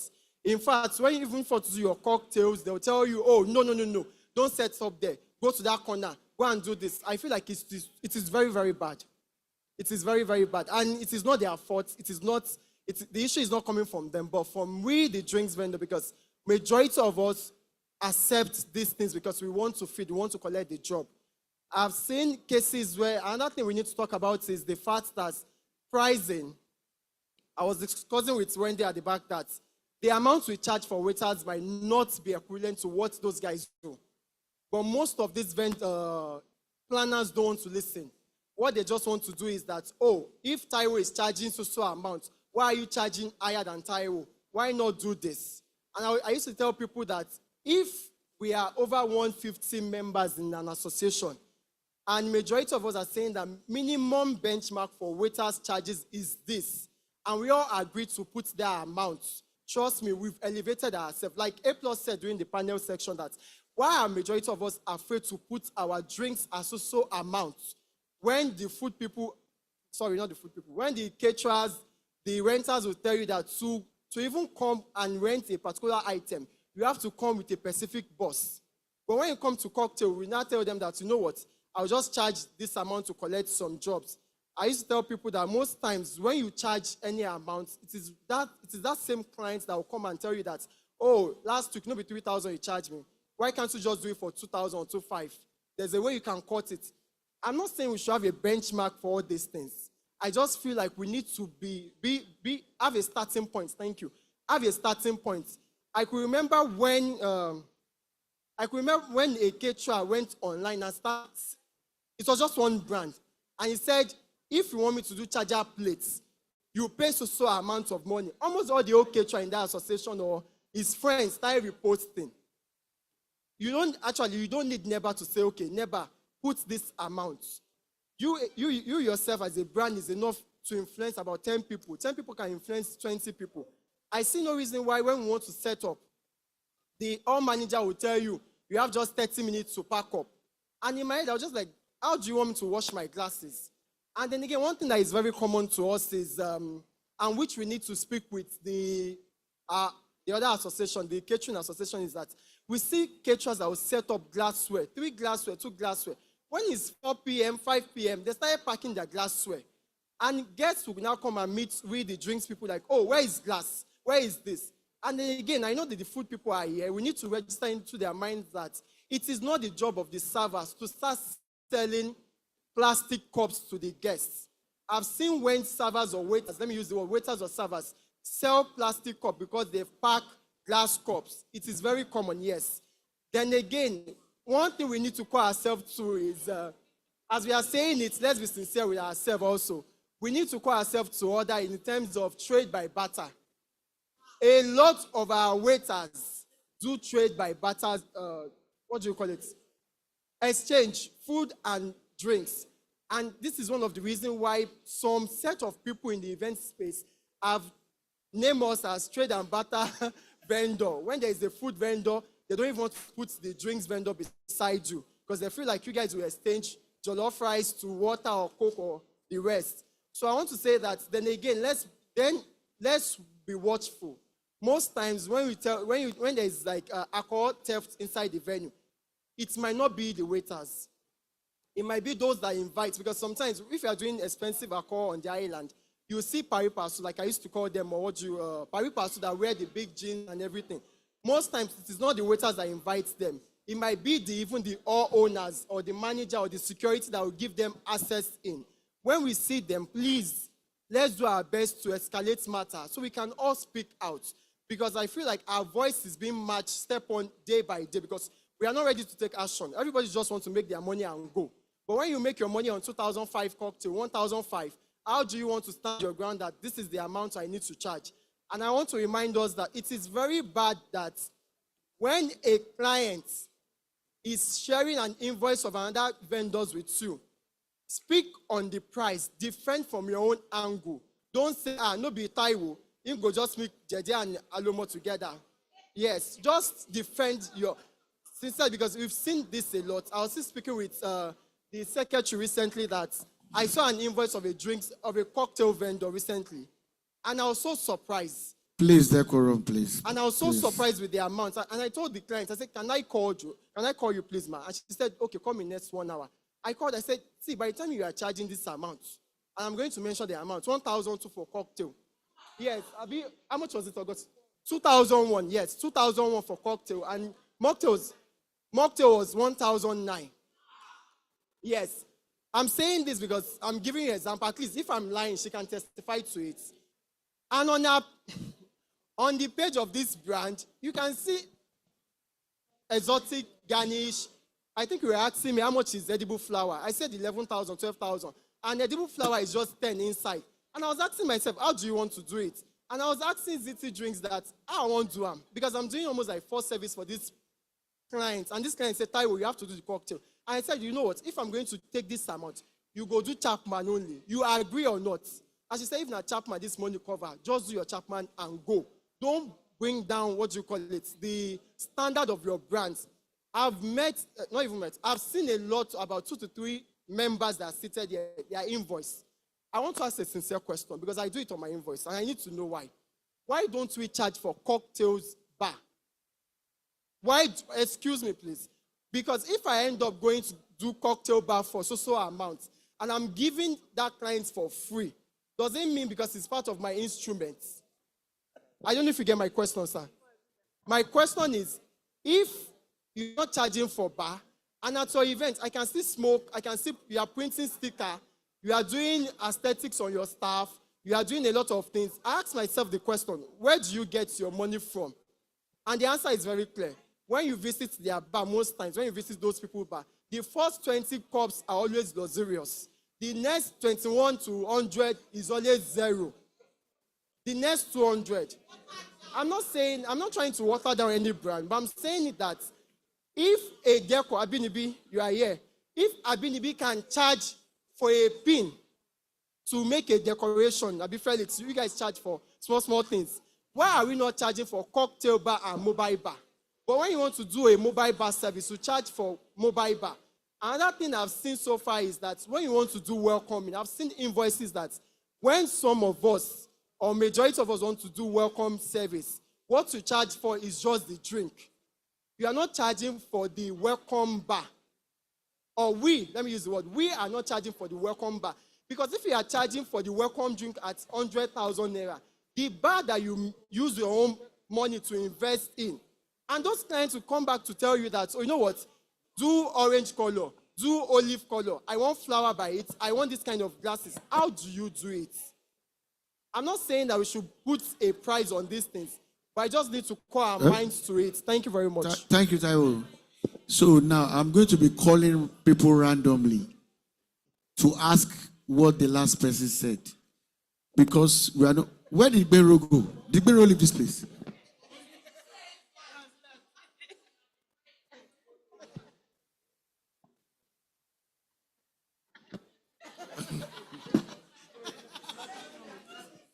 So please, you know why it is important to actually listen to these things, because it's called a town hall meeting for a reason.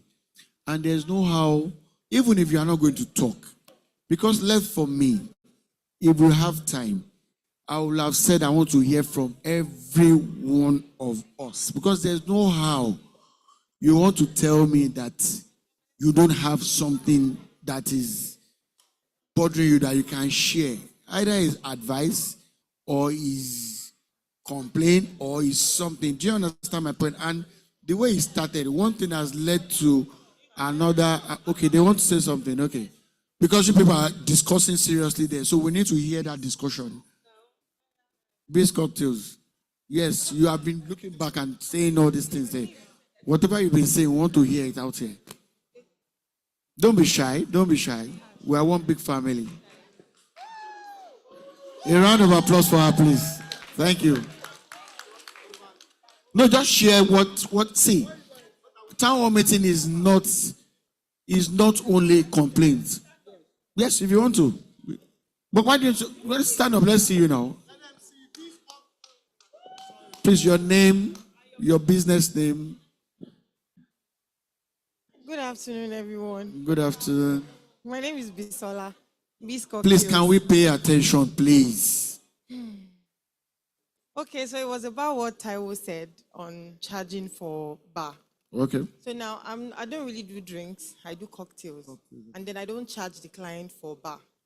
Not so many people do, actually. Yes, go so ahead. I don't. For example, now if the client say, "Okay, I'm not paying you for bar.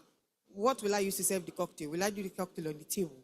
I can't do that. So I rather take my bar instead. But if it's drink service, like maybe bartending and all of that, and get that drink vendors will charge for a mobile bar, which is different. But me as a cocktail vendor, I don't charge clients for bar.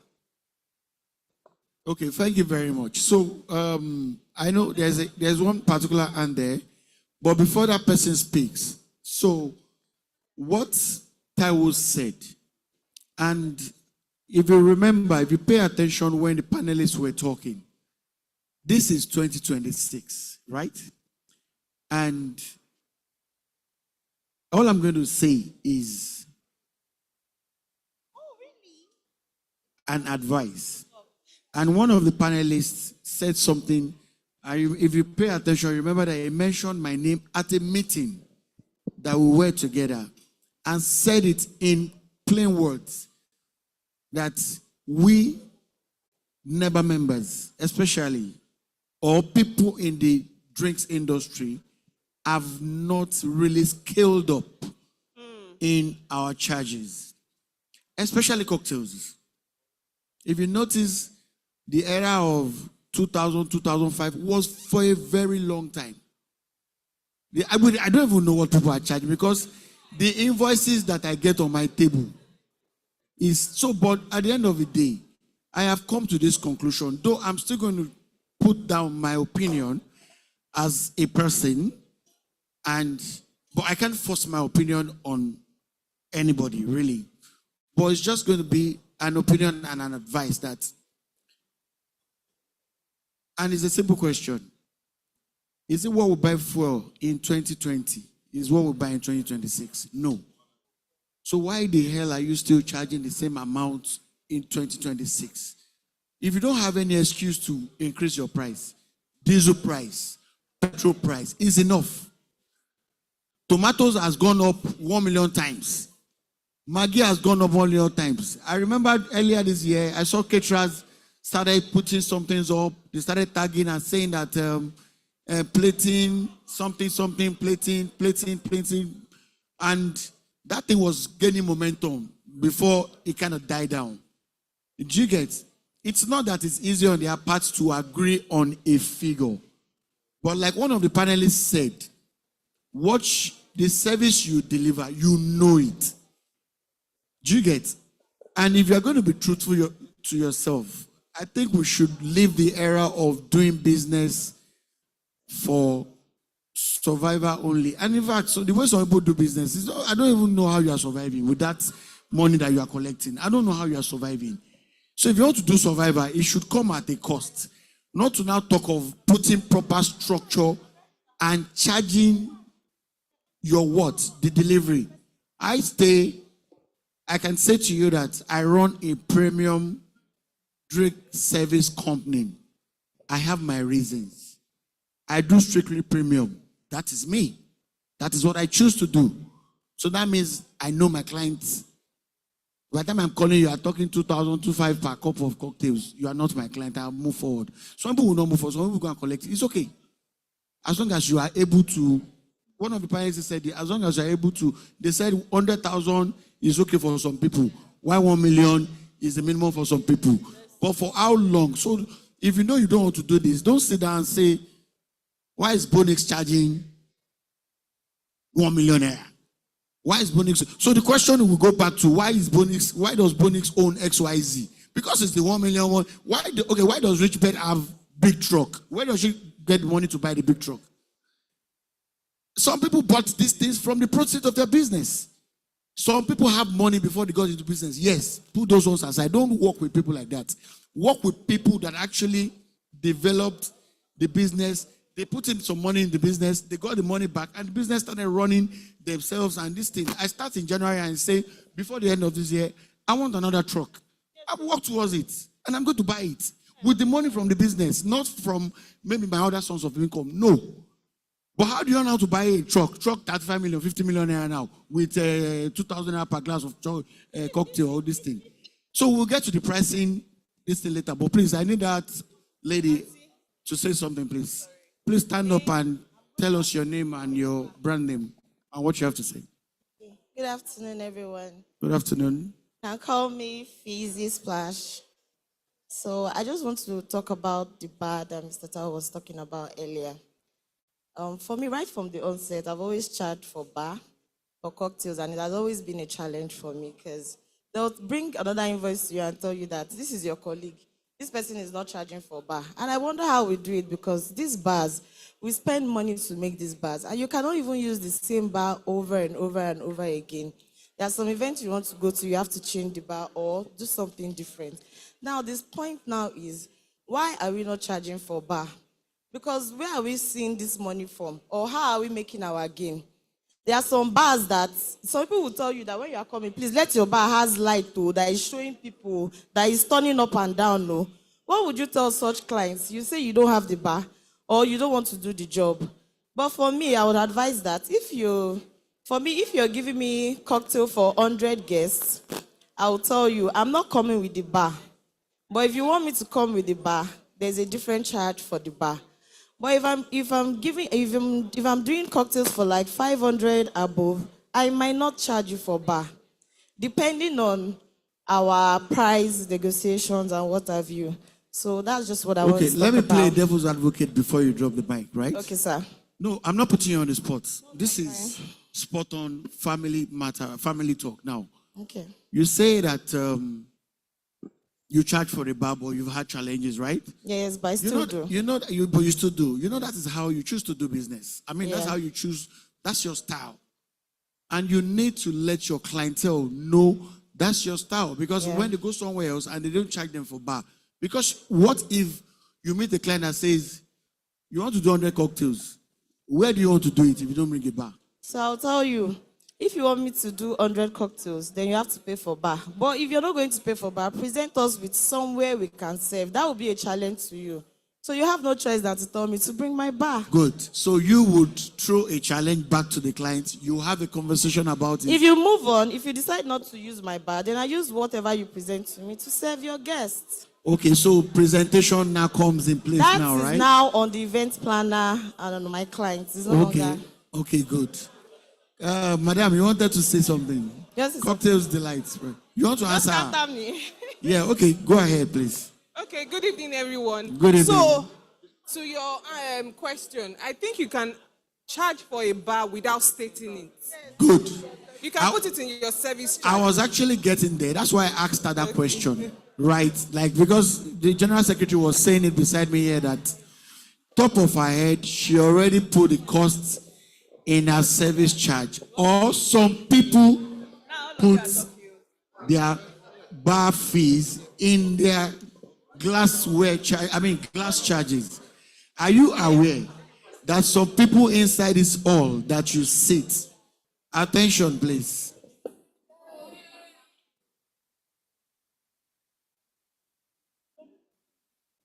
Are you aware that there are some people in this hall, and it is what I know for a fact, charge as much as 10,000 per glass of cocktail inside this hall as we speak here now? Are you aware? Yes. So Yes, and above. How did they do it? Are they using juju to speak to the client? They did something right. I will borrow the words of Royal Butler while he was on the panel session. He said, and I quote, that I didn't stay in one place. You remember when he has been doing business? He keeps evolving. He keeps learning. When he falls or when business is stagnant, he looks out, think out of the box. This person that we all know the people that we're kind of on the same level with in the industry and all that. How is this person doing it? Alaye Alpha. Even if you cannot call the person, you will know someone that knows the person, that knows the person. How, I beg, you feel, I've gotten calls like that. Oh, Baba, I beg, I won't follow person talk. You feel link me. Oh, why not come to a meeting and we have conversations around that, and you see that it is not. So if someone is charging 10,000 per glass or 7.5 and doesn't charge for bar, you and I know that no matter the amount you want to charge for the bar, you can recover it from sometimes the charges for the cups or your service charge. I know some people in this place that their service charge is not below a certain amount. If you like, you are doing 100 guests, they are still going to call. And you ask, sometimes their service charge is more than the total number of drinks that they are serving. But because you know why that thing works? Because they are there already. They stood the test of time. They stood their ground for the longest, and they deliver premium service that they produce. Don't go and collect 10,000 naira and go and deliver 1,000 naira service. You will end up in police station. Yes, now, with the clients that we have now, social media, they will just do, because be true to yourself. You collect XYZ amount. Make sure you deliver. Do you get? Some people will now say, okay, I will collect the job and I will deliver what the money is worth. If you ask me, you are doing yourself a disservice, because that's the eye that they will be looking at you with. We heard our speaker earlier today that said something about personal branding. What you call yourself. What you call yourself is what people will call you at the end of the day. Let them call it packaging. Let them call it whatever the case may be. Packaging, some people have become billionaires in the issue of packaging. My own is that don't go and package what you cannot deliver. Don't go and package what you cannot deliver. When you are charging XYZ, make sure you are delivering XYZ. You are not charging 20,000 per waiter and your waiter is wearing slippers at the event or wearing flip-flops.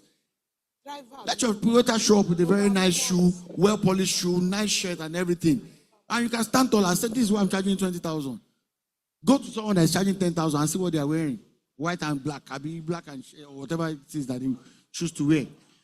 That's where branding comes in. So whatever you are charging, make sure is going equivalent. Sorry, thank you, my brother, for that word. Equivalent to what you are delivering. And I will advise you, scale up. This is 2026. Scale up. If you have to go back to the drawing board and start working on yourself as the owner of the brand, now is the time. We didn't spend this money to put everything together for you not to take something home. If you know that you are not at that level, see, anybody that you are looking up to that is there does not have to wait. Whatever they are doing that works for some of us, I'll use myself as an example. If I tell you when I signed my best deals, you will be shocked. I don't sleep. Anybody that has to do that has been ask my escorts, they know better not to look for me before 10 o'clock in the morning because I'll be sleeping. Why am I sleeping at 10 o'clock? Because I'm still out at 2, 3 a.m. If anybody every one of you goes out well and you see me out late, you will see that I'm always out late because I know my clientele. I know that the people that can pay the money are out there during the day. Maybe I'm in meetings all day, but it's 11 o'clock, 12 o'clock. I'm sitting in someone's office, dozing on the chair at 1 o'clock. Okay, Baba, more go drink first before we talk about this thing. That person now holds me till 3 a.m. And now 3 a.m. I now give you invoice. Even in Shario, that used to pay me money, I don't care. But I've collected my money. I am using myself as an example. That is what works for me as a person. And because it's my personality. I'm not saying if you can't stay out late. Mommy Jill, when she calls me at 9:30, she's going to Taiwo, 9, they are going to bed. It might be the time I will tell them that when you say president, I want to go and hustle. So it's safe to say that is my style. Do you get? I know the people that I work for that can actually pay me the money that I'm asking for. And I know, so I can tailor my work and everything towards that. So you need to know what works for you. So my advice to everybody is scale up. We can't be doing this in 2026. I'm sorry. The cheapest caterer food now is like 10K, if I'm right. That's like the cheapest. And I see people when they bring it, shake your talk about 10,000. Shake your talk about, yes. That same 10K, so people are charging 20,000, and people are paying it. They are charging 20,000, and people are doing 1,000 guests. 20,000, 1,000 guests. Is that not 20 million for food? And in the same event, they will call you to come and do drinks for the event. You'll be charging 100,000. We heard it earlier today. Someone already gave you a gist of how you can get this information by virtue of, for some people that were not here, when a client calls you, how do you answer? Is that not what he said? What date is your event? Ask proper questions. Not just give me how many guests. I'll send something to you now. And you're rushing because you need money. Ask proper questions. If you say that they will call another vendor and the vendor will answer them on time. No. In fact, we've done what's that thing we do? Webinars on invoicing. You will see some people's invoice. There's nobody will pay you 1 million for that invoice. I'm sorry. Nobody will pay you some money that you asked for with your invoicing. Let them see a detailed invoice. They will take you serious. Do you get? So there's so many things that can take you to this place. But what I am begging for is, I know it's going to be difficult to benchmark. We'll try our best. But scale up. Except you just want to be where you are and you just chill, you're okay with your 100,000, 200,000. Because I want to know when 200,000 would make all these things. I know little drops make an ocean, but you are killing yourself without this. You know, there's so many motivational speaking up and down now. Does anybody have the mic and want to say anything? Flawless, please. I have the Please, Flawless, before you talk, please. I am sure we have seats. Why do we have our members standing? Don't we have seats for them to sit? I show Badon people. I'll send it to you. I'll make sure you don't go back to Badon today. Please get seat. There's empty seats here. You don't need to, please. Let's just sit down and make ourselves comfortable, please. Okay. She has the mic first. Okay. Okay, then Flo. So. Good afternoon. I'm Rich Bed Drinks. I just want to support my president. And I have something I want to tell us about this, that we should scale up. I think about a month ago, I have an event at Bamora Hall in Sheraton here. So after that, the client is the one bringing up majority of Please, the can we please now? So please continue. yeah, majority of the drinks was brought by the client. So it's 1,000 guests. It's even above 1,000 guests. So at the end of the day, I think I charged about 2.8.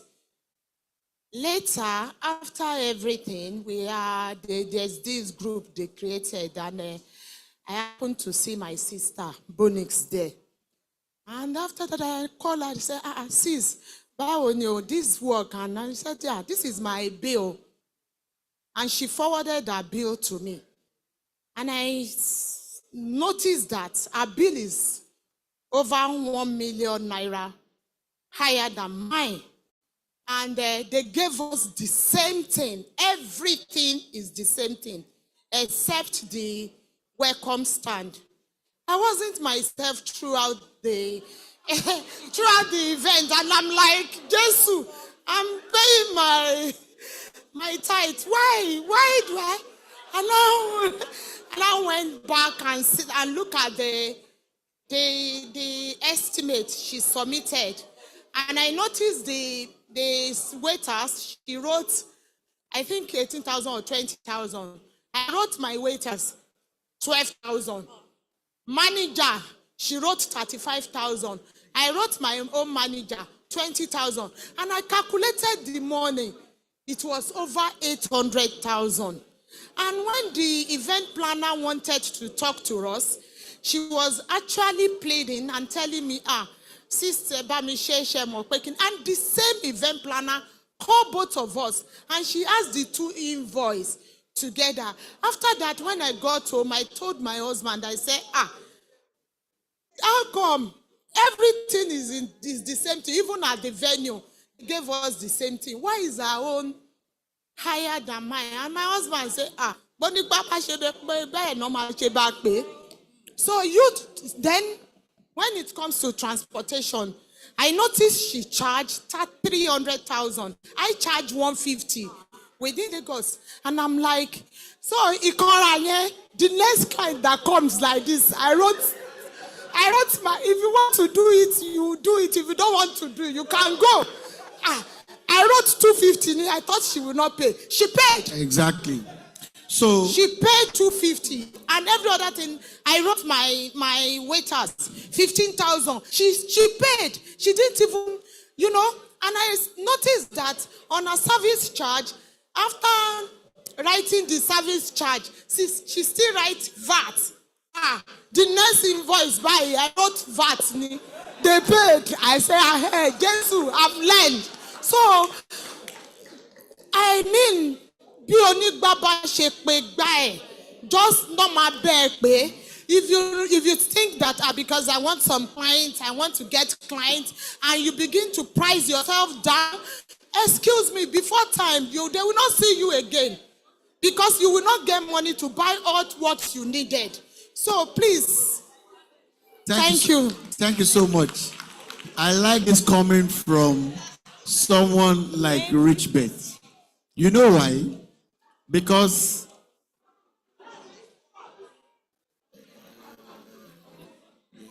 You know why I like the fact that it's coming from her? Because she has been in this business for a minute, right? And she can say categorically, and I like the comparison. She and Bonix worked at the same event. The same event, Bonix charged more than her. And she did what I have been saying since. Reached out. Auntie Bao Leshe. And I'm going to play the devil's advocate here. Nobody should come for me. Unfortunately, I say things the way I see it. Bullet fit touch anybody for here. All I'm going to say, that's why I'm saying I'm sorry before. Now, she asked questions, and the questions, and she got answers, right?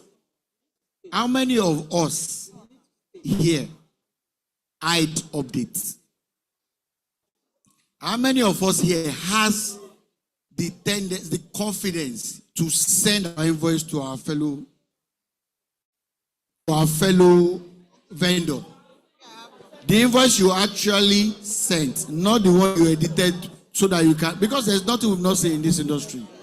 Some people have no invoices. The ones that they want you to see and the one that they actually see. And unfortunately, they forget that the people they are sending these things to, they will still share it one way or the other. You know why? Because you don't know the relationship that people have with people. That thing is very key. Something caught my attention now, and I'm sorry, I have to mention two people's names that we worked recently, and by virtue of some things, we end up working together. Mr. Bode of Emerald Drinks, he knows these things that I want to say. He's a member of Eriko Church in Lagos Island. All the older people in Eriko Church knows him because he's a member and maybe they all grew up together. Guess the people that I know? They are children. Am I lying? They are children. So that means, can we pay attention, please?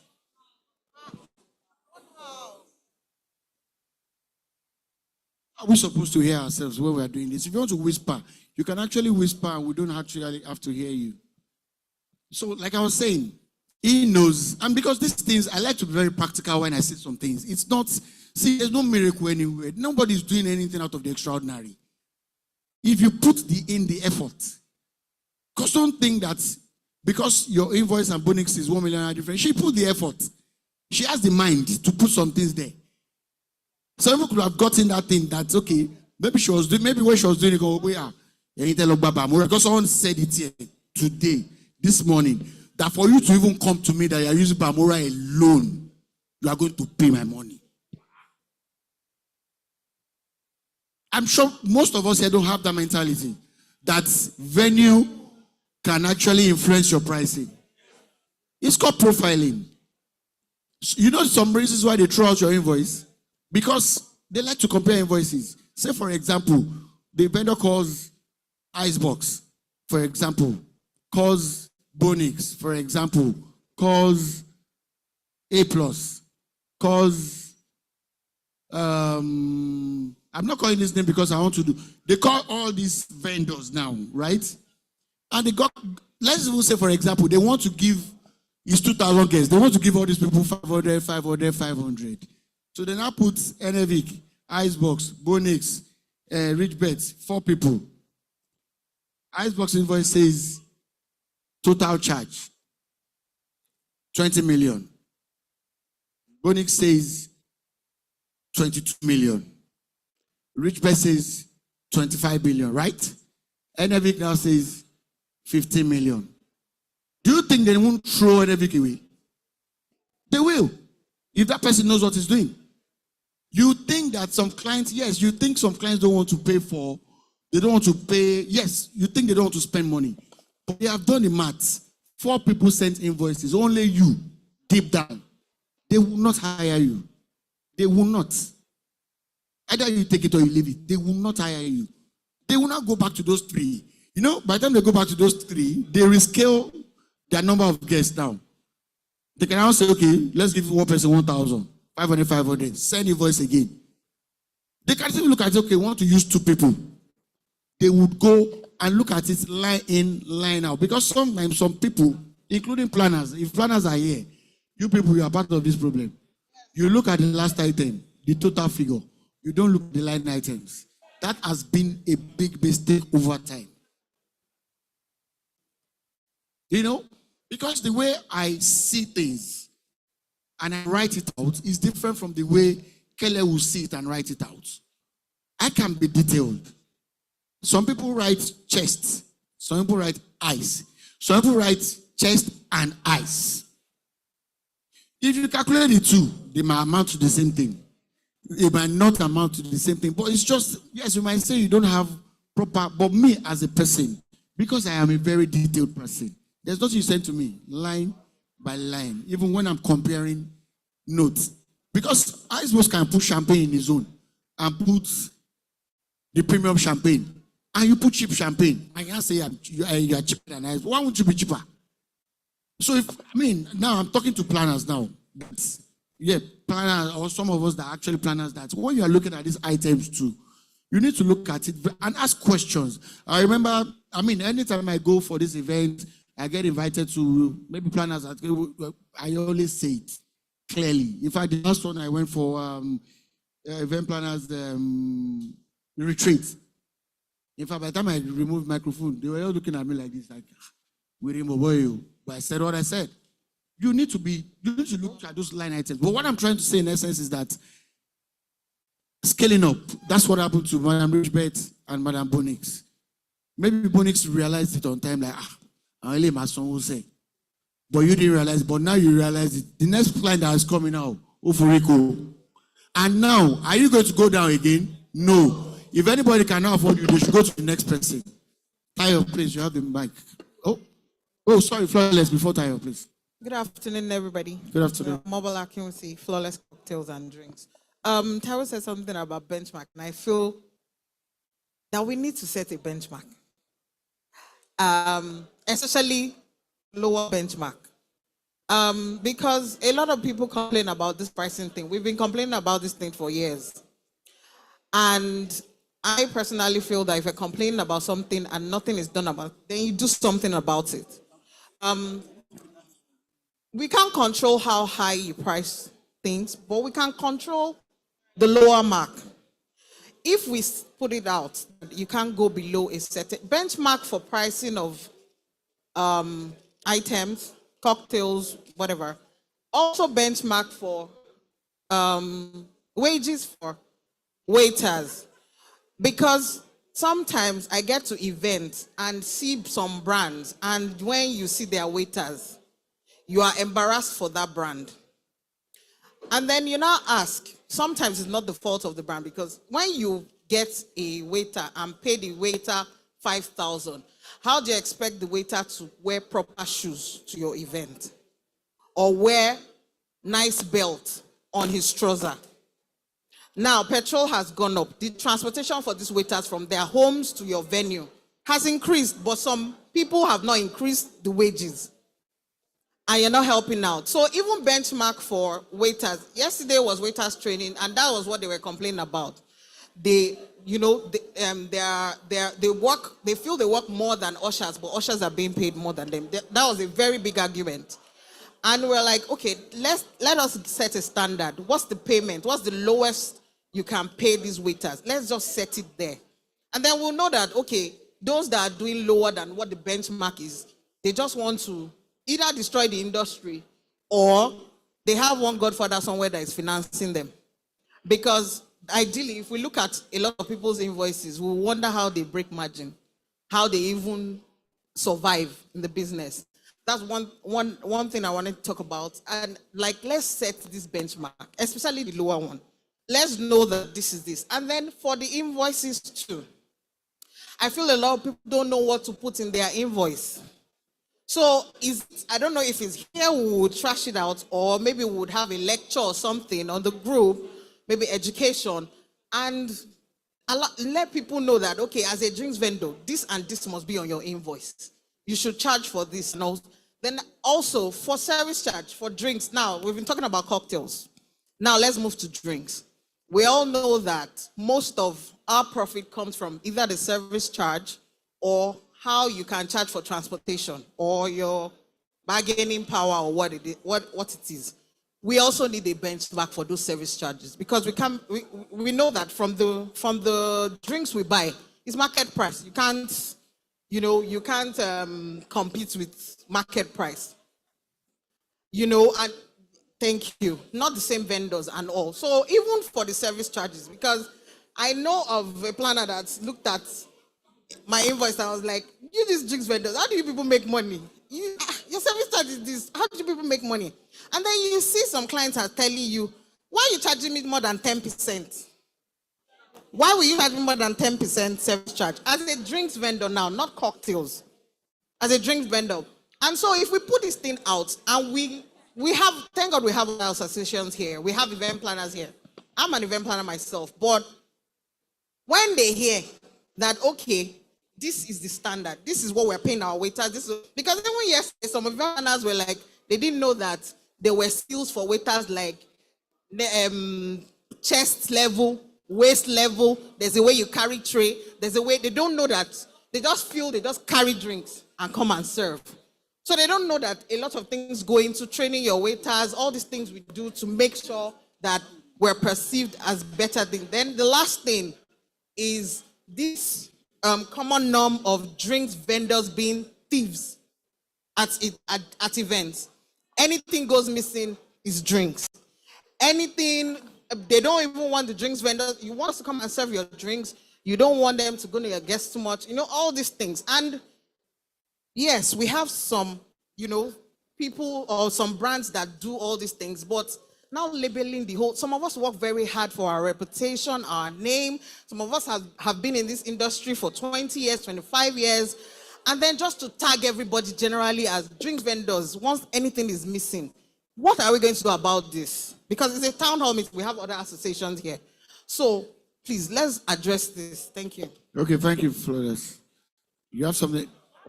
Don't worry, I'll call you to say one or two things before the end. Good morning, everyone.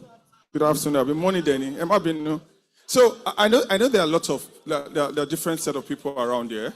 And number one, I want to first talk to the planners. I'm sorry to say, please. Planners, I beg you, know your place. Mm-hmm. Hello? No, look, we're here. It's a town meeting. Note that you're a planner. I'm also a planner in my own space, planning my drinks management. Please, I know I really want to see the bigger planners here because that's the people I'm going to talk to, really. And again, the CEOs of cocktails and drinks industry, please don't be slave to this set of people. I know most of the time in our industry right now is status over experience. And the planners don't care. I will see some planners. If I tell planners that, kilo planner and all those things, you will get vexed. But why the planner be telling me, kilo do you know what I've been planning? Do you know all those things? So please, planners, please send it whatever planner you want to see. We are all planning an event to make sure our clients have a successful day and be happy. We are not here to play. And if you don't do these things, if you don't put planner in their place, you put your place in when it comes to planning us, and you put your place in our bills. Please, I don't care how much you collect. When I give my clients stuff, don't come and somebody is giving lower price. Let's stop it. It doesn't make any sense. You want to be rich, I want to be rich. Let us work together. Even though you don't know me from Adam. Do you understand? I'm not your guy. You're not my guy. It's simple as ABC. Can we work together? Can we meet other people? Event is Lekki. If everybody in Lekki phase 1 should want to do event in Saturday, all of us here cannot be enough. That is just Lekki phase 1. There is Surulere. There is this thing. Everyone wants to be different. What exactly is the problem? What exactly is the problem?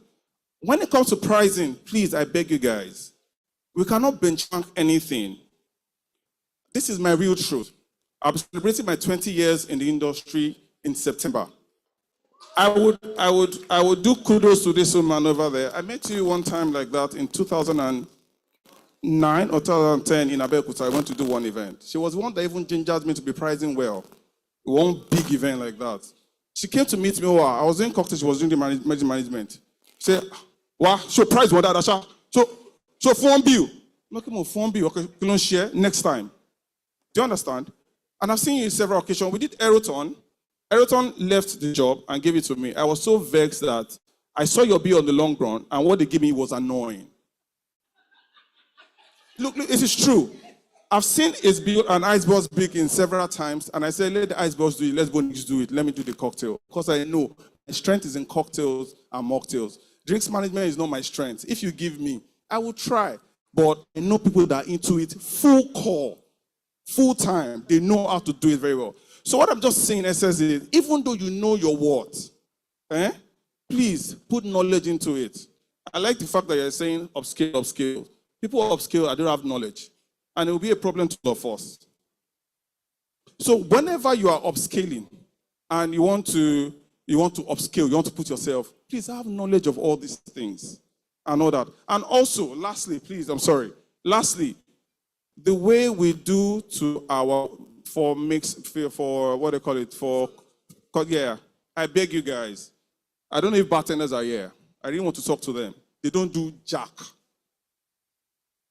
Majority of them don't know jack. And the CEOs, I please, you too, know jack. Know what you are doing. It's easier for you to give your bartenders your menu list. You can give them your measurement list. It's easy. There are over 50 million cocktails and cocktails. I don't even need you to give me a signature. I will pick up different cocktails from the internet. They have measurement. Put it in your menu. Serve it to the people. Do you understand? So give them, because when they go there, they just go to the bar and they just report, fiam. I will do an event. The next event, you are not giving me the same taste. Plus, what I'm saying to everybody here as a CEO and everything like that, create your menu, create your measurement, create everything, and give to these guys and let them give you a fantastic event in everything. There are a lot of things to talk about, but I think this is my time. Make I just calm down first. Yeah, so thank you so much, Tayo. Thank you so much, Tayo. So maybe because you came late, you will. Tayo, I need you to hear this. Maybe because you came late, right? You didn't know where this conversation started from. So when I say scale up, everybody that has been here since morning, it's a whole process. Nobody wants to. Thank God you gave a very good example. You went to work in 2009 with Bonix. She told you XYZ. Did that not make you ginger? Did that not make you scale up? That's the advice everyone else is hearing here today. There are so many things we said before that. Plan. I never said anybody should do what they cannot do. Know your strength. You know your strength. That is your major. If they bring, I know how many times you have called me to ask questions about drinks management. Do you understand my point? Because you think that's my forte, right? So those are the information that needs to go all around. You know, so let people know the reasons why they are members of this association. The truth is that more than half, and you remember when you were an ESCO of this association, we were big on doing. And the truth is that we'll continue trying our best. Because at the end of the day, at the end of the day, do you understand my point? So whatever you can do to make everybody, I use the word scale up because see, you cannot be icebox. Icebox will be icebox. NAV could be NAV. iShow will be iShow. If you go to heaven and come down. But iShow can look at what NAV is doing and say, I like what it's doing. I'll take one thing. I like what Icebox is doing. I take one thing. I like what this one is doing. Add all these things together. If you notice what it's doing, by the time it comes out, Icebox will look and say, do you understand my point? Which is what is actually happening in this industry. People are actually looking at their mentors and say, okay, how did you do it? The only thing is that sometimes they don't come and have proper conversations. So they don't learn the nitty-gritty of these things. Do you get? So I'm just saying, like you said, the planner thing, thank God they are hearing, some of them are hearing, they will get home and go and deliver the message. And if they have something to say about this too, because I don't know if you heard when I said to them that they should look at the invoice properly sometimes. Some just say 20 million, 5 million, 20 million to Pojo. Did you see what is there as 20 million? Half of the planners don't even know these drinks we are talking about. And they don't ask questions. I said it to them the last event that they had somewhere in Bamura that you need to ask proper questions. Do you get? For you to be the judge, in fact, what I said is that invite your clients to meet with the vendor. If you are not hiding anything, there's no big deal there. Drinks vendor, your client, speak to the person. I am on the call. Tayo, explain yourself. Talk about this invoice. Call another, if you are using two people, talk about this invoice. Not sit down behind them and be removing what is not, what you don't know. You go and remove champagne, you get to the event, it's only whiskey, they ask you for champagne. I put it there now. It was planner that removed it. We've had, problems like this that we are still having till now. So we'll keep talking about it that they need to know how to deal with people's invoice. It's not even drinks alone. I think they do it with food as well. They just want to get a bigger budget thing out there and all that. So it's a conversation that we'll continue having and all that. Boss, please, you wanted to say something? Yeah, all please right. introduce yourself and what you represent. All right, my name is Ayo Adewe. MC Teka is the brand name. All right, so well, I might not be able to say many things as regards drinks, cocktail, and all of those things. But a very quick one is this. As per the benchmarking of prices, so while Flawless was speaking, I was just thinking that if there's a benchmark, some brands might be out of business. Because what you think is okay is some people's highest due. What you think is least is what people do and say, that's my own price. So if you're looking at pricing, it's been an issue way back. And not now, till tomorrow, we might not actually have a way out of that. It's just what works for you and best. And whatever you are doing, I think it works for you. Don't let it sabotage the other person's brand. That is key. Now, as per the servers and the waiters, what I want to suggest is very simple. I don't know if it has been included in your what's it called now, invoice or something. Have we tried to have packages for waiters in your invoice or rate card? In that, when you show a particular client what particular waiter or the price have, they can see for themselves. If, for instance, you have a standard waiter for 7,000, they can see what they are wearing and how they look. If you have possibly 12,000 per waiter, they can see how they look. But some people, they will say this waiter is for 17,000, and when you see the waiter, it's not even different from the regular waiter on slippers and all of those things. And this client, they are very wise. Before they spend their kobo now, they think very well. They compare prices, they compare invoices. They even send the invoice to somebody and say, check it for me. Are we on a good call? So, summarily speaking, whatever invoicing we are pushing out, like the president said, value must speak in that invoice. Because if the client is paying any money, they want to see value, excellence, and over-delivery of what's in the invoice. Thank you. Thank you so much, my brother. So we're rounding up now, and I want to give one of our board of trustee members, he wasn't here earlier, but he walked in while we were having a town meeting, an opportunity to comment on these things that we've been saying, and maybe one or two advice here and there to, to give us a summary of what is happening today. So join me as I call on the CEO of Icebox Nigeria Limited, the president of Mr. Oluku Yogunaike. Good afternoon, everybody. So sorry I came late. I had to feed my baby milk, huh? Oh shit, that is she came late now.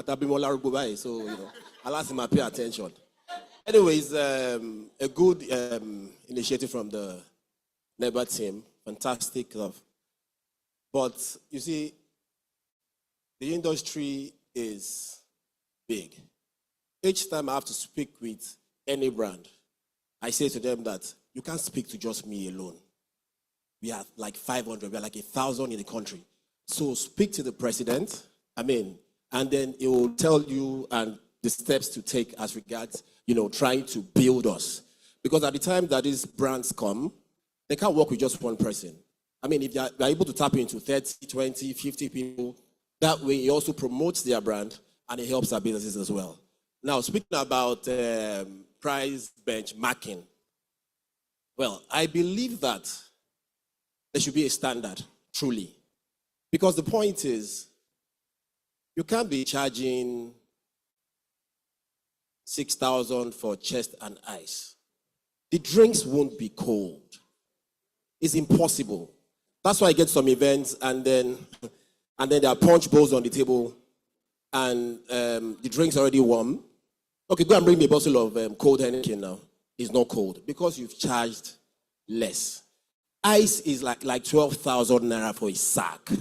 So how do you run the business? What is your secret? That's the point.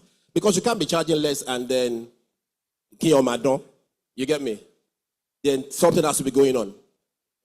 And the point is that, you see, for chest, ice, waiters, transportation, those should be like standard cost. And then there should be a way of also checking people. You understand what I'm saying? So that you can suspend people. I mean, they don't need to for you. Not true now. You can publicize something and say this person has done so thing as regards that association, and then and publish it. People will pay attention. For service charge, yeah, I want to ask an honest question, right? And I also want to answer me. If you have an event for 100 guests and there are non-alcoholic drinks, and the total cost of drinks is, say, 500,000 naira, how much would you charge as service charge? Who wants to answer? There's someone here. If you have an event and it's for 100 guests, right? And the cost of drinks is, say, 500K or 600K. That's without the service and chest, blah, blah, blah. How much would you charge the service charge? Okay, so what I do in this case is I don't do my usual percentage, I just do a flat rate. Maybe say 300, then we'll begin to negotiate. Which is until standard. I'm okay with it. That's great. I'm not sure a lot of people does that as well.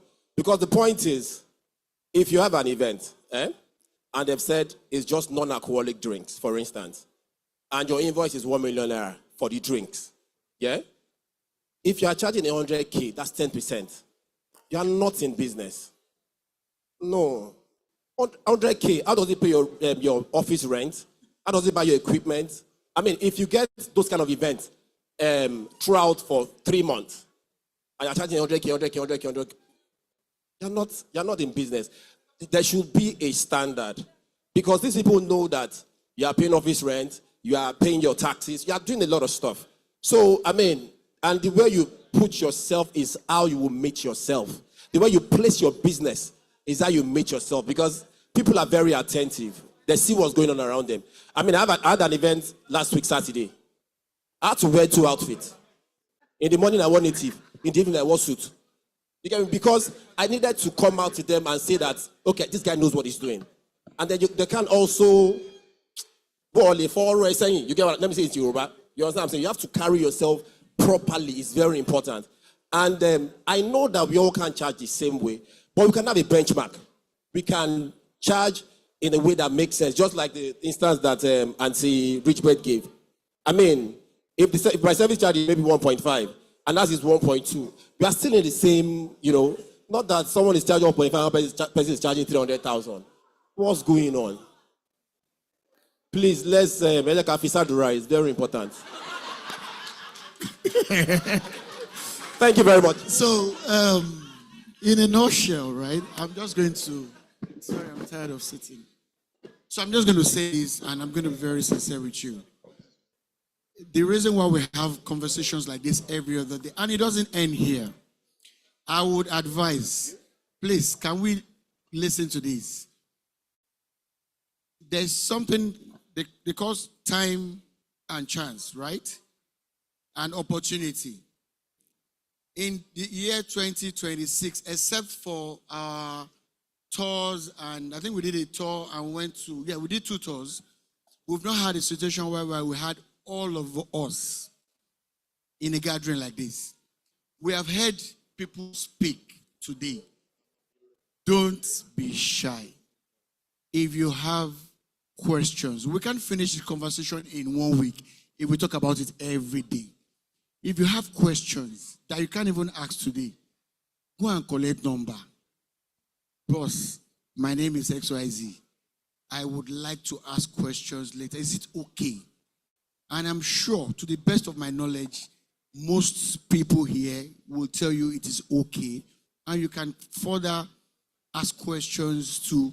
So there is no, like I said earlier, there is no secret in all these things. He's doing 15 years. She has done 30 years. She has done 25 years. Everybody will do. Tayo has done 20 years. Everybody will get here at the particular point in time. But you know that some people that have done 20 years, what some people have done in 5 years. Because they are determined, they are focused, they want to. They were asking questions about passion. Passion will push you. But from passion pushing you, you are in business, you are falling, you are standing, you are falling, and you are determined that business, I must see the end of you, you will not see the end of me. And you are moving, they are calling about this one, you are there. Because, you know, I mean, we at the time, a WhatsApp group, we had close to 300 and something people. Some people feel they are bigger than ever. It's okay. Not a problem. Do you understand my point? But I want to see how big you are in this industry. That I want to be bigger than some set of people that are sitting here. It's not that they don't have things to do, that they came here today. Do you understand my point? So I want us to seize this opportunity to capitalize on it. Some people say, say, oh, man, come and collect his number. Come and collect his number now and tackle him. Sure. Some of us look very approachable. Some of us don't look approachable. You see, Leju is just a, yeah. I'm very easy, actually, extremely easy. But because I used to be a very shy person, so I use that to like cover up for myself. But now so they bomb me. I mean, Leju, you know, bottom line is that you have the opportunity here to walk up. I've seen so many people that are here that are not shy. Presido, how far I won't meet this person, it's not a big deal. Even from people that actually started.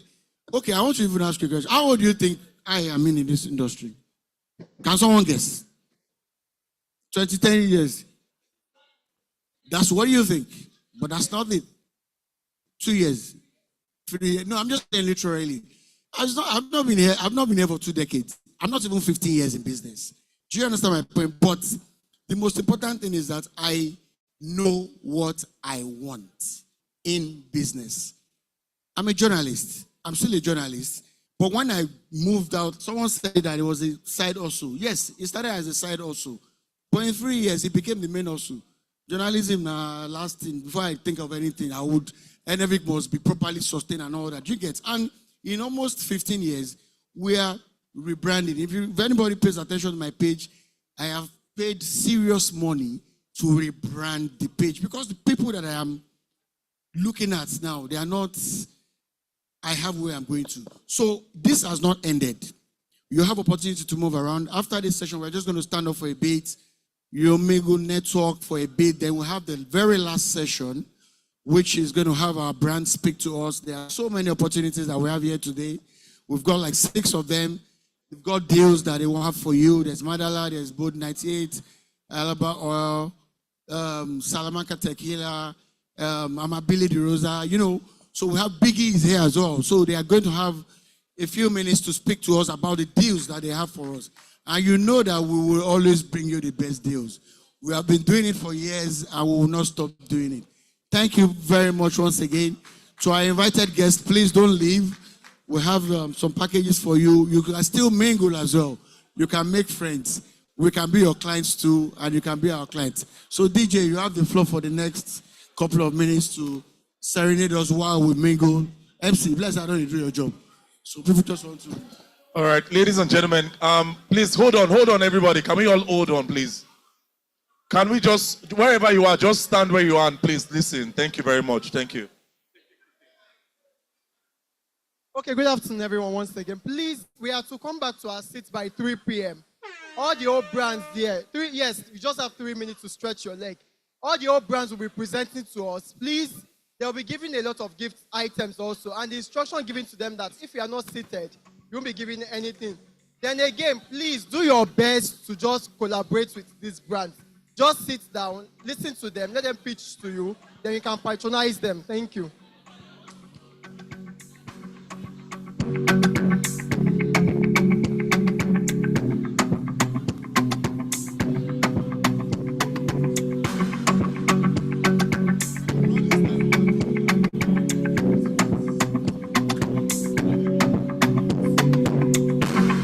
All of them don't notice. I'm not joking. All my guys them know me. Since 06, I've been writing the story. I know the OG, but if you ask them know me. And the glory only lying below. Music chose me, just know this and know this. I get lucky, but I'm never lonely. Sexy ladies, come and feel me slowly.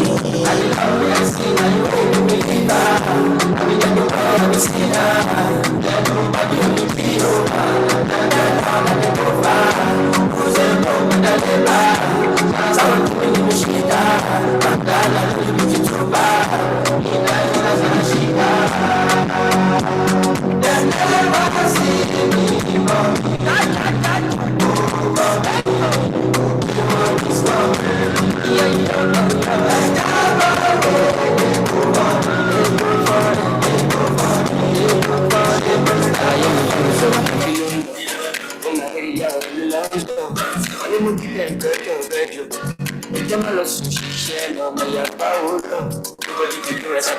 Too much. When you talk about you, shallow more.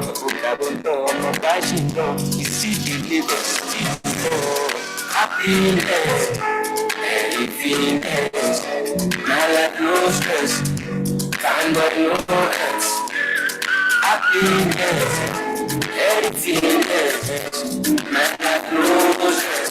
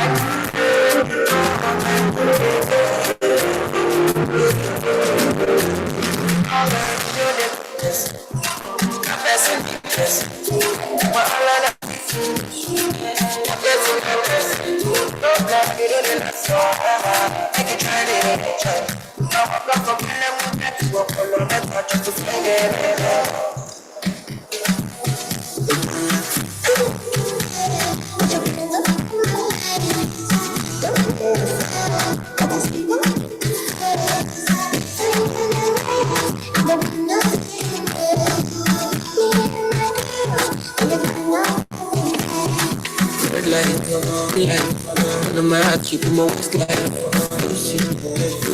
you know more courage to do him on next time. I'm on fire. Keep them, keep them. I know we cages be independent. For three, we the first man. To my team independence. Roll out, I should not have been. I am easy, let me take it easy. Got this on close my knees. You spoke one for days. No more for the body, no breathe. Put the shoe, make it stand like this. All your sorrow, make it just them free. If you know be kalala, if you know be kalala, the push. Oh my God, if you what you want, my God, if you I need to be kalala, the push. Motuba, Olu, just go.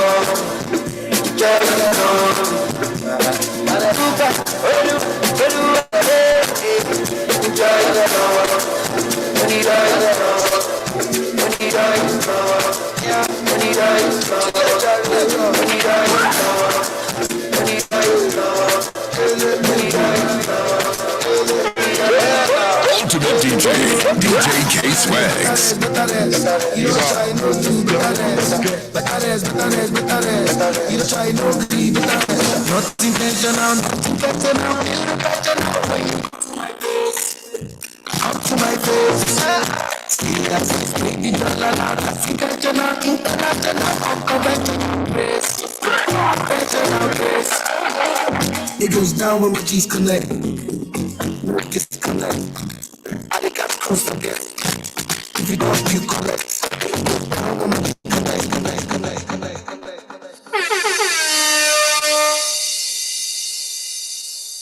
All right, ladies and gentlemen, wherever you are under the sound of my voice, I'd like everybody to please get back to their seats.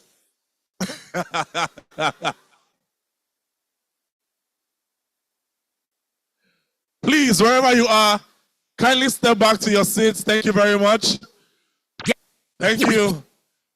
The organizing committee, please make sure that people are heading back to their seats. Before you get back to your seat, please ensure that you either have something with you from the stand. All right? Big shout out to all our partners, our sponsors. We'll see every one of you. Thank you so much. Make sure you have a drink and then get back to your seats. Thank you very much.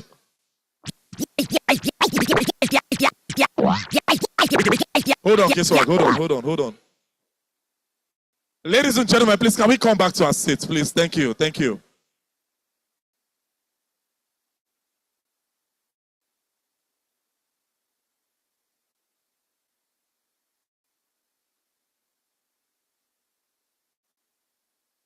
Mic check. Okay, can we please just get a drink? Just get something from any of the bar. You don't need to test all the bar. Just get something and then come back. All right?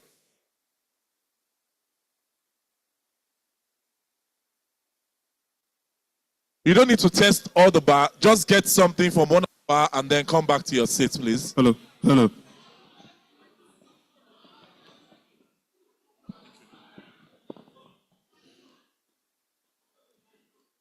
If you are still standing on any of the bar slots, you are wrong. Please come back to your seat. Thank you very much. As you're coming back, make sure you have a cup with you.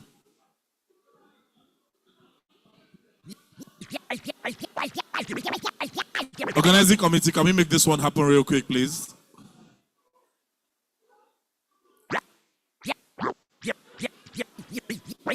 The chairman organizing committee, please, can we, yourself and your team, can we have everybody come back to their seats? Thank you very much.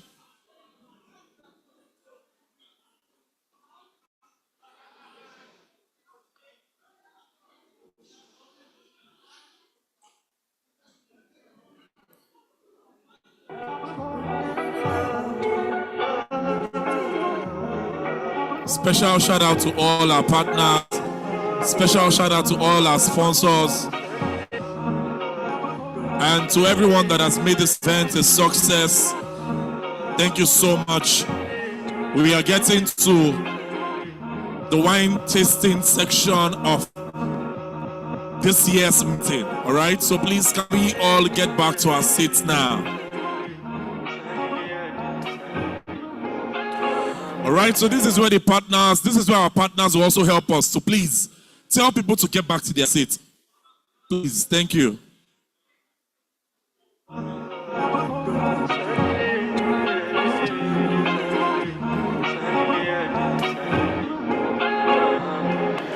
Too many lies, too many people with no nice. Many days over wise. Hold on.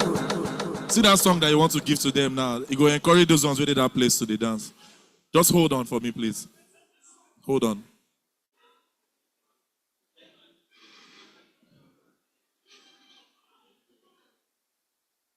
If you've gotten a drink, please kindly come back to your seat.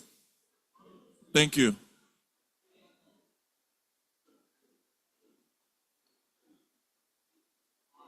I'd like to believe that during this moment of the wine tasting section, every of the brands will actually go around somewhat, somehow, to meet everybody. I don't know how it's going to be done, but please, you don't need to go around all the bar. We don't have the time. Please, can we come back to our seats, please? Thank you.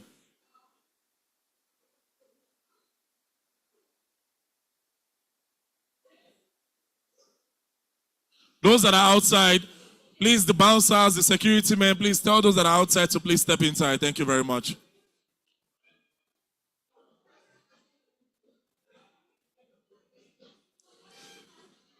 The beautiful ladies on the registration stand, I'd like to appeal to you to please tell those that are outside to come in.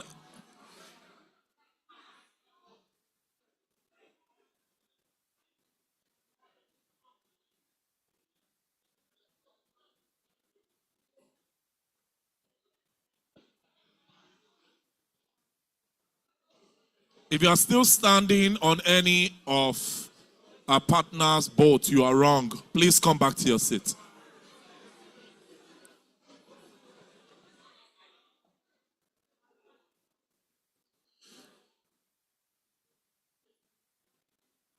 And then please feel free to come with your cup if you have any.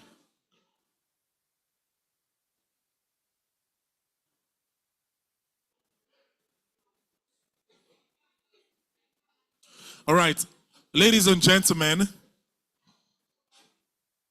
we've come to the section where some of our partners are going to be speaking as regards their brand and the reason why you should patronize their brand or use their products going forward. Ladies and gentlemen, we have one of the best, one of the finest, Amabile de la Rosa. We have Bold 98. We have Salamanca Tequila. We have Lagos Wine. We have Right Food. We have Mandala. And I believe that every of this brand, you have your guys that are ready to come on stage shortly. Your brand representatives that are ready to come on stage shortly. So please, can we get that on motion? So I need to be sure that we have persons from Amabile ready to come on stage.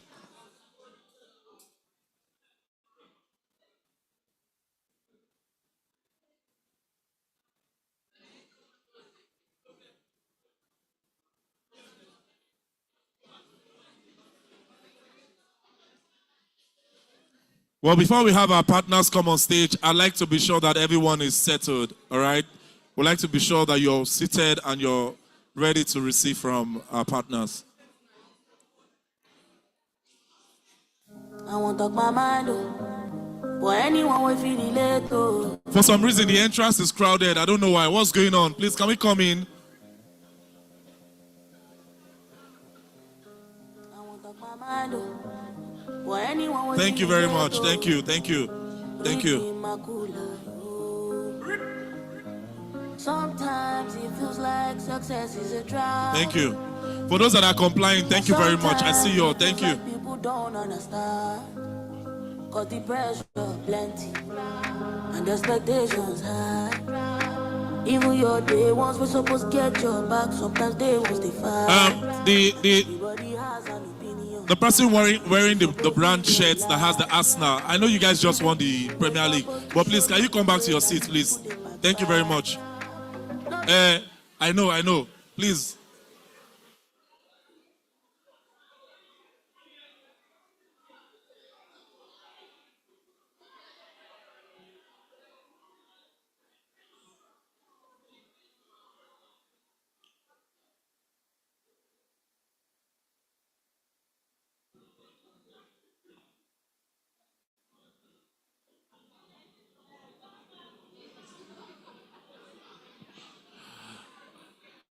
Please, can we get back to our seats? Please.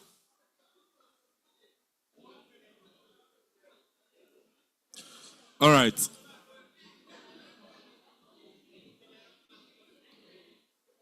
So if you are still standing, it means that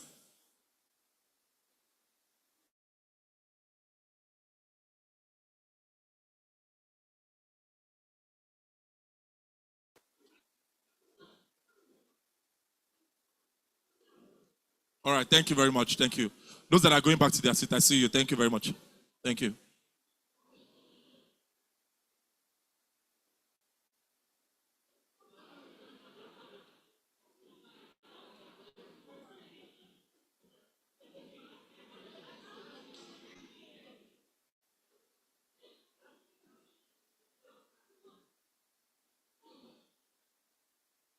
Eniola, please kindly step back to your seat.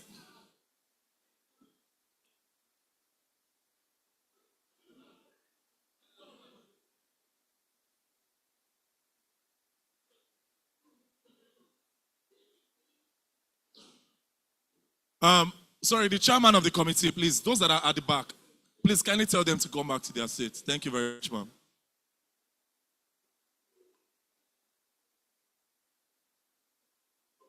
All right. I believe that we have over 70% of the attendants of this summit on their seat already. Thank you so much. Every one of you, you are very amazing. Thank you very much. Thank you. All right. Ladies and gentlemen, this is the moment where we bring on stage some of our partners to come on stage to do a proper exhibition and to explain their brands. And of course, in the way best possible, show us what they have on their stand. All right? To begin this section, we'd like to start with our very own. We saw them last year at the exhibition, and we are privy to see them this year as well. Ladies and gentlemen, please, if your hands are not so busy, can we celebrate and put our hands together for Amabile de Rosa? Please, can we put our hands together for Amabile de Rosa as they come forward?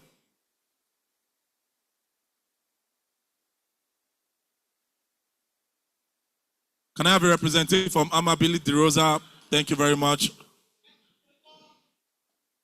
All right, she's coming forward. Please, can we put our hands together for her as she comes?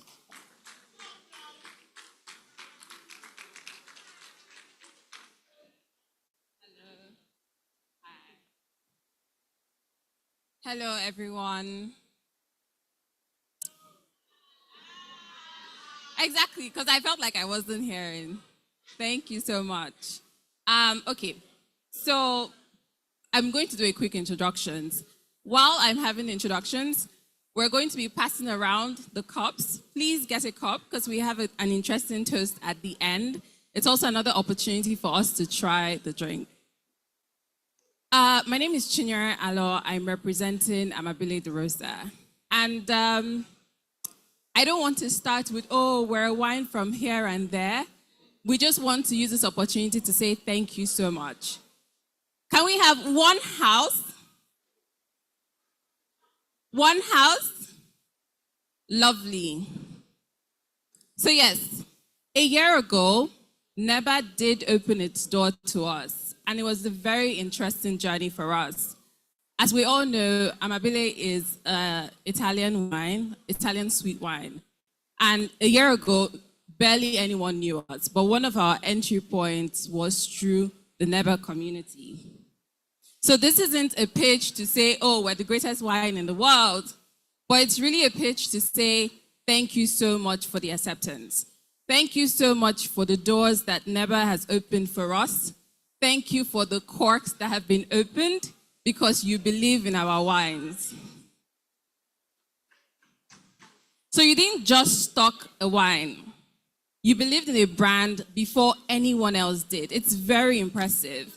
And it's something that we completely connect to as a brand because, again, who doesn't like to try new things? But it takes a certain type of courage to try something exceptionally new. So, 1 year, many rooms, one family. That line means something to us because every room Nehba brought us into made Amabile louder, more visible, and more loved. So who are we as Amabile, just in case we do not know, but I'm sure everyone here knows. Amabile is a juicy Italian wine, sweet, fruit-forward, unapologetically bold. We have 3 expressions at the moment. We have the red, the white, and the rosé. cultivated in northern Italy and built for the Nigerian market. Amabile encapsulates everything that we love about the Nigerian spirit. It's bold, it's vibrant, it's easy, it's friendly. We made it for people who want to enjoy wine without pretension. We don't want to seem too stuck up. We like to be easygoing, easy loving. We also made it for people who like to celebrate, who gather and who cheer. The Nehba community is exactly that kind of people because every day, what does Nehba do? Nehba brings people together. Nehba encourages celebration. Nehba fosters community. If there was no Nehba, there would be no activity. Yeah. If there was no Nehba, there would be no activity. You are the life source of Lagos life, really. And we're very excited to be a partner with that. Now, what is coming? As always, as every brand exists, there's always something new. But for us, we're not standing still. We're growing. We have new products, new energy, and new ways to experience the brand. We're building something bigger than a bottle, and it's very important for us to state this. We're not just drinking wine. We're creating atmosphere. We're creating family. We want Amabile to exist in anywhere that is great. So for everywhere that a Nehba family member is, because we're all family members now, we want Amabile to exist there. So we want Nehba in that world as it expands, not just as vendors, but as family, which is exactly what we are at the moment. We'll have more details coming soon because as always, with every new product, we would also want to run it with you guys, like not just go straight to the market, but also create like a touch point with Nehba. Not just, oh, we have this new product, sell it to your customers now. No, not that. So do we all have cups? We don't want empty cups. We finished it. It's so good, isn't it? Please, my BAs, if anyone's cup is finished, please top up. Or don't, everybody, nobody should finish your own now. Just don't finish. Oh, Jesus. You don't have. Anita, I'm sure everyone's familiar with Anita. Anita, top up. But yeah, so whilst we're waiting for that to happen, it's very important for us to understand that as a brand, we want feedback. We don't just want to sell. We don't just want to offer promos, but we want a situation where we can come back and have feedback from our community. Another thing we want to implement this year is also working with you to create better experiences. For instance, if you're having an event or something and you think we can make it better as a brand, how do we come in?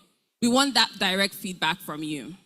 So whilst Anita, where are we on the... Does everyone have something to drink? Fantastic. So, we need a cup in front. Wow. No.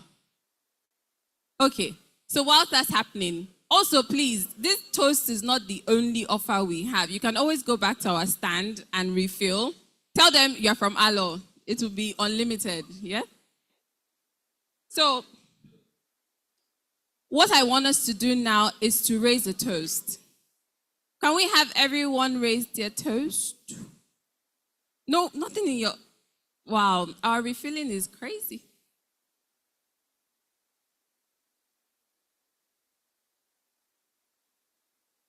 You have food? Oh, wow.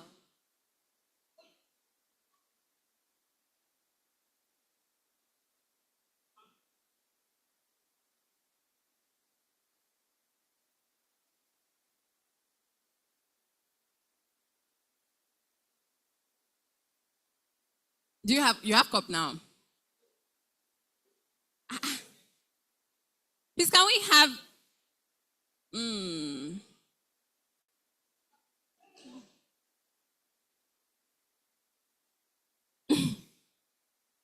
Please, can we have in front?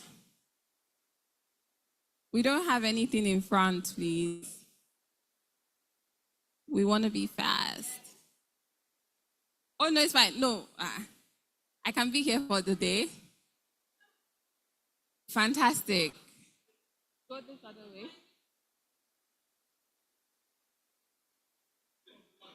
No, everybody must toast, though. We won't leave the stage till we toast. I don't have a cup or.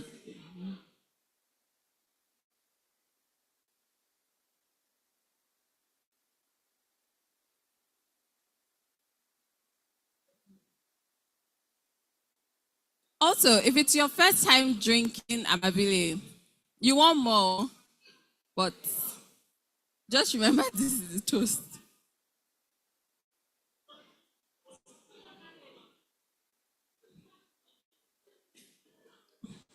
I see someone made their own cocktail.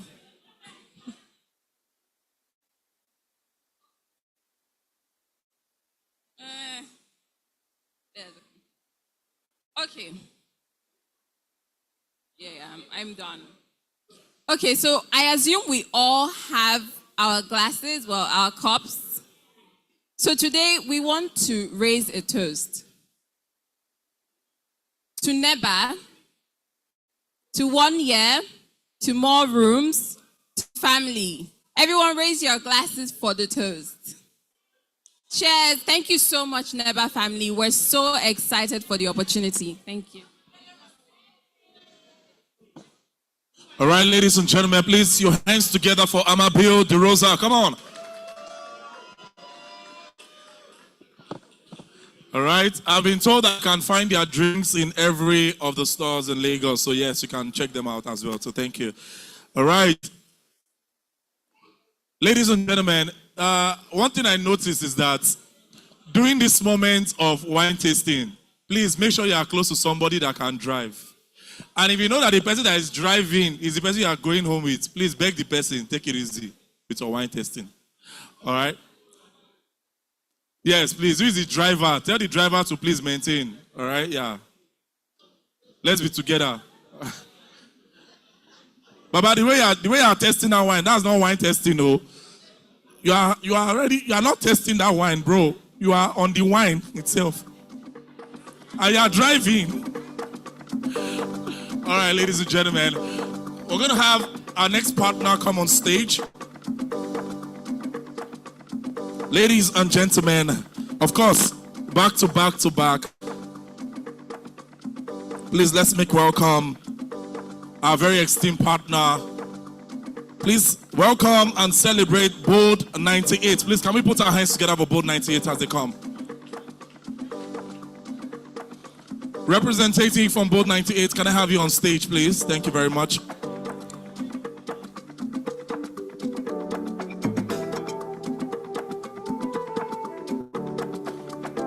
So please, everyone, make sure you have a cup ready with you.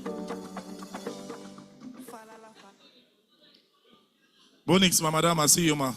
Thank you for coming.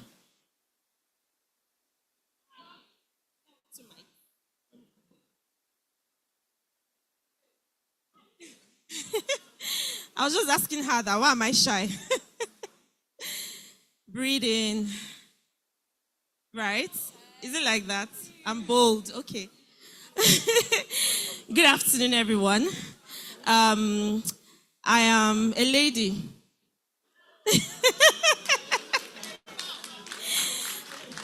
I'm a lady that loves to curate events. I am that lady that is your connoisseur and curator of great vibes. Do you know what that means? Great vibes. So anytime you think of, I'm bored, let somebody dance for me so that I'll be happy. Just think of me. Call me. I'll dance for you. DJ? No. No. I was actually joking, DJ.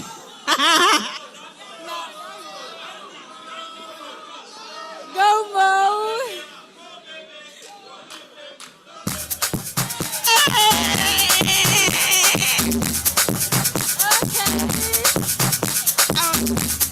When come to start to play. you go dance.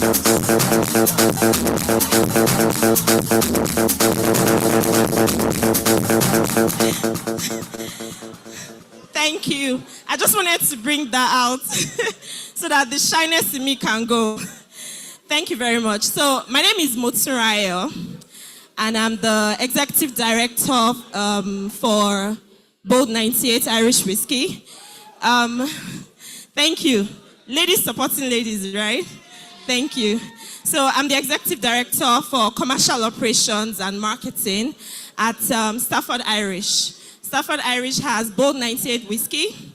We have the Santa Alba wines. We have Patagon wines. We have sweet, red, dry, different kinds of wines. I'm going to pass the mic to Oge. Okay, you have your mic. Yeah. She's going to give us like 5 minutes, 10 minutes session about Bold 98 whiskey. And we really want you to know why we are here. We're not here for you to just taste the whiskey and go. No, there's a special reason why we said we have to be in your midst because you guys are doing amazing. I was telling the president when I met him, where is he?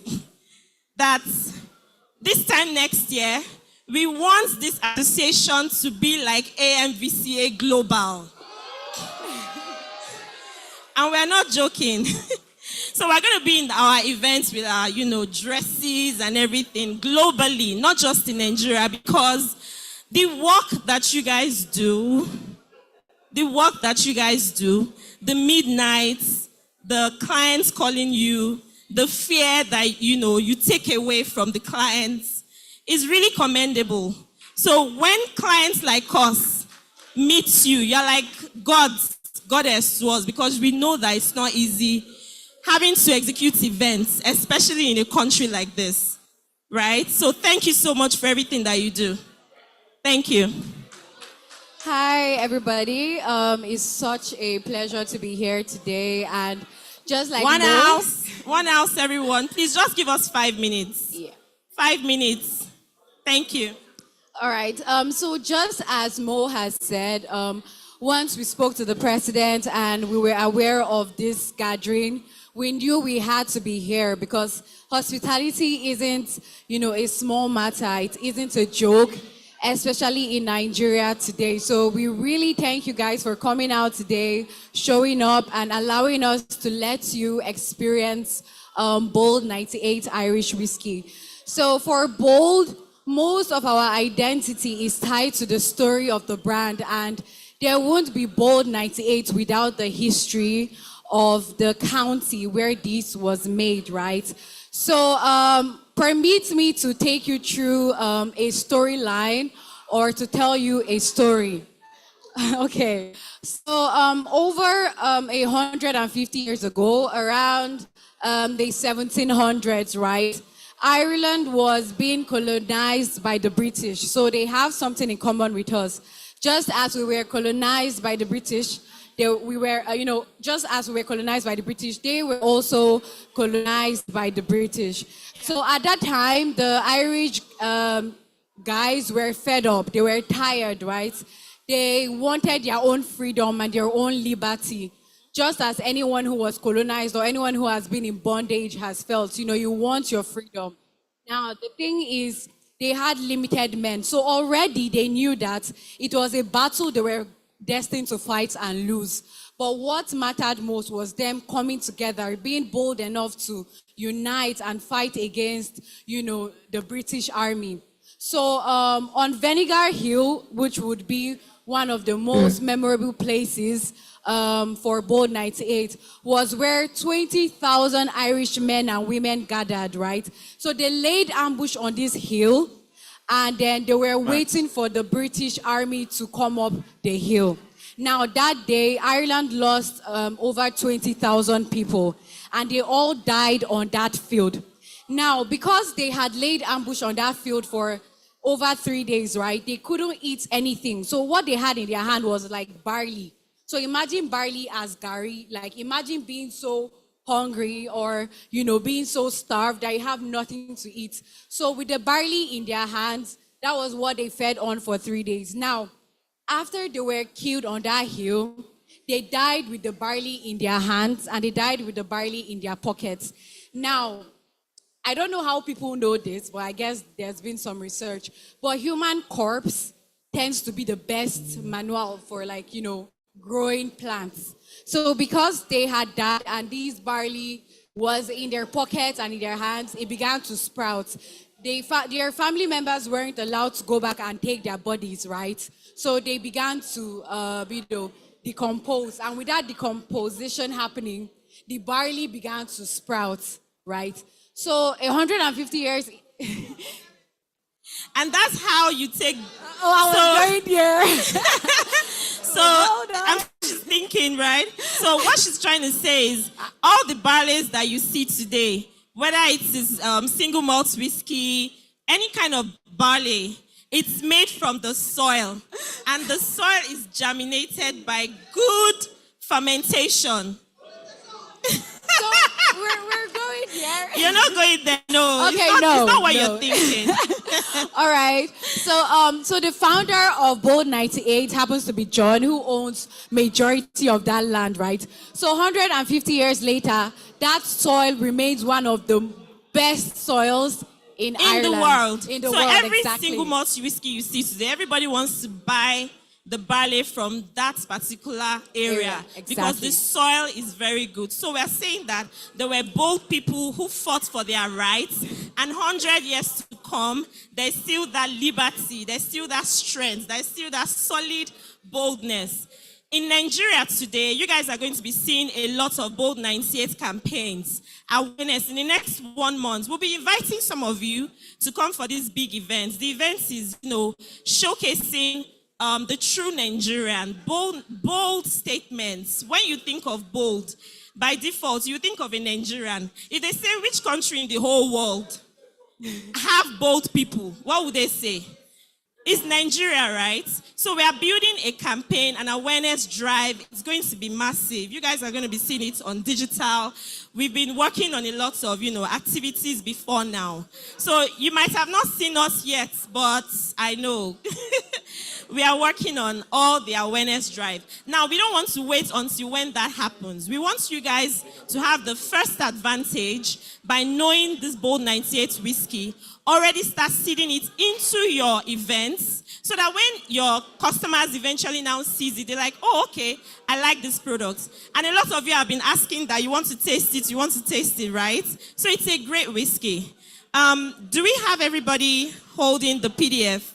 Taiwo, does everybody have the PDF? Do you guys have the PDF on WhatsApp group?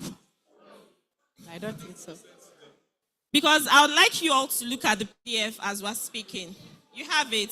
So if you can all please go to the WhatsApp group. Right? So what we have there is Drive It, Own It, Partnership Challenge. So what we're doing is a rave alert. The Bold 98 exponential plan is starting. Lock your first mover advantage now. So as a member of Nehba, we're giving you an exclusive price. What we're doing, it hurts us a little bit, but we are willing to take the risk. We are reducing our price to be able to enter the market more. So if you see brands like Jameson Black Barrel, Jack Daniels, Johnny Walker, they're all in that price range of $390,000, $400,000, some even $410,000. But ours, we're willing to go as low as $380,000. If you even buy a lot more, maybe we can even do $370,000, So we are very, very conscious about what you want. The first thing you want is price advantage. So we are very clear on that. As long as you're a Nehba member, you're going to get this advantage. Number two is if you're buying from us, we're also going to be providing these mobile bar services based on the terms and conditions. So all you need to do is just come to our stand, let us know. I specifically came because they're like, madam, you don't need to come. Don't worry, continue your strategy. I say, strategy, please leave strategy. Let me come and do the real work here first because you guys need to feel our pulse, right? So that's why we're here.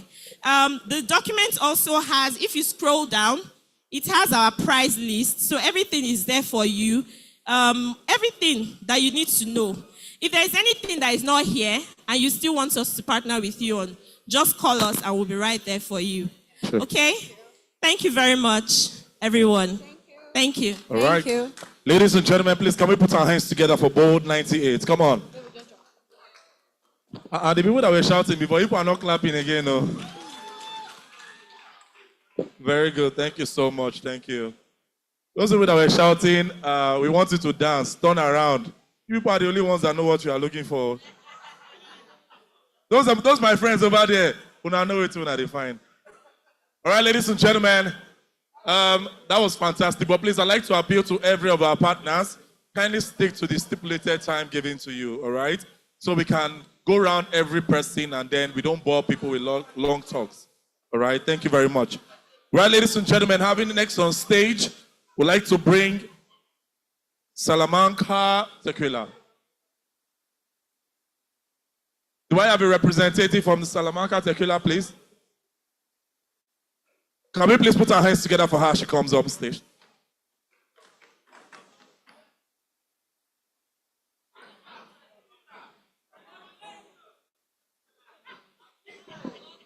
Hello, everybody. Hi, everyone.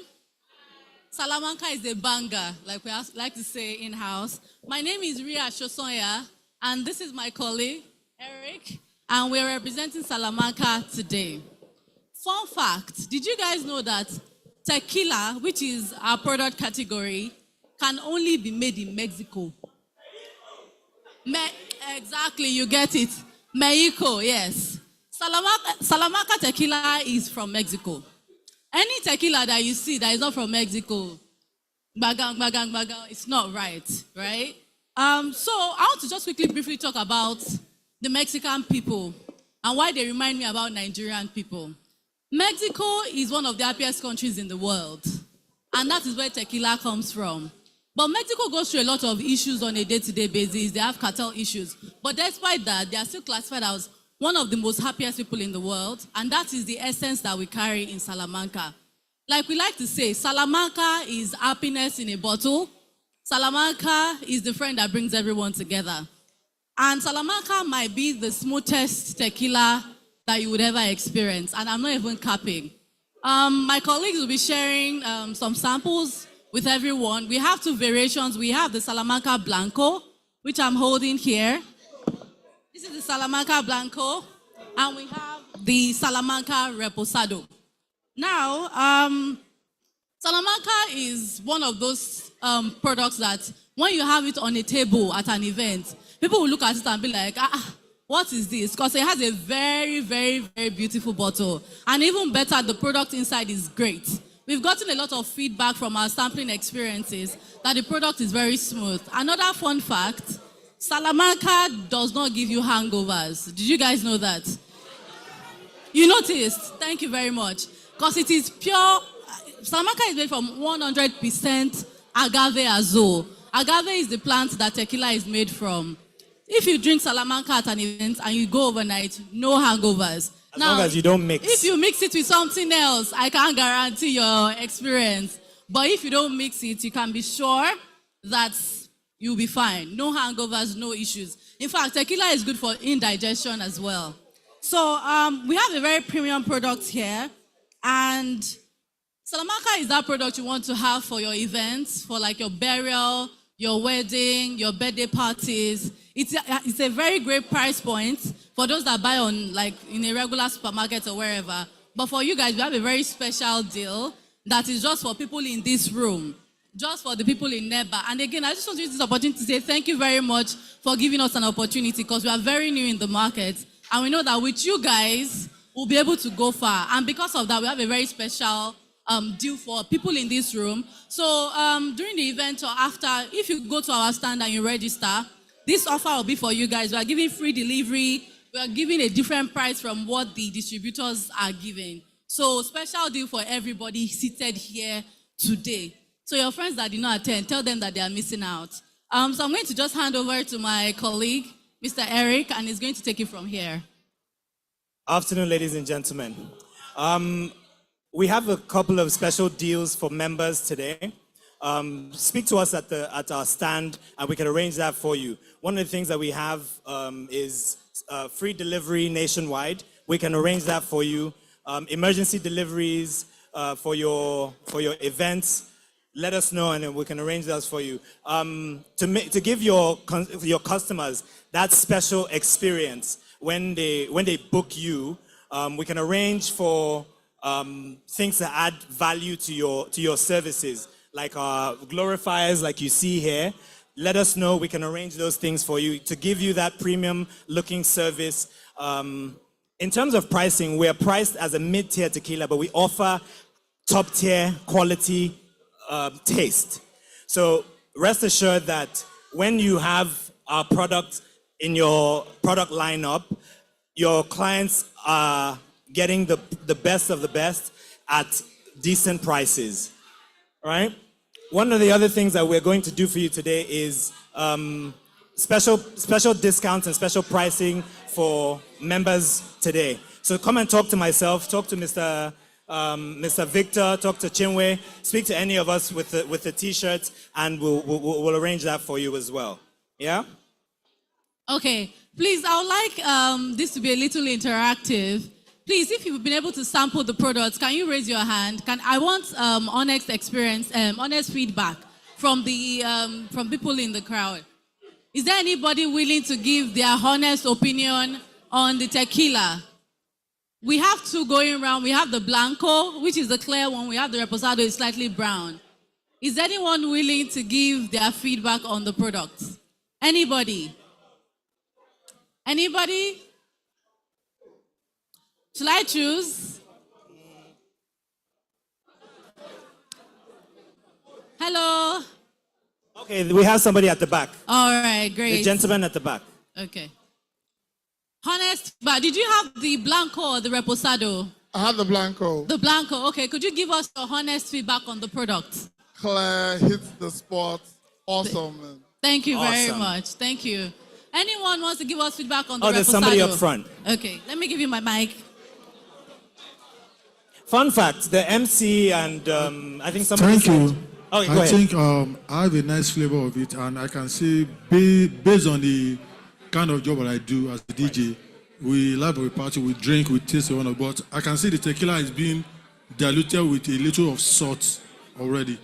So meaning that I don't need to have the salt separately taking it. Thank you.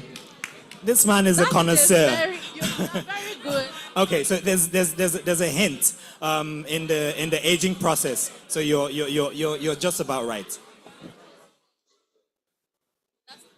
Thank you very much for your feedback. So, quick fun fact about Salamanca. You can have Salamanca as a shot, and you can also sip Salamanca. Another thing is the way the product has been made, you can have it without salt and lemon, and it will still be very smooth.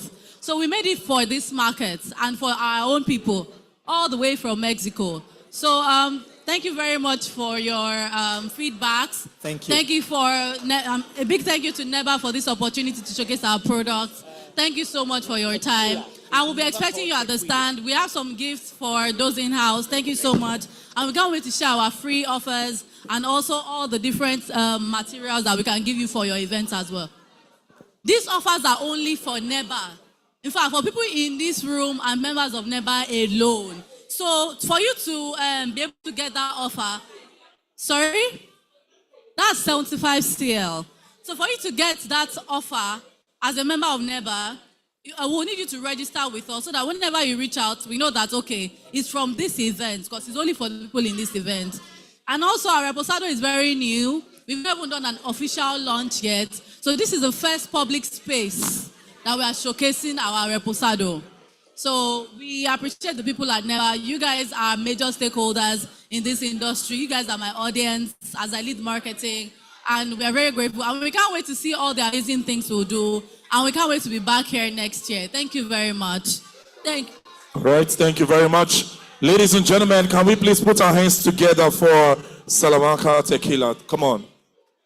Thank you.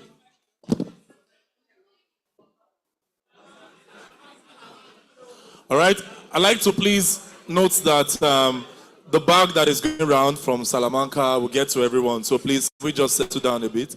So if you're not sitting down, you will not get the bag. Actually, yes. If you're not sitting down, you won't get the bag. Thank you. All right, ladies and gentlemen, I believe that was a very good exhibition. That was a very good show off of what our partners have in stock for us. Thank you very much, Salamanca. Ladies and gentlemen, I'd like to bring on stage our next partner for this evening's exhibition. Ladies and gentlemen, please join me to welcome on stage Lagos Wine as they come on stage alongside their representative to give us a hint to their brand. Lagos Wine, please.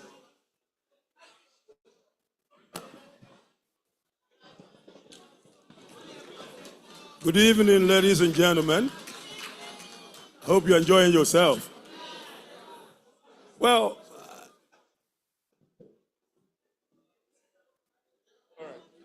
Mike, can I have your attention, everybody?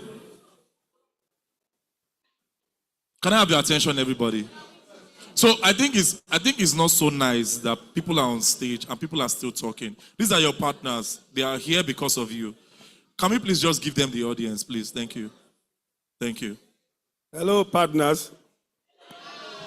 Are you paying attention? My name is Dan Okeke.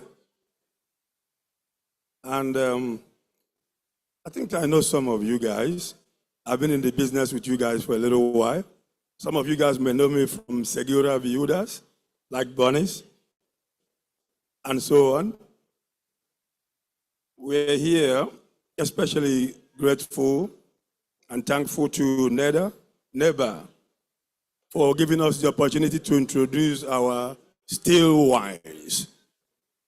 So many of us don't quite understand the difference between the still wines and the sparkling wines. So this is still wines because they're not sparkling, or rather we want to call it champagne.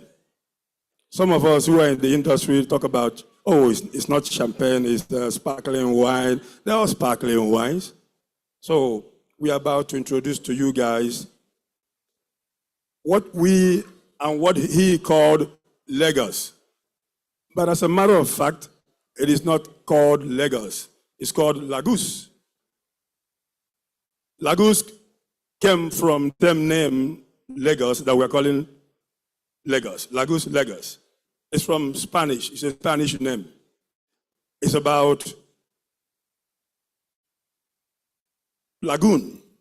I will talk about that more later. We're talking about the wine now. We have for now, for the introductory stage, the white dry, the dry red, and the semi-dry. The semi-dry wine is red. It has the same grape composition with dry red, Tempranillo. The white one has Erin as the grape. What we noticed with many of the wine companies that talk about sweet wine, we noticed that they have a lot of sugar on it, and that's what we call semi-sweet or whatever it is we call it here. But if you go travel around the world, the wineries want to advise you on health ground. They tell you, oh, why do you want to put so much sugar in it? So we took the decisions and decided not to put a lot of sugar in it. So if you ever tested it, or when we live here, you test it, you see it's not going to be a lot of sugar for our health. And it's up to us also to educate those who will use the product. So I thank you guys for giving us the opportunity to introduce the Lagos wine to you guys. I'm going to take out an opportunity to read out a little bit of the wine to you all. Hold on for a second.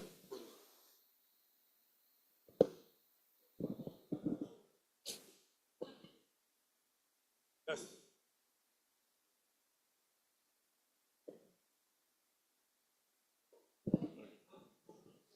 The Lagos, but by the way, let me tell you a little story about the Lagos.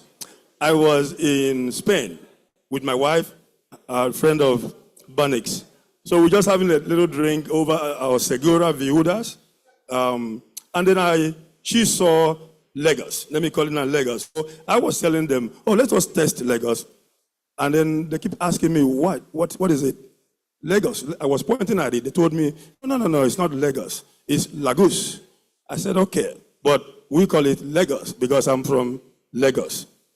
And then I told them that this will be a good drink for us in Nigeria because it is our own. We're going to claim it as Lagos. So we now started calling it Lagos over there. And they keep trying to remind me it's not Lagos, it's Lagos. So here in Nigeria now, it is Lagos and Lagos. Which one do we call it? Lagos? Lagos. Do we do like politicians and say, those who say hi, whatever it is? Hi. Those who want to call it Lagos, say hi. Lagos, say what? I think the Lagos have it. Okay, gentlemen and ladies. It's a reflection of a unique land called Lagos, called Lagos, in the heart of Castilla-La Mancha, where the horizon stretches across centuries-old vineyards and open skies. Water also finds its place among natural lagoons and wetlands that emerge from the vastness of the plain. The Manchegan landscape preserves singular balance between land, sun, and life. From this very landscape, Lagos was born, or Lagos was born. Like the lakes that appear unexpectedly within the serenity of the land, our wines reflect the most authentic essence of their age and origin. The wide themal range, mineral soils, and the continental character of the climate imprint are unmistakably the character of the climate imprint. Personally on the grapes, giving the rise to expressive forest wines full of identity. Each bottle of Lagos captured that character. The luminosity of the Manchegan sky, the strength of the sun over the vineyards, and the depth of the land that has cultivated wine for centuries. Because in Castilla-La Mancha, as in its silent lagoons, nature expresses itself with authenticity and balance. Thank you, Nehba, for giving us opportunity to introduce our wines to you. Therefore, we are also giving you guys a special discount for today and onwards. We tend to create better synergy between our company and Nehba. Thank you so much for welcoming us. Thank you.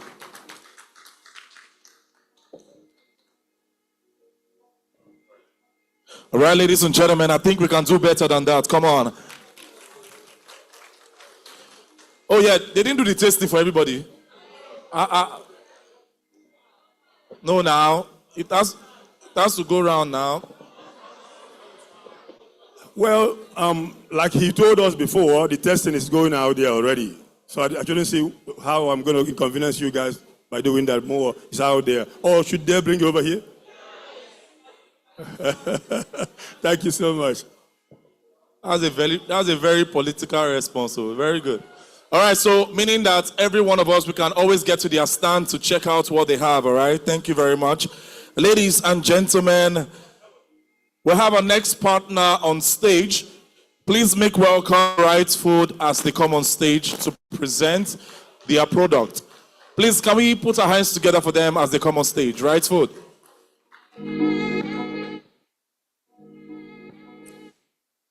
Hi, good evening, everybody. My name is Oluwakemi, representing my brand. As we all know Right Food, I know we are familiar with Right Food very well. We have seen our product already. We have seen our water. And many people are partnering with us already. And they can attest to the fact that our delivery is 100%. Can I say assurance for that? Like, are we in support of that? For the people that we have supplied so far? Okay. As I said earlier. Okay, thank you, ma. So, if we heard about Right Food, some people will be like, okay, what is Right Food? And let me take you into what we are producing. Right Food, we have, if you're saying like the one I'm wearing now, Biggie Water, We have Biggie Water, and we have our CSD. That's carbonate soft drinks. When our Biggie, we have it like the 13 flavors. We have cola, we have lemon and lime, we have cherry cola, we have tamarind, we have soda, we have Chapman, we have Tropical, we have Biggie Cola. And I know we have seen it, I've mentioned it, we have Apple, and we have Sosa. We are the producer of Sosa. Our Sosa is 5 flavors. We have Sosa Orange, Sosa Apple, Sosa OPM, that's Orange Fashion and Mango. We have Sosa Mixed Berry, and we have Sosa Cranberry. We have them both in 35 cl and 1 liter. Likewise, our water is in 75 cl and 1.5 liter. The 1.5 liter is available right now. And Right Food is our own. This is Nigerian products. Our factory is located at Ososa. I know many of us came last month to check our factory, to come and do a tour. And you can testify that our factory is one of the best. Our factory is one of the best. And we have #1 best selling energy drink, which is Fearless. #1 best energy drink, which is Fearless. We have Fearless, we have it in PET, and we have it in can. Our Fearless in classic, and we have it red berry. We have Fearless red berry, and we have Fearless classic. And we have our snack, which is sausage. We have our snacks. We have Biggie snacks. We have Biggie sausage. We have we have Flex. We just introduced the Flex last year. We have Flex. We have Right sausage as well.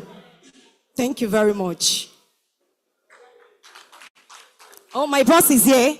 He will come to the front to come and take you through our product again. Okay, good evening, everyone. I'm not sure if I have anything to say again. I think she has said everything, right? Well done. Thank you so much. I'm just here briefly, just say thank you to everyone. I know we met last month, Abi. That should be last month. And it's been a good journey so far. We've had a couple of the members, supporting us, patronizing us. And I'm sure we'll have good experience with the few ones that have been able to patronize. We're just here to say thank you and also use the opportunity to say we are available to service you more and to give you that top-notch experience that we'll continue to give. I'm sure she has briefed you about the products, from Fearless to Sosa to the Biggie. And one of our strengths in Biggie is that we have the highest flavor in the category today. I mean, within the brand, and compared to other competitors, we are very strong in our multiple flavors, and which is very key for your business, for cocktail and all. Then you can be able to experiment and own and come up with different names, new names within the cocktail business with our flavors, and that will really help. And we also have like 5 flavors, right, for Sosa. That will also help with the cocktail, and similar, cocktail for Fearless also. And the good thing is that we also have a unique flavor within the Fearless space, which is red berry, which is different from others. It's not the norm. And I'm sure we all tasted it, right? If you have not, please grab one before you go.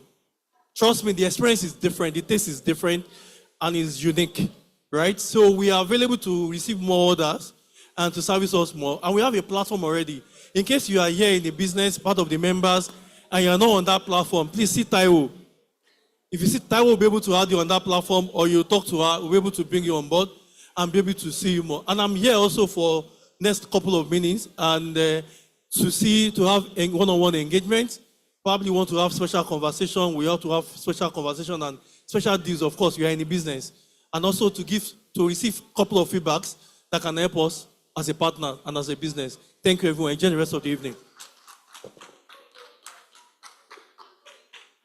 All right, ladies and gentlemen, that was very awesome. Please, can we put our hands together for Biggie Brand?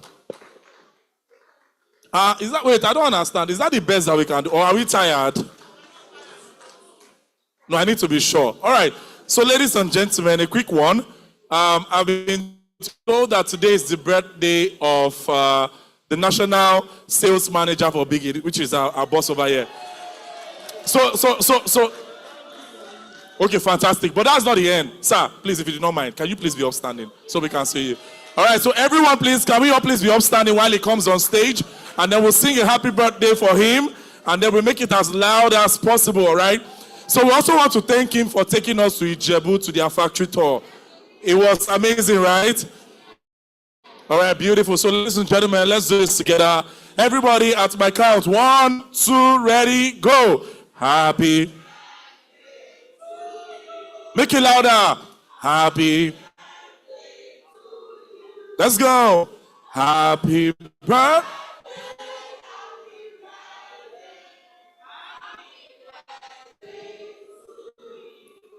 For he's a jolly good fellow. For he.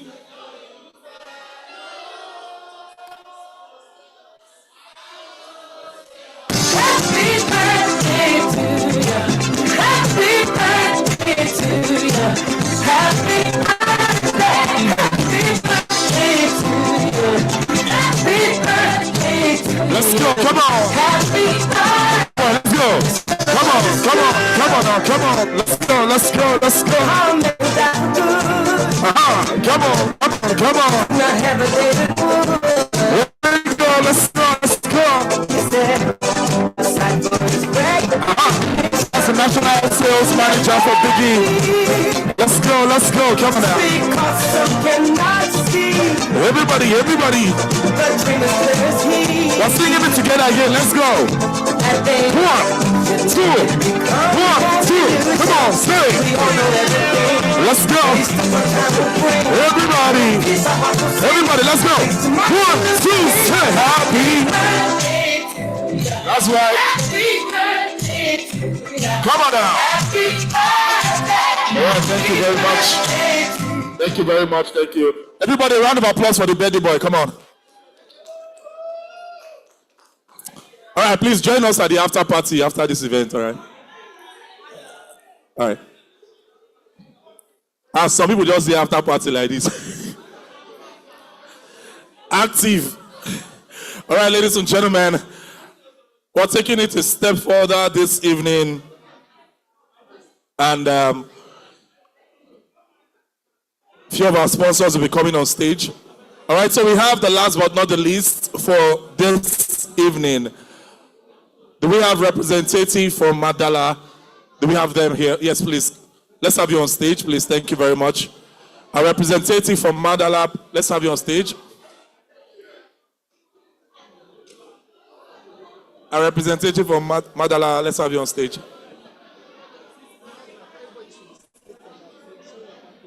All right. Ladies and gentlemen, please, those that are going, can you kindly hold on a bit? So we have a package that needs to go around to everybody, all right? We have a package that needs to go around to everybody. So if you're standing, I can see some of my friends at the back. If you're standing, please just find somewhere to sit.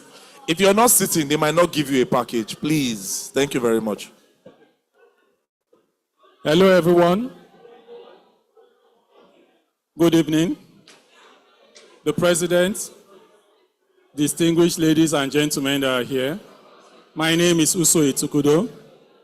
I'm the consultant stroke commercial executive for Madala. With me here is Zen. He's our chief mixologist. He's a Zen master. So we are here to tell you about a product that has a lot of medicinal benefits. I'm sure you know Zobo.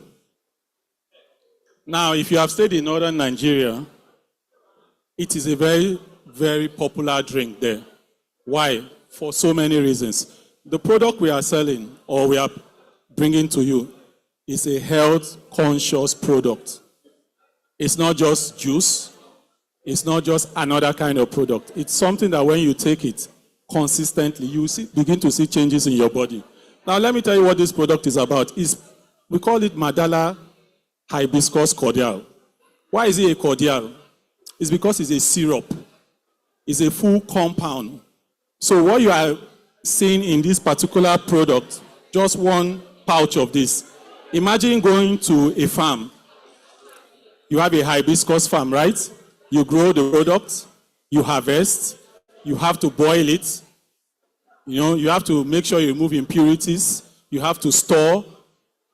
This particular pouch takes care of all those processes.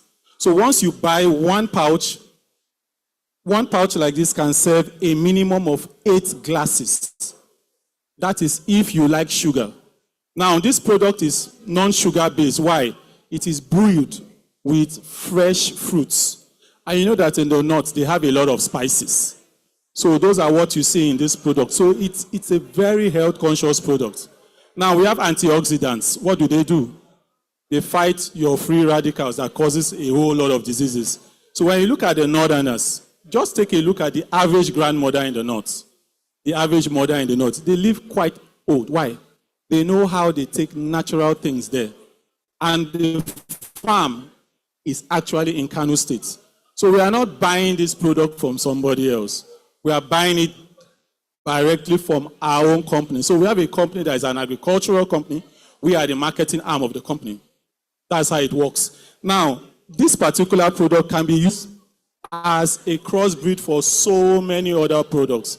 So you can do your mixture with your gin, your tequila, your rum, your whiskey. That is the cocktail. For the mocktail, you have so many other things. You can do your ginger, right? You can mix it with water. Just take in cold water with it. By the way, if you want any sample, whether it's both cocktail or mocktail, just go to the stand. So basically, you're having a very health-conscious product. This product has been sold for the past 13 years. I'm sure most of you wonder why is it not in Lagos. There's a very good reason. It was made majorly for exports because of the price point. But if you go to the north, right, the biggest hotels, you see them there, in Abuja and Kano. But January this year, we decided to come to Lagos. The factory is in Lagos, but it's for exports. So what you see here, this pouch, is what we actually export. Very soon you will have your ready to drink. But for today, what we have is the pack. Now, lastly, I want to say one thing about this particular product. It's a product that you could use for all sorts of occasions. Family picnics. Children can take this product. Whether you are diabetic, you can take this product. It doesn't really have restrictions. What it just has is you dilute to your taste. So basically, you're having a product that is very healthy. You could make a lot of profit from this product. Today, if you buy one carton, we sell it at the distributor's price, 52,000 naira. Of course, retailer's price is about 6,000 naira. People ask why, and we ask them a very simple question. Whatever you drink, you take inside, you want to be healthy. And they say yes. So that's just what it is. It's not a product that is for people that are not health conscious. So if you are healthy conscious and you want to make money, you go for Mandela. At this point, I will leave it over to my mixologist to say one or two things and give you further insight. Good evening, everybody. My name is Zen, everybody calls me Zen Master. So I just want to let us know how versatile Madala is in making cocktails. I know a lot of us think, oh boy, it's a cordial. Cordials here are syrups with a bit of acid in them. So I'm going to make a simple gin sour using Madala, just to let you know that you can use it in different types of cocktails, not just in a traditional Zobo drink. So I'm going to be going with an oleosaccharum. For those of us who are mixologists, we know what this is. So it's basically a lemon syrup, but it's not made using the traditional method. I'm going to be doing, I did 30 ml of that. I'm going to be doing 50 ml of gin, because it's a gin sour, and the gin is the primary spirit here, because it's a spirit-forward cocktail. I'm going to be doing another 30 ml of lemon juice in this.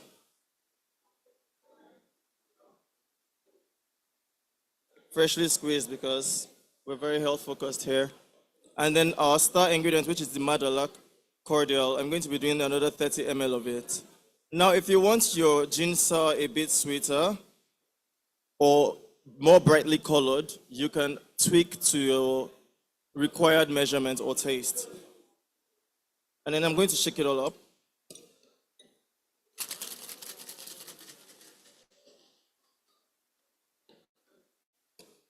Yep. And then I'm going to pour in our cup. Who will like a taste? Okay, we have one female, one male to have a taste. Please just come. It's Zane, he's a Zen master. Yeah. Who is the male? Where is the president, please? Please come, sir. Please, you tell us what you think. He did this thing under 1 minute. Mm-hmm. President, you're welcome, sir. So let's hear your opinion. If you don't have Madala, you're actually losing money. Really nice, like really nice. Ah, it's banging. Correct. She said it's banging. All right. Hello, sir. This is actually very good. Fantastic. So why we are here is simply because we want to take Madala to the next frontier in Nigeria, and of course it's Lagos. And we know that this association is a wonderful platform for us. So we are ready to partner with everybody. Whatever you want us to do, we are ready to partner with you because it's not just a healthy product. It actually puts very good money in your pocket. Thank you.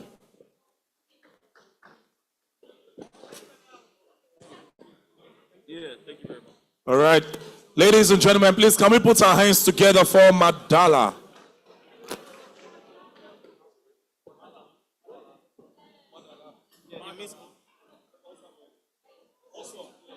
Madala means awesome.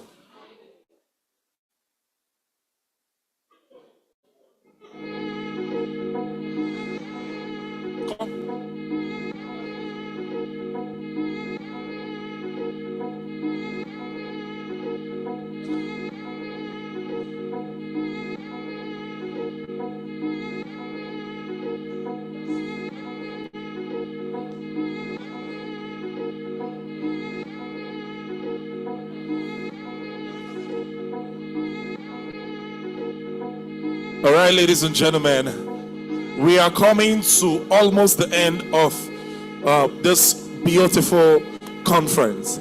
Ladies and gentlemen, but before we go, before we have a little bit of the in-house thing for just a few minutes, all right, because I'm going to bring upstage the General Secretary, and then some things will be addressed before we go.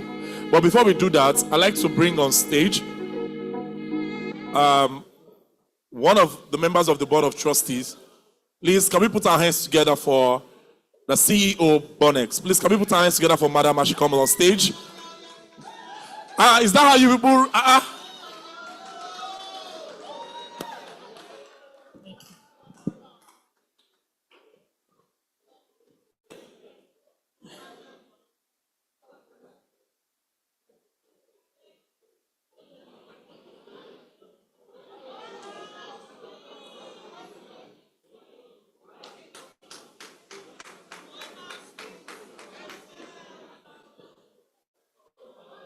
I don't really know what to say, but I'm not.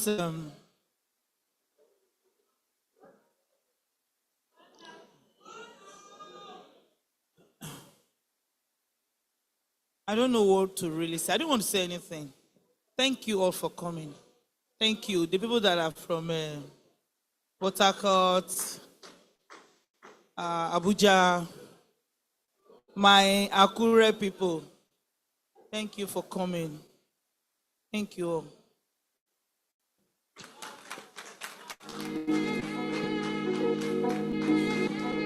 Bring it out. Bring it out. That's how rich people talk. They don't waste their time, you know. Yeah. You think it's me that has been making noise here? No. Thank you to my Akure people. Thank you. That's all. The Akure people are now feeling like whiskey in our midst now, Abi. All right, thank you so much, guys. Every one of you, you've been amazing. Thank you so much. All right, ladies and gentlemen, we'd like to have the Assistant General Secretary of Nehba. Is she here? Madam Fumi, where are you? Please, let's have Fumi on stage, please. Thank you very much.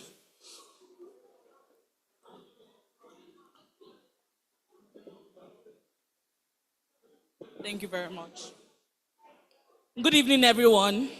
So last year, the Nehba gave out membership certificates and souvenirs to new members and every member.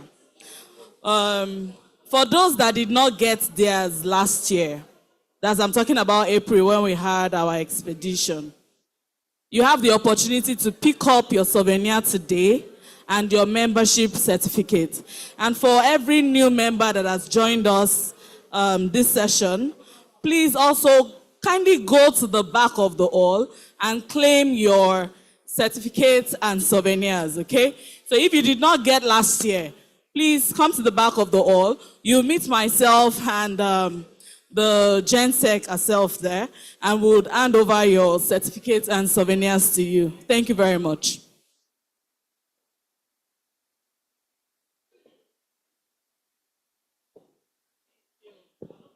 All right, thank you very much. Please, can we put our hands together for the Assistant General Secretary? All right.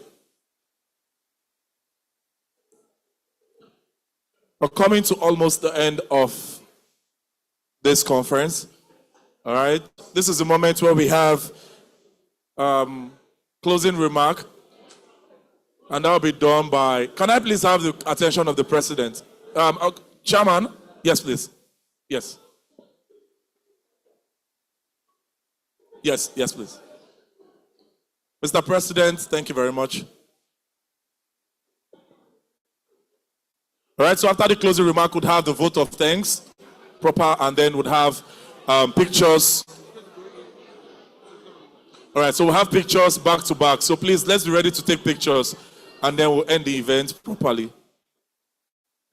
Yes, so, okay, it's 4:20. Can we quickly pay attention, please?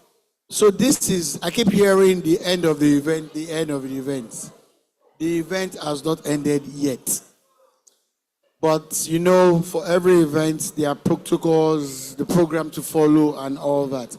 And you know how we do our thing when we do our thing. You know, for every event that we tend to host, we do the job so well that we forget to actually enjoy ourselves. So today is for us as business owners to come, mingle, meet with people, network, and have fun. So please, please, and please, after this conversation, feel free to mingle, party. The DJ is going to have the floor till, this is what I call the party after party. Nobody should say, I want to go and change outside, because I remember how people did last year. I saw some people in the afternoon, and at night, I was seeing another set of people. But quickly, on behalf of the association, the board of trustees, the executives, and the members of the Nigerian Event Hosts Association, please, can we pay attention, please?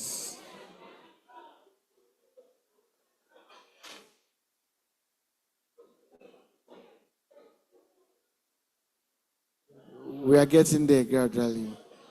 So please, on behalf of the association, I want to say a big thank you to, first, our sponsors, our partners. I will start with Madala, Board 98, Salamanca, Amabile de Rosa, and Lagos. Is it Lagos or Lagos? Lagos. Lagos, Lagos, yes. I want to say a big thank you to you guys. Thank you for the support. We really appreciate it. And this is just the beginning of this partnership. So you know, there's so many events we still have lined up for the year. So this is just a jump start. It's just the beginning of so many other events that we'll still have before we get busy. So we'll keep you posted as this event unfolds, and will definitely be part of us. And most importantly, to every member of our association that made it here today, I can't say thank you enough. And please, I want to quickly do something. Please, can we pay attention, please? Can we pay attention? I would like to recognize our members from out of town. If you're from Ibadan, please, can you rise up your feet and just raise your hands, please? From Ibadan, no, there are more than this. 2, 3, 4, 5. A round of applause for them. From Ibadan. At least I'm sure we have more than 5 people from Ibadan. If you're from Ondo State here, please, can you raise up your hand? I know there are like 2 people from Ondo State. A round of applause for them, please. If you're from Abuja, from the north, from the northern region, and you made it for this event, a round of applause for you as well. I'm not sure about the south, and southeast. Oh, where's that, my friend? Raquel, right? Rachel. Russell, right? So this lady, please stand up. This lady, there's nothing we do since I have known her as a member of this association that she does not come through all the way from Port Harcourt. And she's not the only member in Port Harcourt, but she makes it a point of duty to come through. Please, can you give her a round of applause? We really appreciate you, Rachel. She has cocktails. I have specially recognize you too as well. Come here, come. Let me see you. I want to see you. I need to see you. Please, a round of applause for her as well. There's nothing we do, though she's part of the ESCO, but there's nothing we do that she doesn't come through. Please, a round of applause for her once again. Abeokuta people, we did together. Ijebu, we did together. I see you. I greet you guys specially. And to the landlords, the Lagosians. A round of applause for yourself. Thank you so much, Nehba. Thank you for your support, your financial support, every kind of support you gave us for this event. Once again, I am happy to lead you guys. Because when you call and you answer, that is what makes me a leader, actually. Because if I call you and you don't answer, if we spend all this money and you don't show up, what are we doing here? Please. You guys are wonderful. And we are going to make this money together. Don't worry. Like I said, don't leave here without meeting someone new, someone you've been longing to talk to, someone you've been wishing you had their contacts and conversation with. We still have another 2-3 hours to have fun here. DJ, I want to, MC then, DJ can take over. It's party time now, please. Let's shake somebody, mingle, have some drinks. Salamanca has enough tequila to last for the night. The cocktails from Madala, Board 98 has whiskey to last us for the night. And the red wine, please. Let's have fun. Thank you. All right, thank you so much. Ladies and gentlemen, please do not go home. Stay with us. We are still here till 6 p.m. Do not go home. Let's have fun and let's have a good time, all right? Thank you very much. My name is Max, and that was K-Swag that is taking you on the after party. London. I'm feeling vibes on vibes. I'm a ticking dynamite. I blow your candle lights. You know I'm just that type. No, them nothing kill my vibe. Them nothing kill my vibe. Them nothing kill. Them nothing kill. Them nothing kill my wise man said, follow the stars. Now you shall find out it's a bad time. If you hit your enemies shine. If you're not a friend of me, enter the light. But you can never kill my vibe. Got here with no sacrifices. Everything was taken. You have to make it. Vibe killer, me I no go take shit. Vibe killer, that is my vibe. Don't take my energy from your back. My pastor say, my everything I desire. I go this way. Ultimate DJ K-Swags. Go just better, my jigger. Go just I'm a chicken dynamite. I feel like I'm doing like you know I'm just that guy. Oh, think you my type. Think you my type. Think you my type. my country people. I'm the bucket of just the carambulates. It's so story heavy.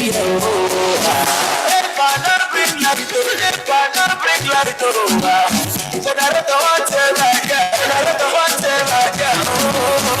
Let it drink the money, let it drink the man for down. Take it closer to forget my dream. Talk about the big things, so talk about the small things. I get talk about the big things, so talk about the small things.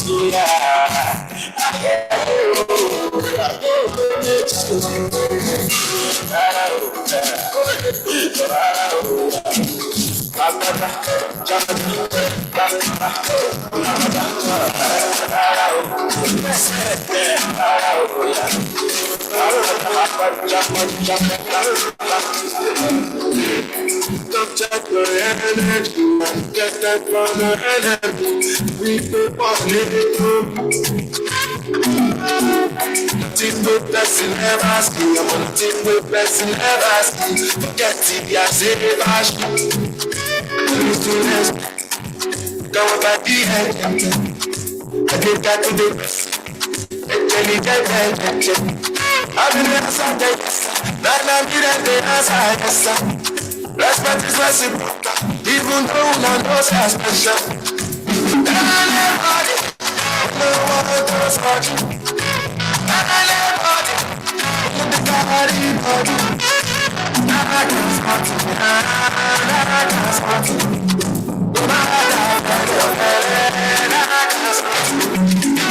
I know I'm just lying to yourself. If I follow politician, you go here for a paper. You go call up prostitution. Who don't like enjoyment?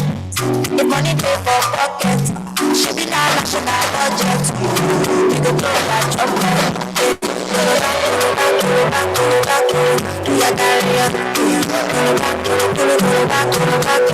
your diarrhea.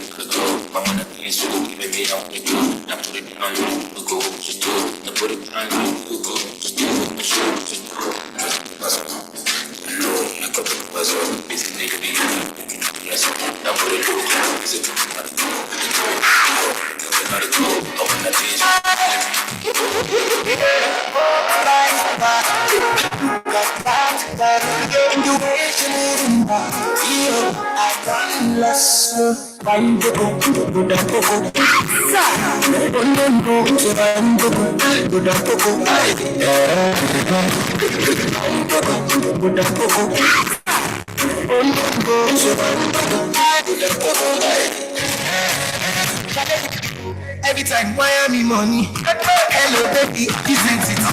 You don't even know what you do to me. If I don't show my good I'ma get you this summer. I get the lucky for fun. Anything blow my mind, no. See baby, if you want to eat for me, no no do shakara. No, they carry your shoulder. As we see this, oh baby, now because of you, I know go. See, I know they go.